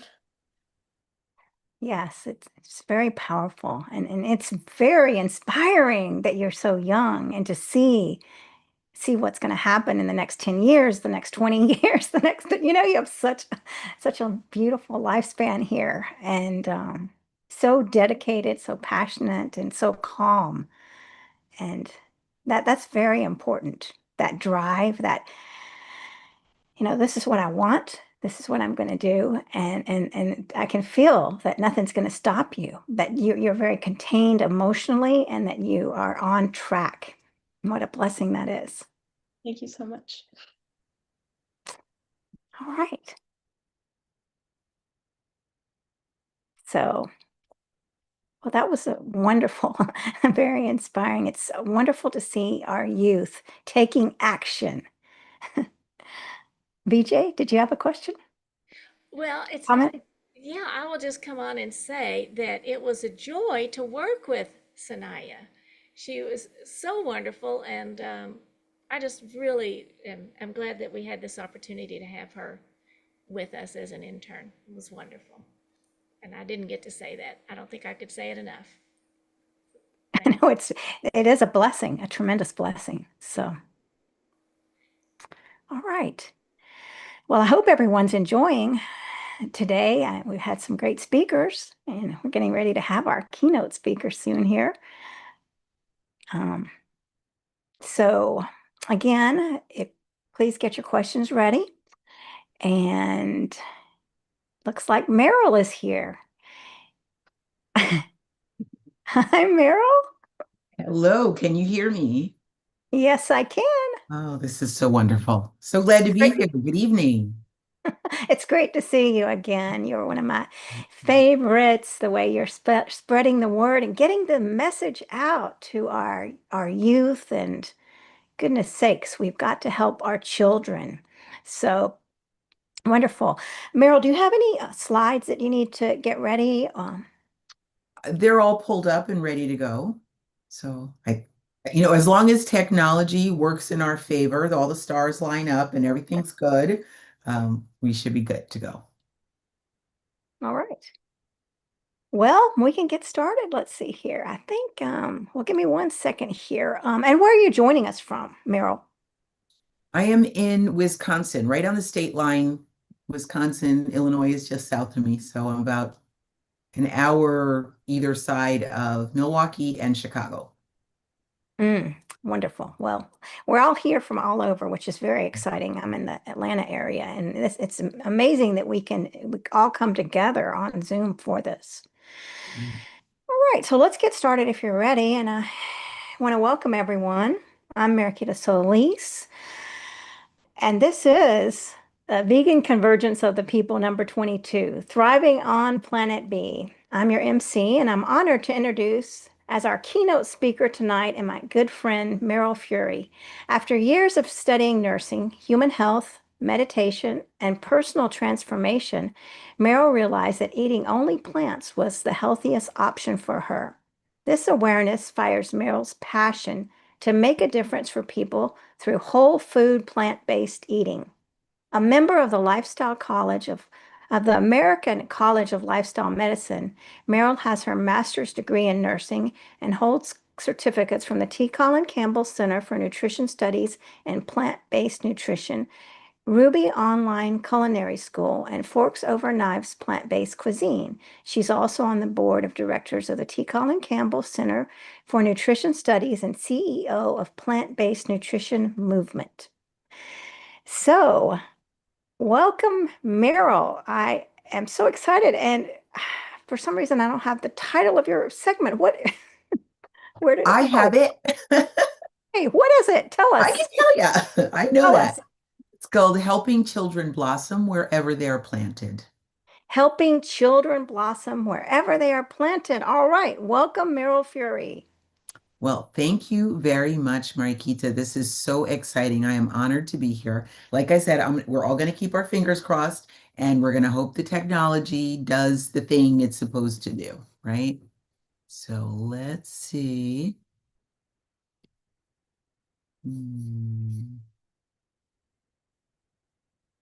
All right, we're going to do this, and then we'll do this. Can you see that?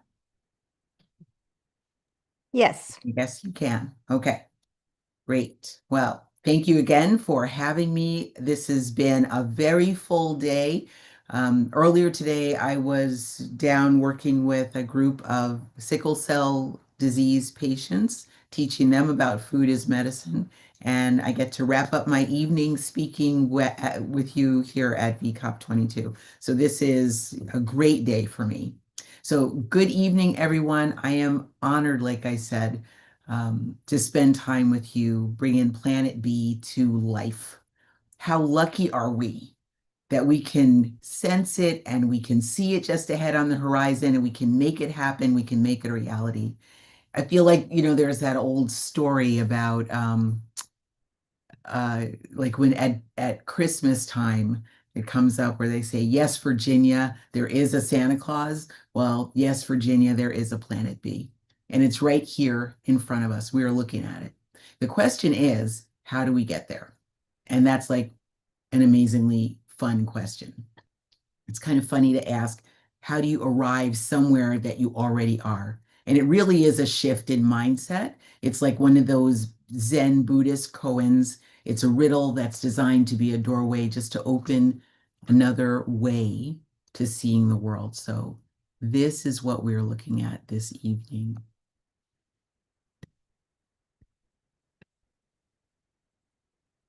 All right, technology is working. Technology is not working. There we go. Okay. So I am a registered nurse.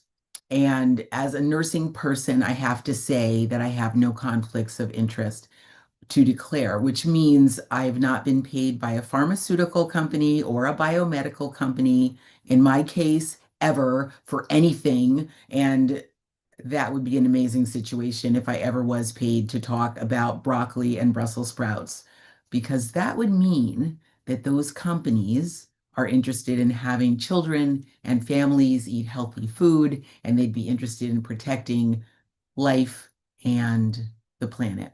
And getting the Planet B might be an easier trip, but I don't have that as a problem at this point. Maybe one day in the future that'll happen. I retired from public health nursing in 2020. Now I lead a 501c3 nonprofit called Plant-Based Nutrition Movement, or PBNM for short. Like our name implies, our mission is to assist people to eat plants every day and all the time. And we work a lot with children. That sounds like a really cool job, I'm going to guess, for this particular population. And yeah, it really is. It is actually my dream job. PBNM was founded by a cardiologist. And even though I retired from nursing, once a nurse, you're forever a nurse. So when we work with adults or children, our focus is usually medical. We approach from the medical side. That's the starting point. I can tell you, though, with children, that rarely carries the day. They are not particularly interested in the heart attack that they might have when they're 55. It just doesn't register. So we go at it from a little bit different angle with children, and we do bring in the health part. So at the same time as we're aware of the health part, we are also fully aware, and there's no denying that our food system is wreaking havoc on every living being and on the planet herself. And you can see it playing out all over the world, especially in our children. In fact, it's sobering to say that our children are suffering the consequences of our way of life, and they are actually walking billboards for a system and a way of thinking that's gone awry. So, like I said before, I became president of PBNM. And before that, I was a public health nurse. In public health, and I draw strongly on that whole part of my life, in public health, we look at large numbers of people to see what is working for them and what's working against them, what's keeping them sick or what's keeping them healthy. I spent my entire nursing career studying whole zip codes of people. For more than 30 plus years, I worked with more than 40,000 individuals and families from all walks of life. I visited them in clinics and homes and schools, at train stations and grocery stores, restaurants, daycare centers, wherever I could find them. And I can tell you with absolute certainty, with every single family, one thing is completely count-onable for all of them. No matter if the family was doing well, if they were ultra wealthy, or where they live, or whatever their situation, no matter if they were living at in the penthouse apartment in some super elite area, or if they were barely getting by, or if they were well educated from elite universities, or if they are well seasoned from the schools of the streets, they all have one thing in common. They all want the best for their children. Their definitions of what's best may vary, and in fact do vary by quite a lot, but the goal is always the same. Now, to be clear, there are individual families that are exceptions to the rule, but I never met those people. In the 30 plus years that I was working with patients one-on-one like that, I was doing home visits and managing clinics, I never met somebody that didn't want the best for their children. For all families I've worked with, the greatest goal and challenge is keeping the kids on track. Now that means well-fed, healthy, strong, ready to learn, and growing up to contribute to society in however the family sees that. They want the kids to be considerate of others. They want the kids to leave the world better than how they found it. In short, they want the children to be resilient and bright and make the parents proud. Now, for parents, this is a tall order, and it's the toughest job you'll never get paid for. It is equally tough, however, for the kids, especially because our culture, our existing way of life right here where we live, and it seems like the whole world is feeling the same pinch, it changes rapidly. The culture changes so rapidly and does not seem to support that children produce these outcomes and live out this kind of ethos.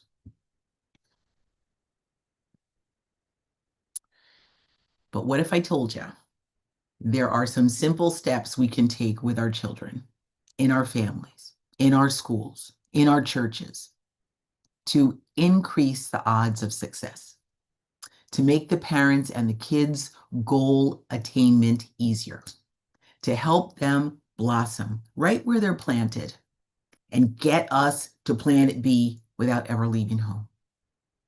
Now, full disclosure, we know there are no guarantees, of course, but there is a way, there is a cheat code, and that's what we're going to talk about this evening. So let me tell you about a group of 9 and 10-year-olds at a school in Wisconsin that we had the honor of working with. 3 of us volunteered to work with these 4th and 5th graders for 1 school year. We visited the class once a month for a total of 7 times. Our goal was to teach them about eating vegetables, fruits, whole grains, and beans. If we could slip some mushrooms in there, we would, and seeds. On our first visit to the elementary school, we walked into the classroom full of squirmy 9 and 10-year-olds. We were armed with a lesson about food and an instant pot full of spiral pasta and a hearty veggie marinara. Now, that sounds like it might be a lot, but it was just spaghetti sauce that had some zucchini cooked in it and some Italian herbs, right? The kids were noisy and excited when we arrived, but the minute we set the food down, they went quiet. Just like you could have dropped a lentil on the floor and they would have heard it. The kids eyed the whole thing like it was something pulled from the bottom of a neglected fish tank. "Ew, I don't want that," one kid shouted. "That looks gross," another little boy said, visibly distraught. And the one I love the most, one little boy said, "I don't eat spices." Well, this is not an environment for the faint of heart. This takes internal strength for an adult to walk into a room like that. I fully respect teachers and how they manage classrooms. That was one of those eyes wide open kind of moments, right? And clearly no place for being, having your heart on your sleeve or being too sensitive. So that's how we began, a 7-visit exploration of food and how it's connected to life and the universe and everything. And by the end of the 4th visit, those little darlings were different kids, and they were eating out of the palms of our hands, well, so to speak. Now, we started with food, and it led to just about everything else. And actually last night, like in the middle of the night, it all sort of made sense to me in a different way. And I'll tell you about that in a little bit. But seeing the way the kids accepted the concepts and eagerly learned from the experiences was just mind-blowing and so tender and so sweet. We watched them transform right in front of our eyes. We watched these kids find their roots and grow and blossom.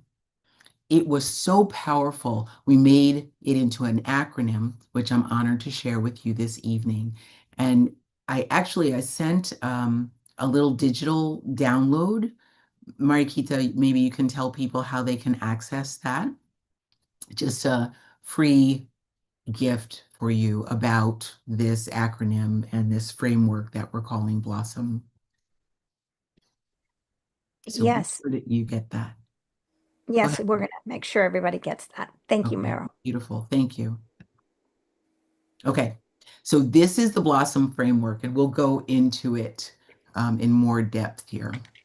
But it's an approach to raising and training children, and it really works anywhere you have kids. So like I said, if you're in school, you're at a church, you're at a synagogue, a temple, you're at camp, you're on vacation, you're at home, wherever your kids are, this is a way to instill certain values and forward-looking approaches to being engaged with food and life and the planet in general. It provides a structure for how the kids can see themselves and their connection to all living beings and things. It's really based on the tenets of lifestyle medicine. Each one of these is important. The 7 cornerstones listed here I'll describe this evening. They're also important for adults, by the way. And you can start with any one of them because they're all connected. Although I honestly believe sleep and food are about the two most important. That's my personal take on them. Like I said, we started with food because we could, and that led to everything else. So we'll use the word blossom. Each letter stands for a valuable approach or aspect of child rearing that will get your kids to planet B. So let's go. B.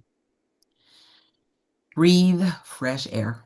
Now, this is about being out in green spaces, and it's also about encouraging mindfulness and even practicing breath work. Did you know that time spent in nature, I'm sure you guys all have a sense of this and you know, that time spent in nature improves mood and brain health. So does mindfulness, and so does breath work, oddly enough. They work together. And actually, if you can be out in nature and practice mindfulness and breath work together, that's a triple dose of some kind of wonderful stuff. It's also a method that reduces stress and encourages wonder. Encouraging kids to spend time outdoors is powerful.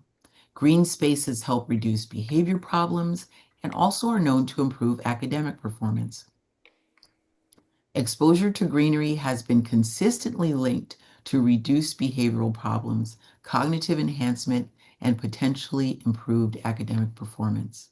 Focused mindful breathing has similar effects and also helps the child and adult to learn about themselves. So a couple practical tips. Make being outside, of course, in safe environments, a priority. Build in nature walks. Do a little gardening, even if it is just putting a seedling in a cup on your windowsill. Daily outdoor play is also important. And when you're outdoors, and if you can, go barefoot on the grass, the dirt, or the sand, or in the ocean if you happen to be near the beach, if possible. For mindful breathing, there are many ways to practice, and an easy one is breathing in to the count of 5 and then out to the count of 5. Try it. Encourage your kids to try it and see what happens.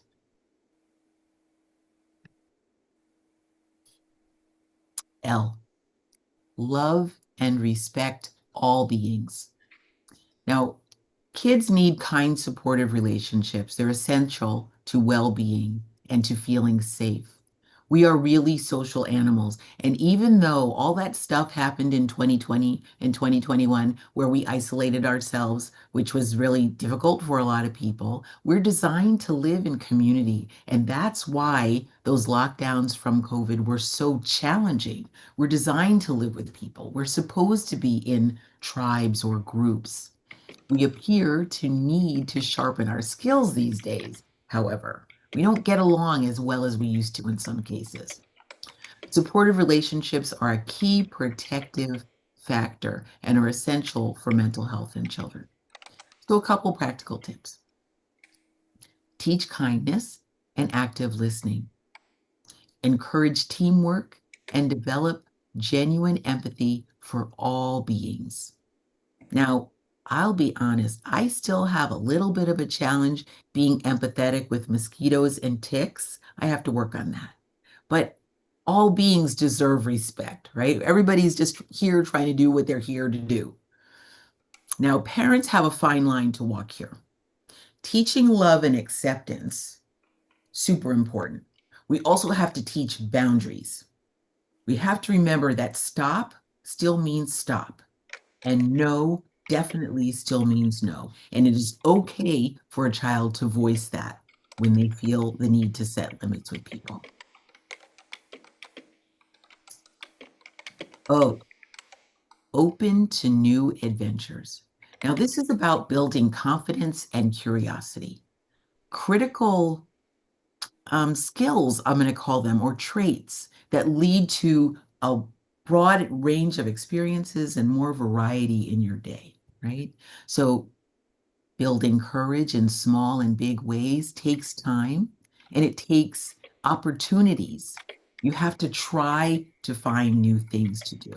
So encourage your children to try new activities, new foods, and experiences. This builds courage and curiosity, and it's essential for navigating the world. I'll tell you right now, I have 3 children. My younger one is in Denmark. He is 25 years old, and he has always wanted to be a traveler. He told me when he was 14, he wanted to be an expatriate. I didn't even know that he knew what that meant. But now at 25, he is living in Denmark and having a great time. Because of the proximity of Denmark to so many other countries, and he has a naturally adventurous spirit that looks like some of my slides are a little bit goofy here, but sorry about that. He has a naturally adventurous spirit. So he is taking advantage of being able to go to other countries, even if it's just for 48 hours. So a couple weeks ago, he went to Venice. That's a quick hop. It's like from me going from here to, not even Virginia, not even, right? Or last week, he was in Egypt. A couple weeks before that, he was in Greece, right? Just being adventurous and willing to try new things broadens his world and makes him a global citizen, which I think is part of us landing on planet B. We have to remember that we learn to do things by doing them. There's no other way. And we won't be perfect when we try. And it's thwarting to ask people or expect your child to be perfect when they try something. We can celebrate every effort. We can make success of shortfalls and missteps. It doesn't matter. Mistakes are part of the learning process. And missteps happen, and nothing beats a failure but a try, is what my mother used to say. S. Sleep. Sleep. Sleep. We don't sleep. And especially our children are getting shortchanged on sleep. Quality sleep helps kids grow and regulates emotions and helps them think clearly. Sleep actually plays an important role in memory. It affects mood, motivation, and judgment. Now, people have asked me which of these cornerstones is most important. And I said, I think the 2 most important are sleep and nutrition. Sleep is almost the most important to me. You can go a whole lifetime skipping the other 7. Now, it won't be it'll be a different kind of life, but we can't go more than a couple days without sleep, period. We will fall asleep in our chair, standing up, on the sidewalk. I've seen all kinds of people fall asleep all kinds of places, right? So sleep is really important. Practical tips. Sleep is critical for good health and mood stability. The brain will go haywire if deprived of adequate sleep. Many of us, kids and adults alike, do not get enough sleep. We're on our mobile devices, we're on our computers, we're on our phones, and sleep gets short shrift. Sleep adequacy and quality is worth a whole conversation. This could be a 2, 4, or 5-hour conversation. But just make sure you're getting something like 8 to 10 hours of restorative sleep per night if you can. Children need quite a bit. Infants need a lot. And kids in school, certainly 10 hours is not unusual. One thing, some practical tips about sleep. Start winding down the evening about an hour before bedtime. So that means put the screens away. You can start dimming the lights.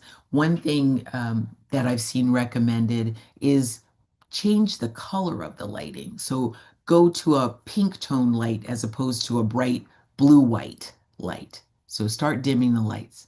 Bedtime rituals can be very helpful. Like I said, stop screen time, dim the lighting.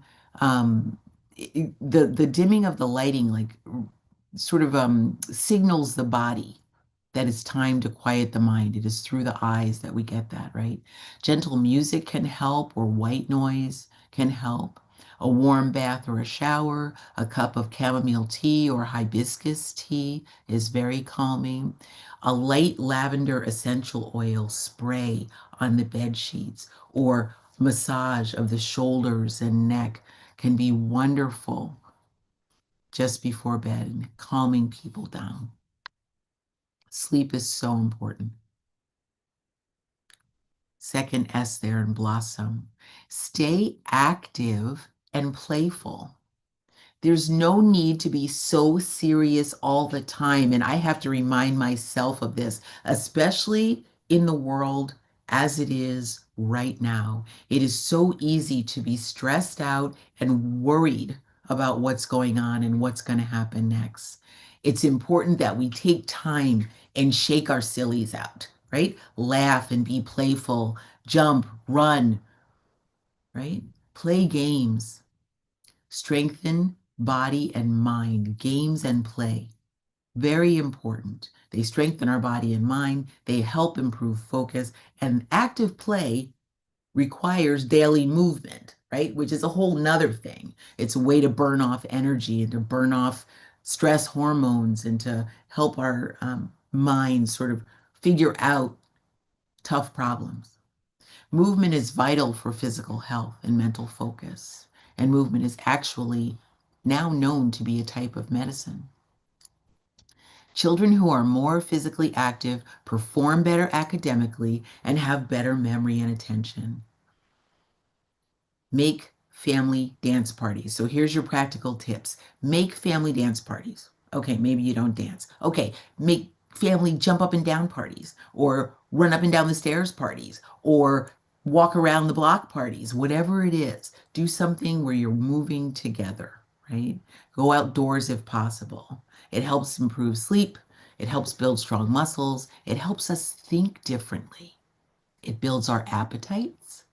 And it can foster an awareness of our connection to all living beings. One more practical tip. And I used to love to play this game. I would ask myself, now it's just me talking to myself. This wasn't an out loud kind of game, but you certainly could play it out loud. I would ask myself, how am I like a tree? And I would have to find three things, three ways I was like a tree. So I'd say, well, I'm upright and the leaves are like my hair and the branches are like my arms. Let's say it was something like that. I might also say, how am I like a mouse? Well, sometimes I'm small and scared. Sometimes I go, eek. Anything like that, right? It's a great game you can play with your kids, and it gives them a connection to other living beings or other inanimate objects. How are you like a chair? How are you like a tree branch? How are you like the girl across the street? Try it. See what comes up. Okay. Oh, own your unique gift. Now, this is about celebrating your children's strengths, which builds self-esteem. Every child, regardless of how they are, where they are in the world, every child, every adult, every being has something special to offer. Help your children discover, celebrate, and develop their unique talents. Each small evolution of how their talents show up is a win. Celebrate what makes each child special to build on their self-esteem and purpose. Practical tips. Now, there's more to life than good grades in school. Everybody knows that. But remember to praise your children for all their strengths, even those beyond academics. Offer a variety of opportunities. Now we're back to being courageous to develop different interests. This requires being brave and sometimes a little vulnerable. Remind them that they have an important place in the world. There's no one else in this world that has their special combination of talents. Supporting them to try new things says, I believe in you. And there's nothing, honestly, nothing that is more powerful than that for a child. M, make smart food choices a habit. Now, probably most of the folks on this particular call are eating lots of plants. Eating plants supports growth, immunity, and brain development. And I want to go do a little bit deeper dive here into nutrition, because eating plants and whole foods builds lifelong healthy habits and hopefully can prevent some pretty serious chronic illnesses in the long run. So a colorful plant-rich diet is crucial for kids' growth and brain health. Children need fruits and vegetables daily. This is from the Center for Disease Control, which we don't usually expect to see say things like this. But in 2023, they actually reported that children need fruits and vegetables daily for healthy growth and brain development. They were responding to a study that they did, looking at tens of thousands of children all across the country, that indicated that many of our children do not get a daily fruit or vegetable in the course of a week. And what they were asking the parents was to look back over the last 7 days and ask how many times had your child had a fruit or vegetable. They did not get a daily fruit or vegetable in many of those cases. What I found interesting was that was the last 7 days. What about the 7 days prior to that? Or the 7 days prior to that? Or the whole 2 months or 4 months before that? Our children do not get fed enough fruits and vegetables. So it's important that we make this a priority. Some practical tips. You can involve your children in menu planning, shopping, and cooking. When we choose plants for our foods, we're helping save the planet, animals, and habitats. It may be the one thing actually that a kid can control. When you ask them, what would you like to do to help save the planet? Food is one thing they can control. You can do things like make food tasting games, like Taste the Rainbow challenges, or let's have a all yellow and orange fruit day challenge, or let's go berry picking, or let's plant a garden, tomatoes, herbs, any of that, or learn about edible flowers. There are so many ways to go that can deepen a child's understanding of plant foods. And like I said, I'm going to take this just a little bit deeper because plants provide way more than we commonly think of. So let's look at this study of dietary sources of neurotransmitters, which was published by Briguglio et al. In 2018. These are images from their meta-analysis that they published in the journal Nutrients. This shows the presence of 6 different and important neurotransmitters available in foods. Now, let me just step back a minute. I am a public health nurse. I am not a neuro nurse. So I don't have deep knowledge on neuro specific kind of transmitters. I can give you some basic information though.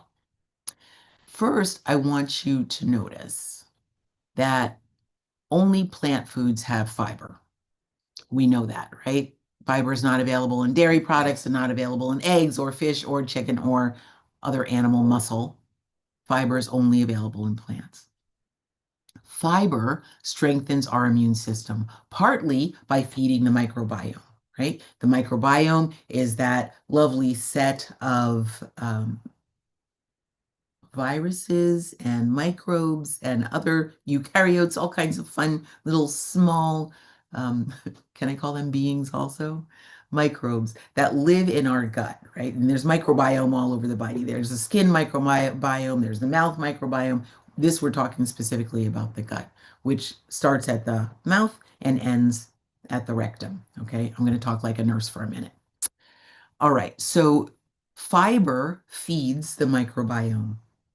That's how that works. The microbiome is in direct communication with the brain. And when we eat these foods and others, of course, we are facilitating that connection. Interestingly enough, Briguglio, in this meta-analysis of studies that they did, found that these foods provide neurotransmitters, which, yes, communicate between brain and body. Okay? All right, now these 6 neurotransmitters that we're going to highlight here provide certain particular capabilities for the body, right? Or the way the mind works. They allow us to learn, remember, compartmentalize, discern, organize, tell the difference between objects, pivot when we need to change our course of action abruptly. They help us sleep. They help us prioritize, calm the nervous system, and balance anxiety, satisfaction, and reward attainment. Acetylcholine is related specifically to memory, motivation, arousal, and attention. It's essential for learning tasks of discrimination.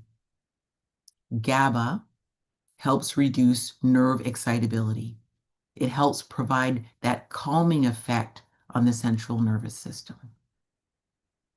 Now, I could ask, what do children in America eat?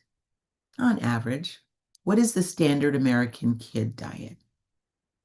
Now, I don't know if you can answer that by putting things in the chat. I can't see the chat from the view that I'm on, but I'm going to guess if you put things in the chat, it would be things like chicken nuggets, pizza, burgers, hot dogs, cereal, ice cream, milk, donuts, candies, cakes, and cookies. That's the typical American diet. Oh, wait, Kraft macaroni and cheese. There might be a couple other random things in there, but that's mostly the American kid diet. By and large, our children are not getting these foods. Now, that may not be true in this audience, but this audience is not typical for the American population, I'm going to say. So on average, our children are not getting eggplant. They're not getting mushrooms. They're not getting beans. They're not getting wild strawberries. Am I right? Or am I way off? They're not getting chestnuts. They're not getting too many sweet potatoes, except maybe around Thanksgiving. And then it's going to be loaded with marshmallows and butter, right? Okay. Let's look at the next set. Dopamine and serotonin. Now, these are the feel-good neurotransmitters. Dopamine is responsible for allowing us to feel pleasure, satisfaction, and motivation. Serotonin helps regulate attention, behavior, and body temperature, digestive processes, blood flow, regulating satisfaction, happiness, and optimism versus depression. Our children are rarely eating these things: pomegranates, wild rice, chicory, velvet bean. Oh, tomato. We get that in the form of ketchup or tomato sauce on pizza. Potatoes, maybe as French fries. That's not really what a potato is, though. French fry is a far cry from a baked potato or boiled potatoes, right? So our children are not getting some of the basic foundational substances that they need. Now, when I speak with audiences in person where I can actually see their faces and I'm not, your view isn't obliterated by my screen. Very often I'm speaking with grandparents, and the grandparents feel they have no way that they can bring more fruits and vegetables to their children, their grandchildren, that is. Maybe the children actively intervene. But I'm going to encourage anyone who has anything to say about what children eat anywhere, including in a church, a synagogue, a temple, at a summer camp, after school program, in school, wherever you are, encourage them to eat vegetables. Encourage them. Make it fun. Make it a game. Now, interestingly enough, the United States is considered, there's a book out actually called Dopamine Nation. Dopamine and serotonin are these feel-good hormone or neurotransmitters, like I said. And very often in the standard American diet or the standard American kid diet, even more so, Food scientists are spending lots of time and they're being paid exorbitant amounts of money to create foods that trigger the release of dopamine in the brain. They light up little certain places in the brain that signal pleasure. And they are usually combinations of some mishmash of flour, sugar, fat, salt, and artificial flavors, artificial colors, texturizers, and things like that, right? Mixing agents. Wouldn't it be amazing if instead of going for a Twix bar or Kentucky Fried Chicken or whatever it is that people feed their children that triggers dopamine release, we could also do it by giving them oranges or bananas or strawberries, wild rice, kiwis. These are amazing, amazing foods that we don't take advantage of. We don't feed our children this way. Here's the last two, glutamate and histamine. Glutamate is needed to keep the brain functioning properly. It shapes learning and memory. Histamine has the most negative reputation for most of us. It's part of our immune response, and we think of it in terms of taking antihistamines, right? So you're going to take Claritin or one of those to stop some sort of allergic reaction, right? Histamine also produces the itching and inflammation. Along with that, the runny nose, the watery eyes, an allergic reaction, but it also is important in sleep and digestion. So you can see that these are the two neurotransmitters out of this group of 6 that we're more likely to get, because we certainly eat ketchup and other cooked tomato products, chips and savory snacks, noodles, cheese, salami, cured dried meat, sausages, those kinds of things, alcoholic beverages for the adults among us, dairy products. So we certainly get our fair share of histamines and glutamate. But just keep in mind they are important in how our brains and bodies work. Now, another little thing. When a child or an adult gets one of these diagnoses, ADHD, here on the left, ADHD, anxiety, depression, or bipolar disorder, very often they're going to be prescribed a medication that will do something to the neurotransmitters to help compensate for whatever they believe is off balance in the brain of these chemicals, right? So, for example, in ADHD, the child would get a medication that would increase dopamine and increase norepinephrine. This is in general, on average, right? For a person who suffers from anxiety, they might get a medication that increases serotonin, increases GABA, decreases norepinephrine, decreases histamine. So see how this works? In depression, they're looking to increase serotonin, increase dopamine, decrease histamines, right? Bipolar disorder being a little bit more challenging, but they're looking to increase GABA, decrease glutamate, increase acetylcholine and dopamine. They are doing one or the other for norepinephrine and for serotonin. Now, if we go back here, let's see if we can get this to go backwards. There we go. What if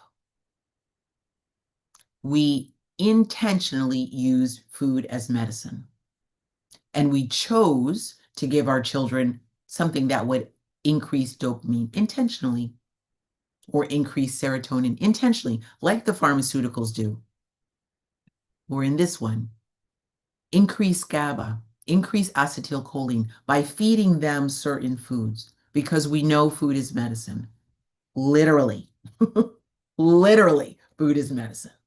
These foods have these neurotransmitters, or the building blocks, foundational materials thereof, that we can selectively feed or eat to help balance out these things and not have to deal with the side effects of the medications, right? Give the children a little bit more chance, right?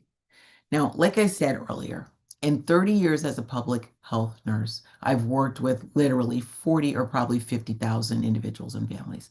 And even in the worst cases of family dysfunction, no parent has ever told me that they wanted to see their child suffer with emotional, physical, or mental health issues. Quite to the contrary. Every parent has told me that they want their kids to be healthy and strong and smart and successful. Yet here we are, with our children struggling to reach their highest potential, and more of them being diagnosed and prescribed meds, a lot having to do with the way we raise and feed them. This isn't to make anyone feel shame or guilt. We're doing the best we can. Every parent does the best they can. And that's what this Blossom framework is built to help. So back to the kids in the school. What happened with those 9 and 10-year-olds I was telling you about?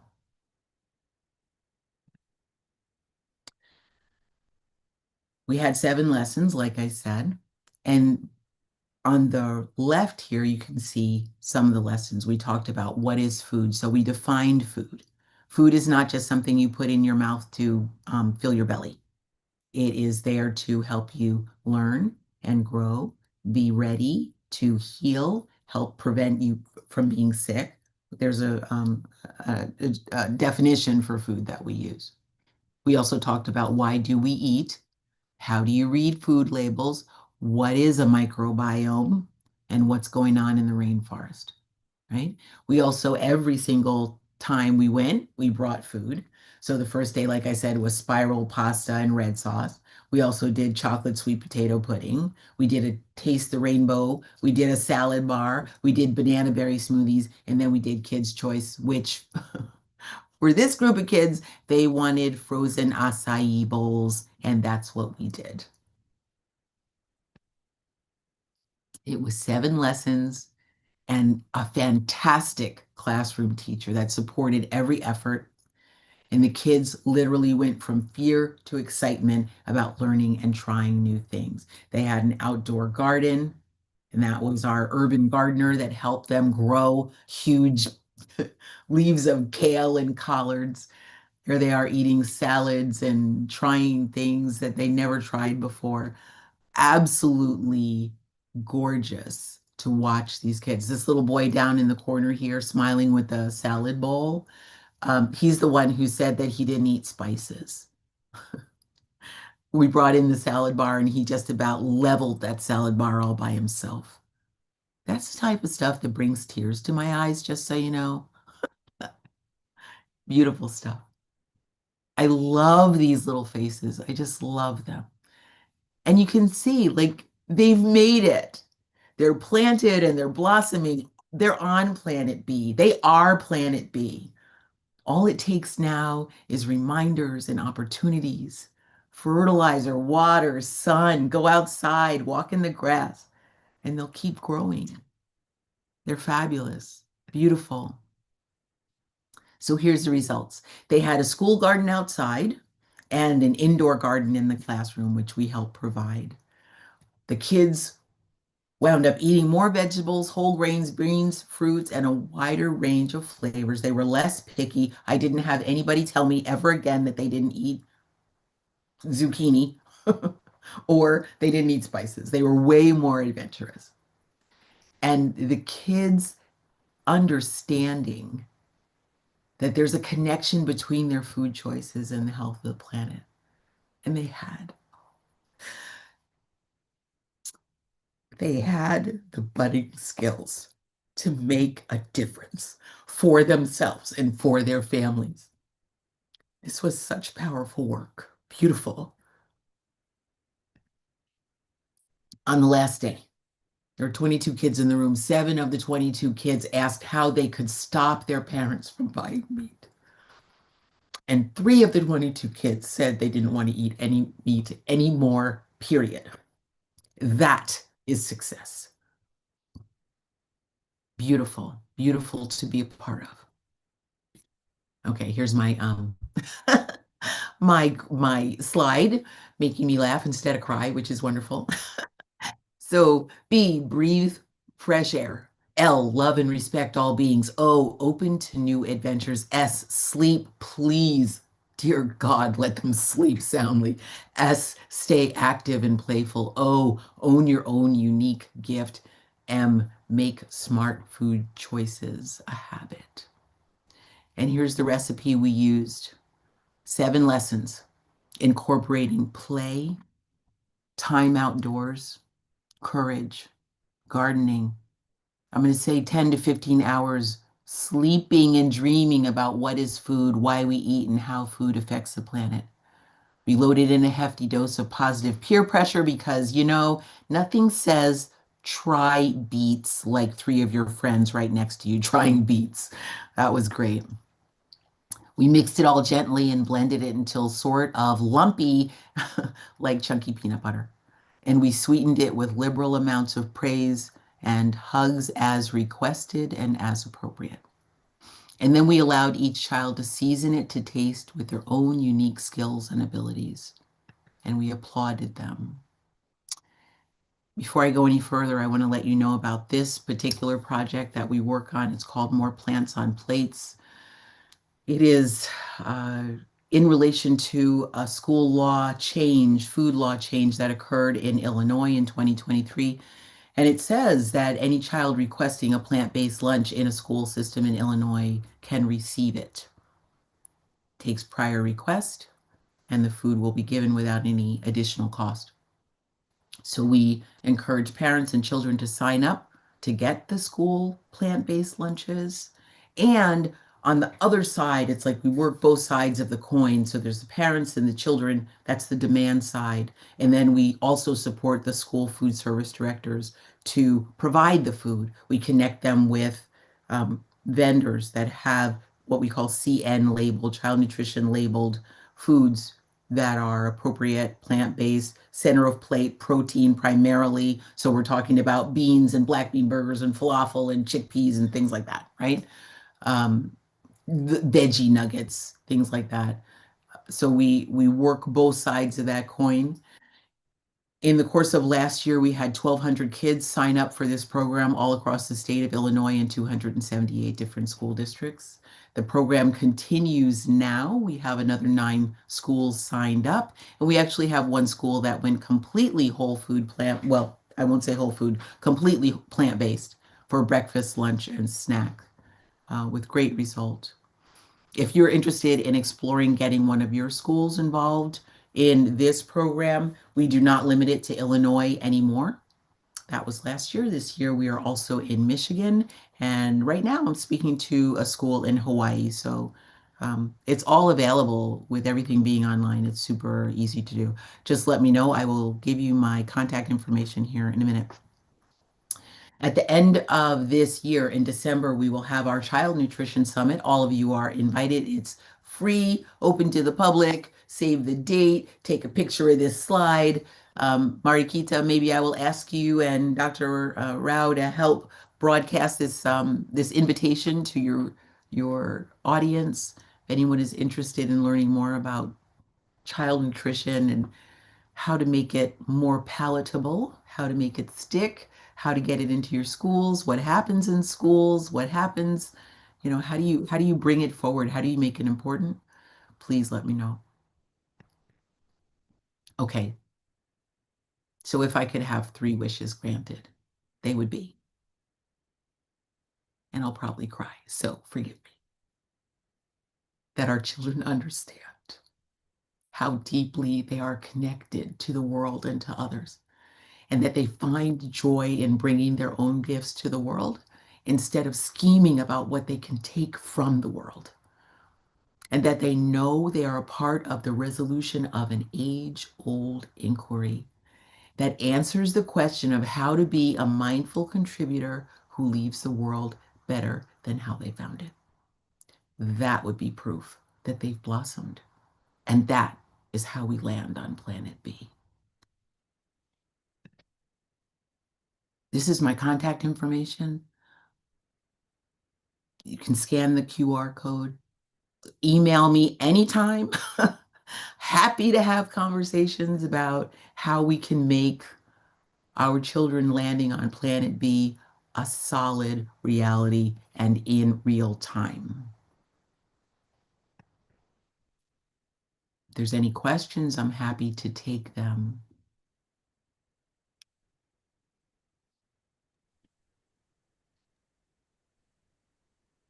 And I will stop sharing. We have 3 questions from Michael in the chat, Okay, if you're ready for them. I am. Somebody want to bring me up? Thank you. Wondering if it was the school or the parents that brought you in to teach the children.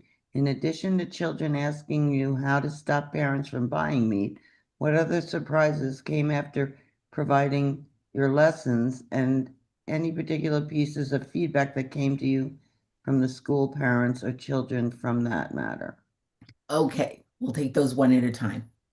First question was, how did I come into the school? You know, schools, I have found, are very protective, and rightfully so. Please protect our children in schools.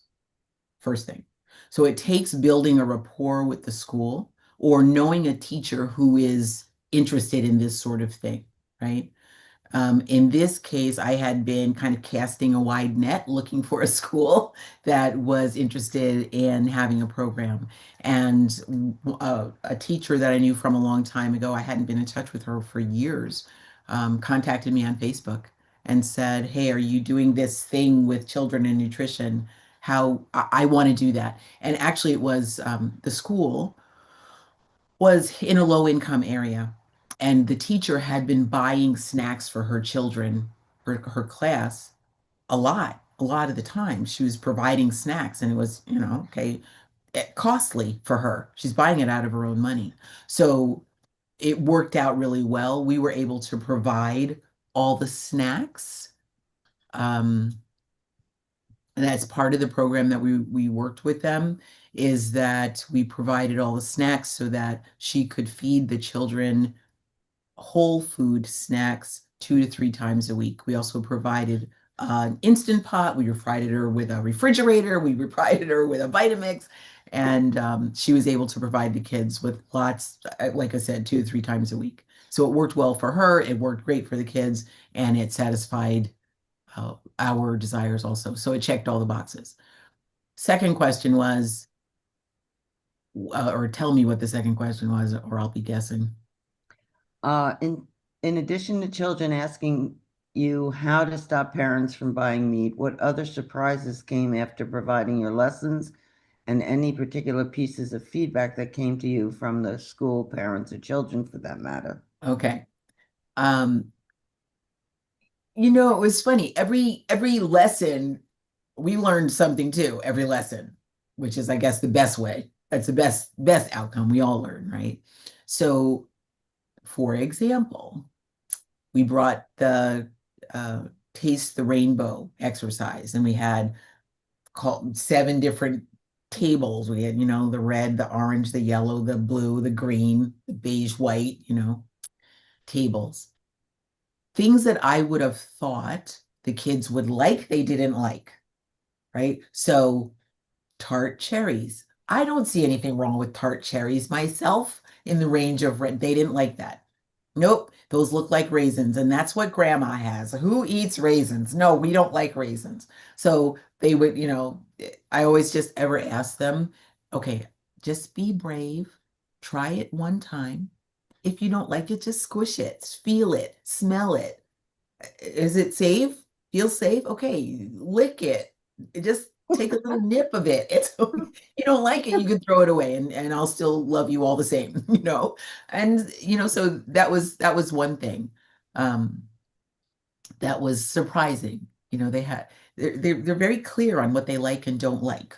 They're very, very clear. But if you can get them past their preconceived idea, very often they're willing to try it. And to remember that it can take 10 or 20, I'm not exaggerating, to up to 20 times for a child to taste something before they accept it, and in different forms we would give. To be honest, I did not spend any time worrying about the parents. Okay, I'm going to guess this is mostly an adult crowd. Adults are challenging. They're way more challenging than children. So in the classroom, we work with the kids. They're lively and funny and very clear on what they accept and what they don't accept. Any adults who walked into the room were required to model the behavior that we were expecting from the children, which worked out great. We sent home material to the parents about what we were doing and really never got anything back from the parents, questions or concerns or anything much. The kids definitely ran that whole show. Okay, thank you so much. Sure. I think there's a couple of hands up. Okay. C.H. Sailesh Rao. And Hi, Meryl. hi. What a great presentation. Thank you so much My pleasure. it's a perfect ending to this day. Thank you so much. Amazing work. So what is the name of the school that went entirely plant-based in Illinois? That is called Lions Math and Science Christian Academy. So it's a very small school, and the chef cooks everything from scratch.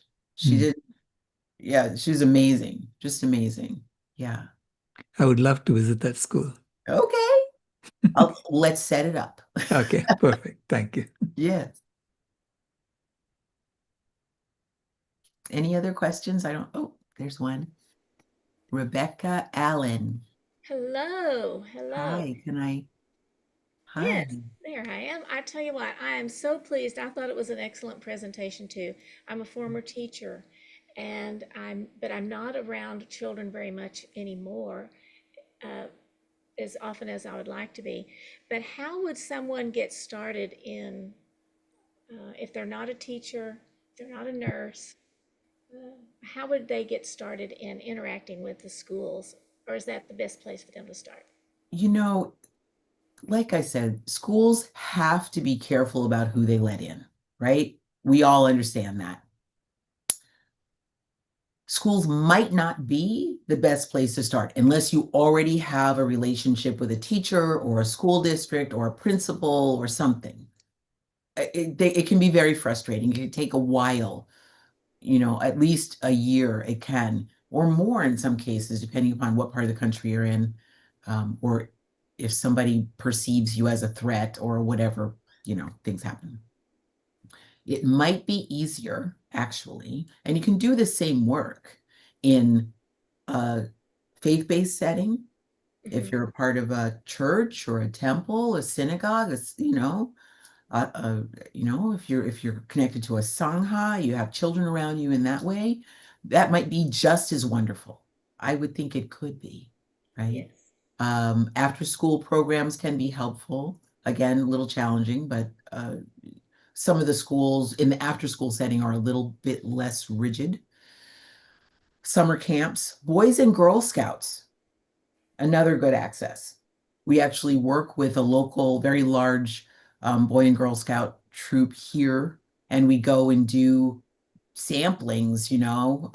There are actually some plant-based families that are scout families, and we have had the experience of it's a camporee for the weekend, and what they're serving is hot dogs. The most anemic looking, pale, disgusting, on horrible white bread with some Rice Krispie treats. Like, oh my goodness. What year are we in? Where are we, right? So we go non-judgmentally, of course. We bring a instant pot full of bean chili or like a Mexican flavored kind of stew, something very flavorful, veggie loaded, and some corn tortillas, right? The tostada type, flat, hard. Put some mashed beans on there, put that Mexican stew on, maybe a little nutritional yeast, maybe not, maybe some salsa, maybe some broccoli sprouts. And that's what we give the plant-based families. And they're so, so grateful, so grateful. So those might be easier ways, little less threatening, little less gatekeeping. That's what comes to mind. Maybe preschools might be also another way you could go toward the very, very young children. But again, remember that school lunch programs are governed by the USDA, Right. which means they're following the myplate.gov, which means there's going to be meats and there's going to be cheeses and there's going to be milk because that's just the way that's created. So it's easier to go and try and give a snack if you're going into a school setting. And then you're not conflicting with the meals exactly. Excellent, excellent. Thank you. Yeah. Tammy, did you have one? We have time for, I guess, for one last question. Should I click on her? Tammy? There she is. I'm doing the closing prayer, so I don't have a question. Okay, so yes, Tammy. Oh, thank you. Okay. Oh, Can you're you on mute, Tammy, if you're speaking. Yeah, no, sorry, I wasn't able to unmute. I have quite a few questions, Meryl, and I know that we're doing the closing, so I will just really thank you. That was so lovely. I have grandchildren, and we have a lot of fun in the kitchen. I would really love to know how, the vegan grandmothers can support this, and also, and I will reach out to ask this, but if you could answer it real quick, but are there community gardens that are going up, and even like trees in inner cities that are, apple trees and fruit trees? Are we planting fruit trees at all? That would be a beautiful project. That would be a beautiful project. I have not seen that here in Wisconsin, so it may be different. Maybe things are different in Hawaii, where they actually have a year-round growing season. Here in Wisconsin, you don't get much of a growing season in a way. One thing I've heard about planting fruit trees is that as they drop the fruit, it's messy. It can, attract vermin, rodents. It can attract things. So most city planners are not trying to plant fruit trees. There are city gardens, urban gardens that we can take advantage of. One of my friends actually runs that's her nonprofit, is building city urban gardens in people's backyards and wherever she can get land. And that works really well. She invites kids to come help work the garden and do school trips. So that's as much as I know about that. Okay. But definitely email me anytime. I hope you took my my email address, or you can certainly get it from Marikita. I'd be happy to talk with you anytime. Yeah, it would be lovely to get an apple tree planting project because they grow in pretty cool, different apples grow in pretty cool climates. I'm in Canada and they cold store all year. Mm-hmm. So we could have like an apple a day program in so many schools if we were growing apples everywhere. So thank you. Yeah, you're so welcome. Yeah. All right. And Meryl, anyone else that didn't get a chance to ask your questions, is it all right if I give them your email or they can reach out to Absolutely. you? Okay. Absolutely. I think there were some questions that we missed, and I'm very sorry about that, but definitely. All right. Well, I'm just so grateful that you gave us such wisdom and from your heart, Meryl. I love you. You are such a blessing, and you're spreading the word to help heal our children and get them going and living for a long, productive life. And how beautiful that is. I'm so touched by you, Meryl. Thank you so much for joining us. Well, thank you so much for the invitation and the opportunity. It means the world to me too. All right. So this has been very beautiful this day, and we've heard such a variety of topics, some very moving, probably shed some tears, and had some challenging topics. And we also learned direct information on how to thrive on Planet B.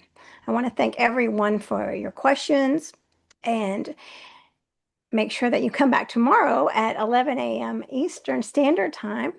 And now we're going to have closing words from one of my beautiful friends, another beautiful heart, the Interfaith Vegan Coalition's Tams Nicholson.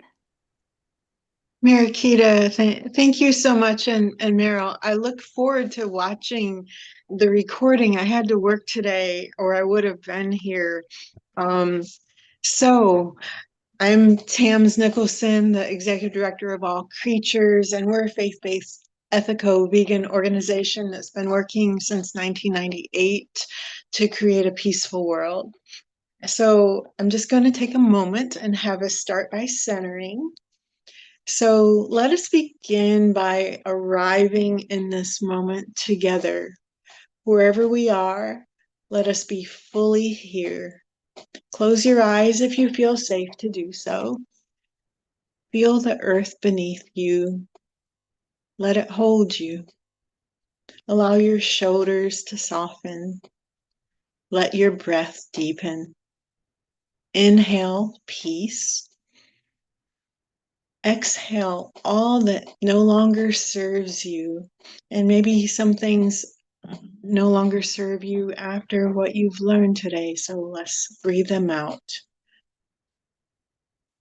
Now bring to your mind's eye a creature, perhaps one you've met or one who represents the millions we hold in our hearts. See them free, see them safe, see them loved. Inhale their innocence. Exhale your devotion to their protection. Now imagine all of us, this global circle linked by an unbreakable bond of protection.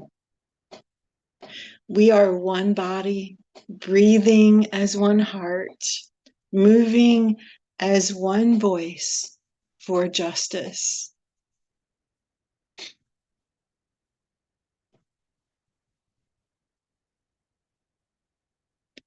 So now I want to take us into my closing prayer.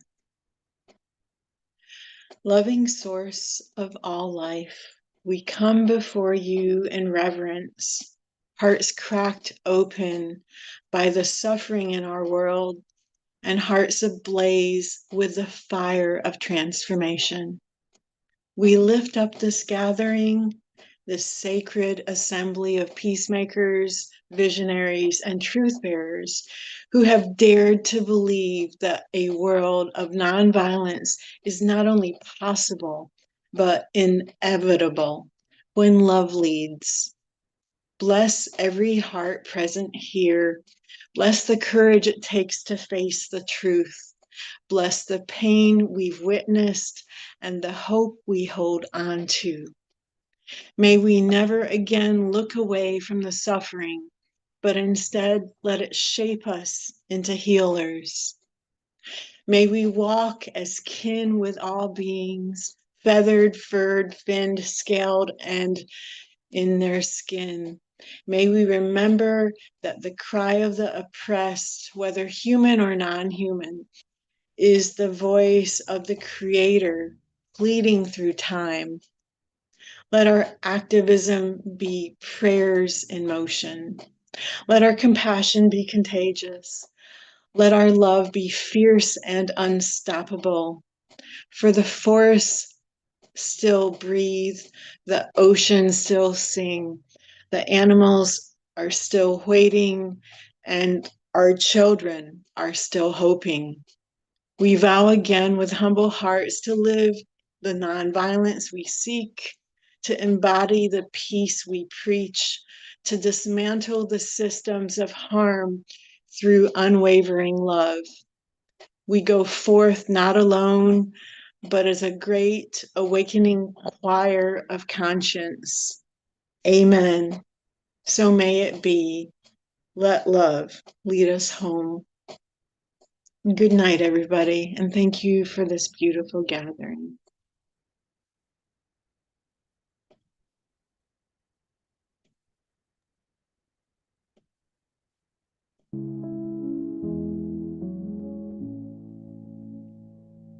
There is a place where all life thrives, where every creature is respected, compassionately saving lives, and no one is rejected. Our world of peace, and harmony. We call this planet B. This place we know is upside down, a chaos of extremes. In unity we turn it around and live the life of dreams. A world of peace and harmony. We call this planet B.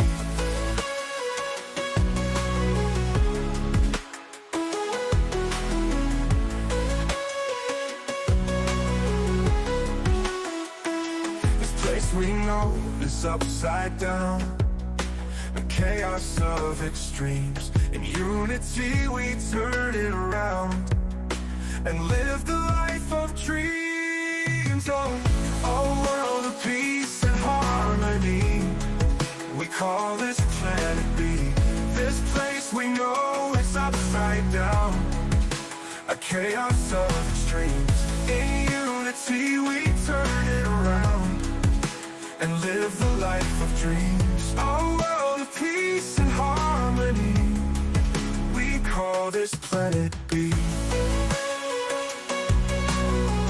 We call this planet B. Call this planet B.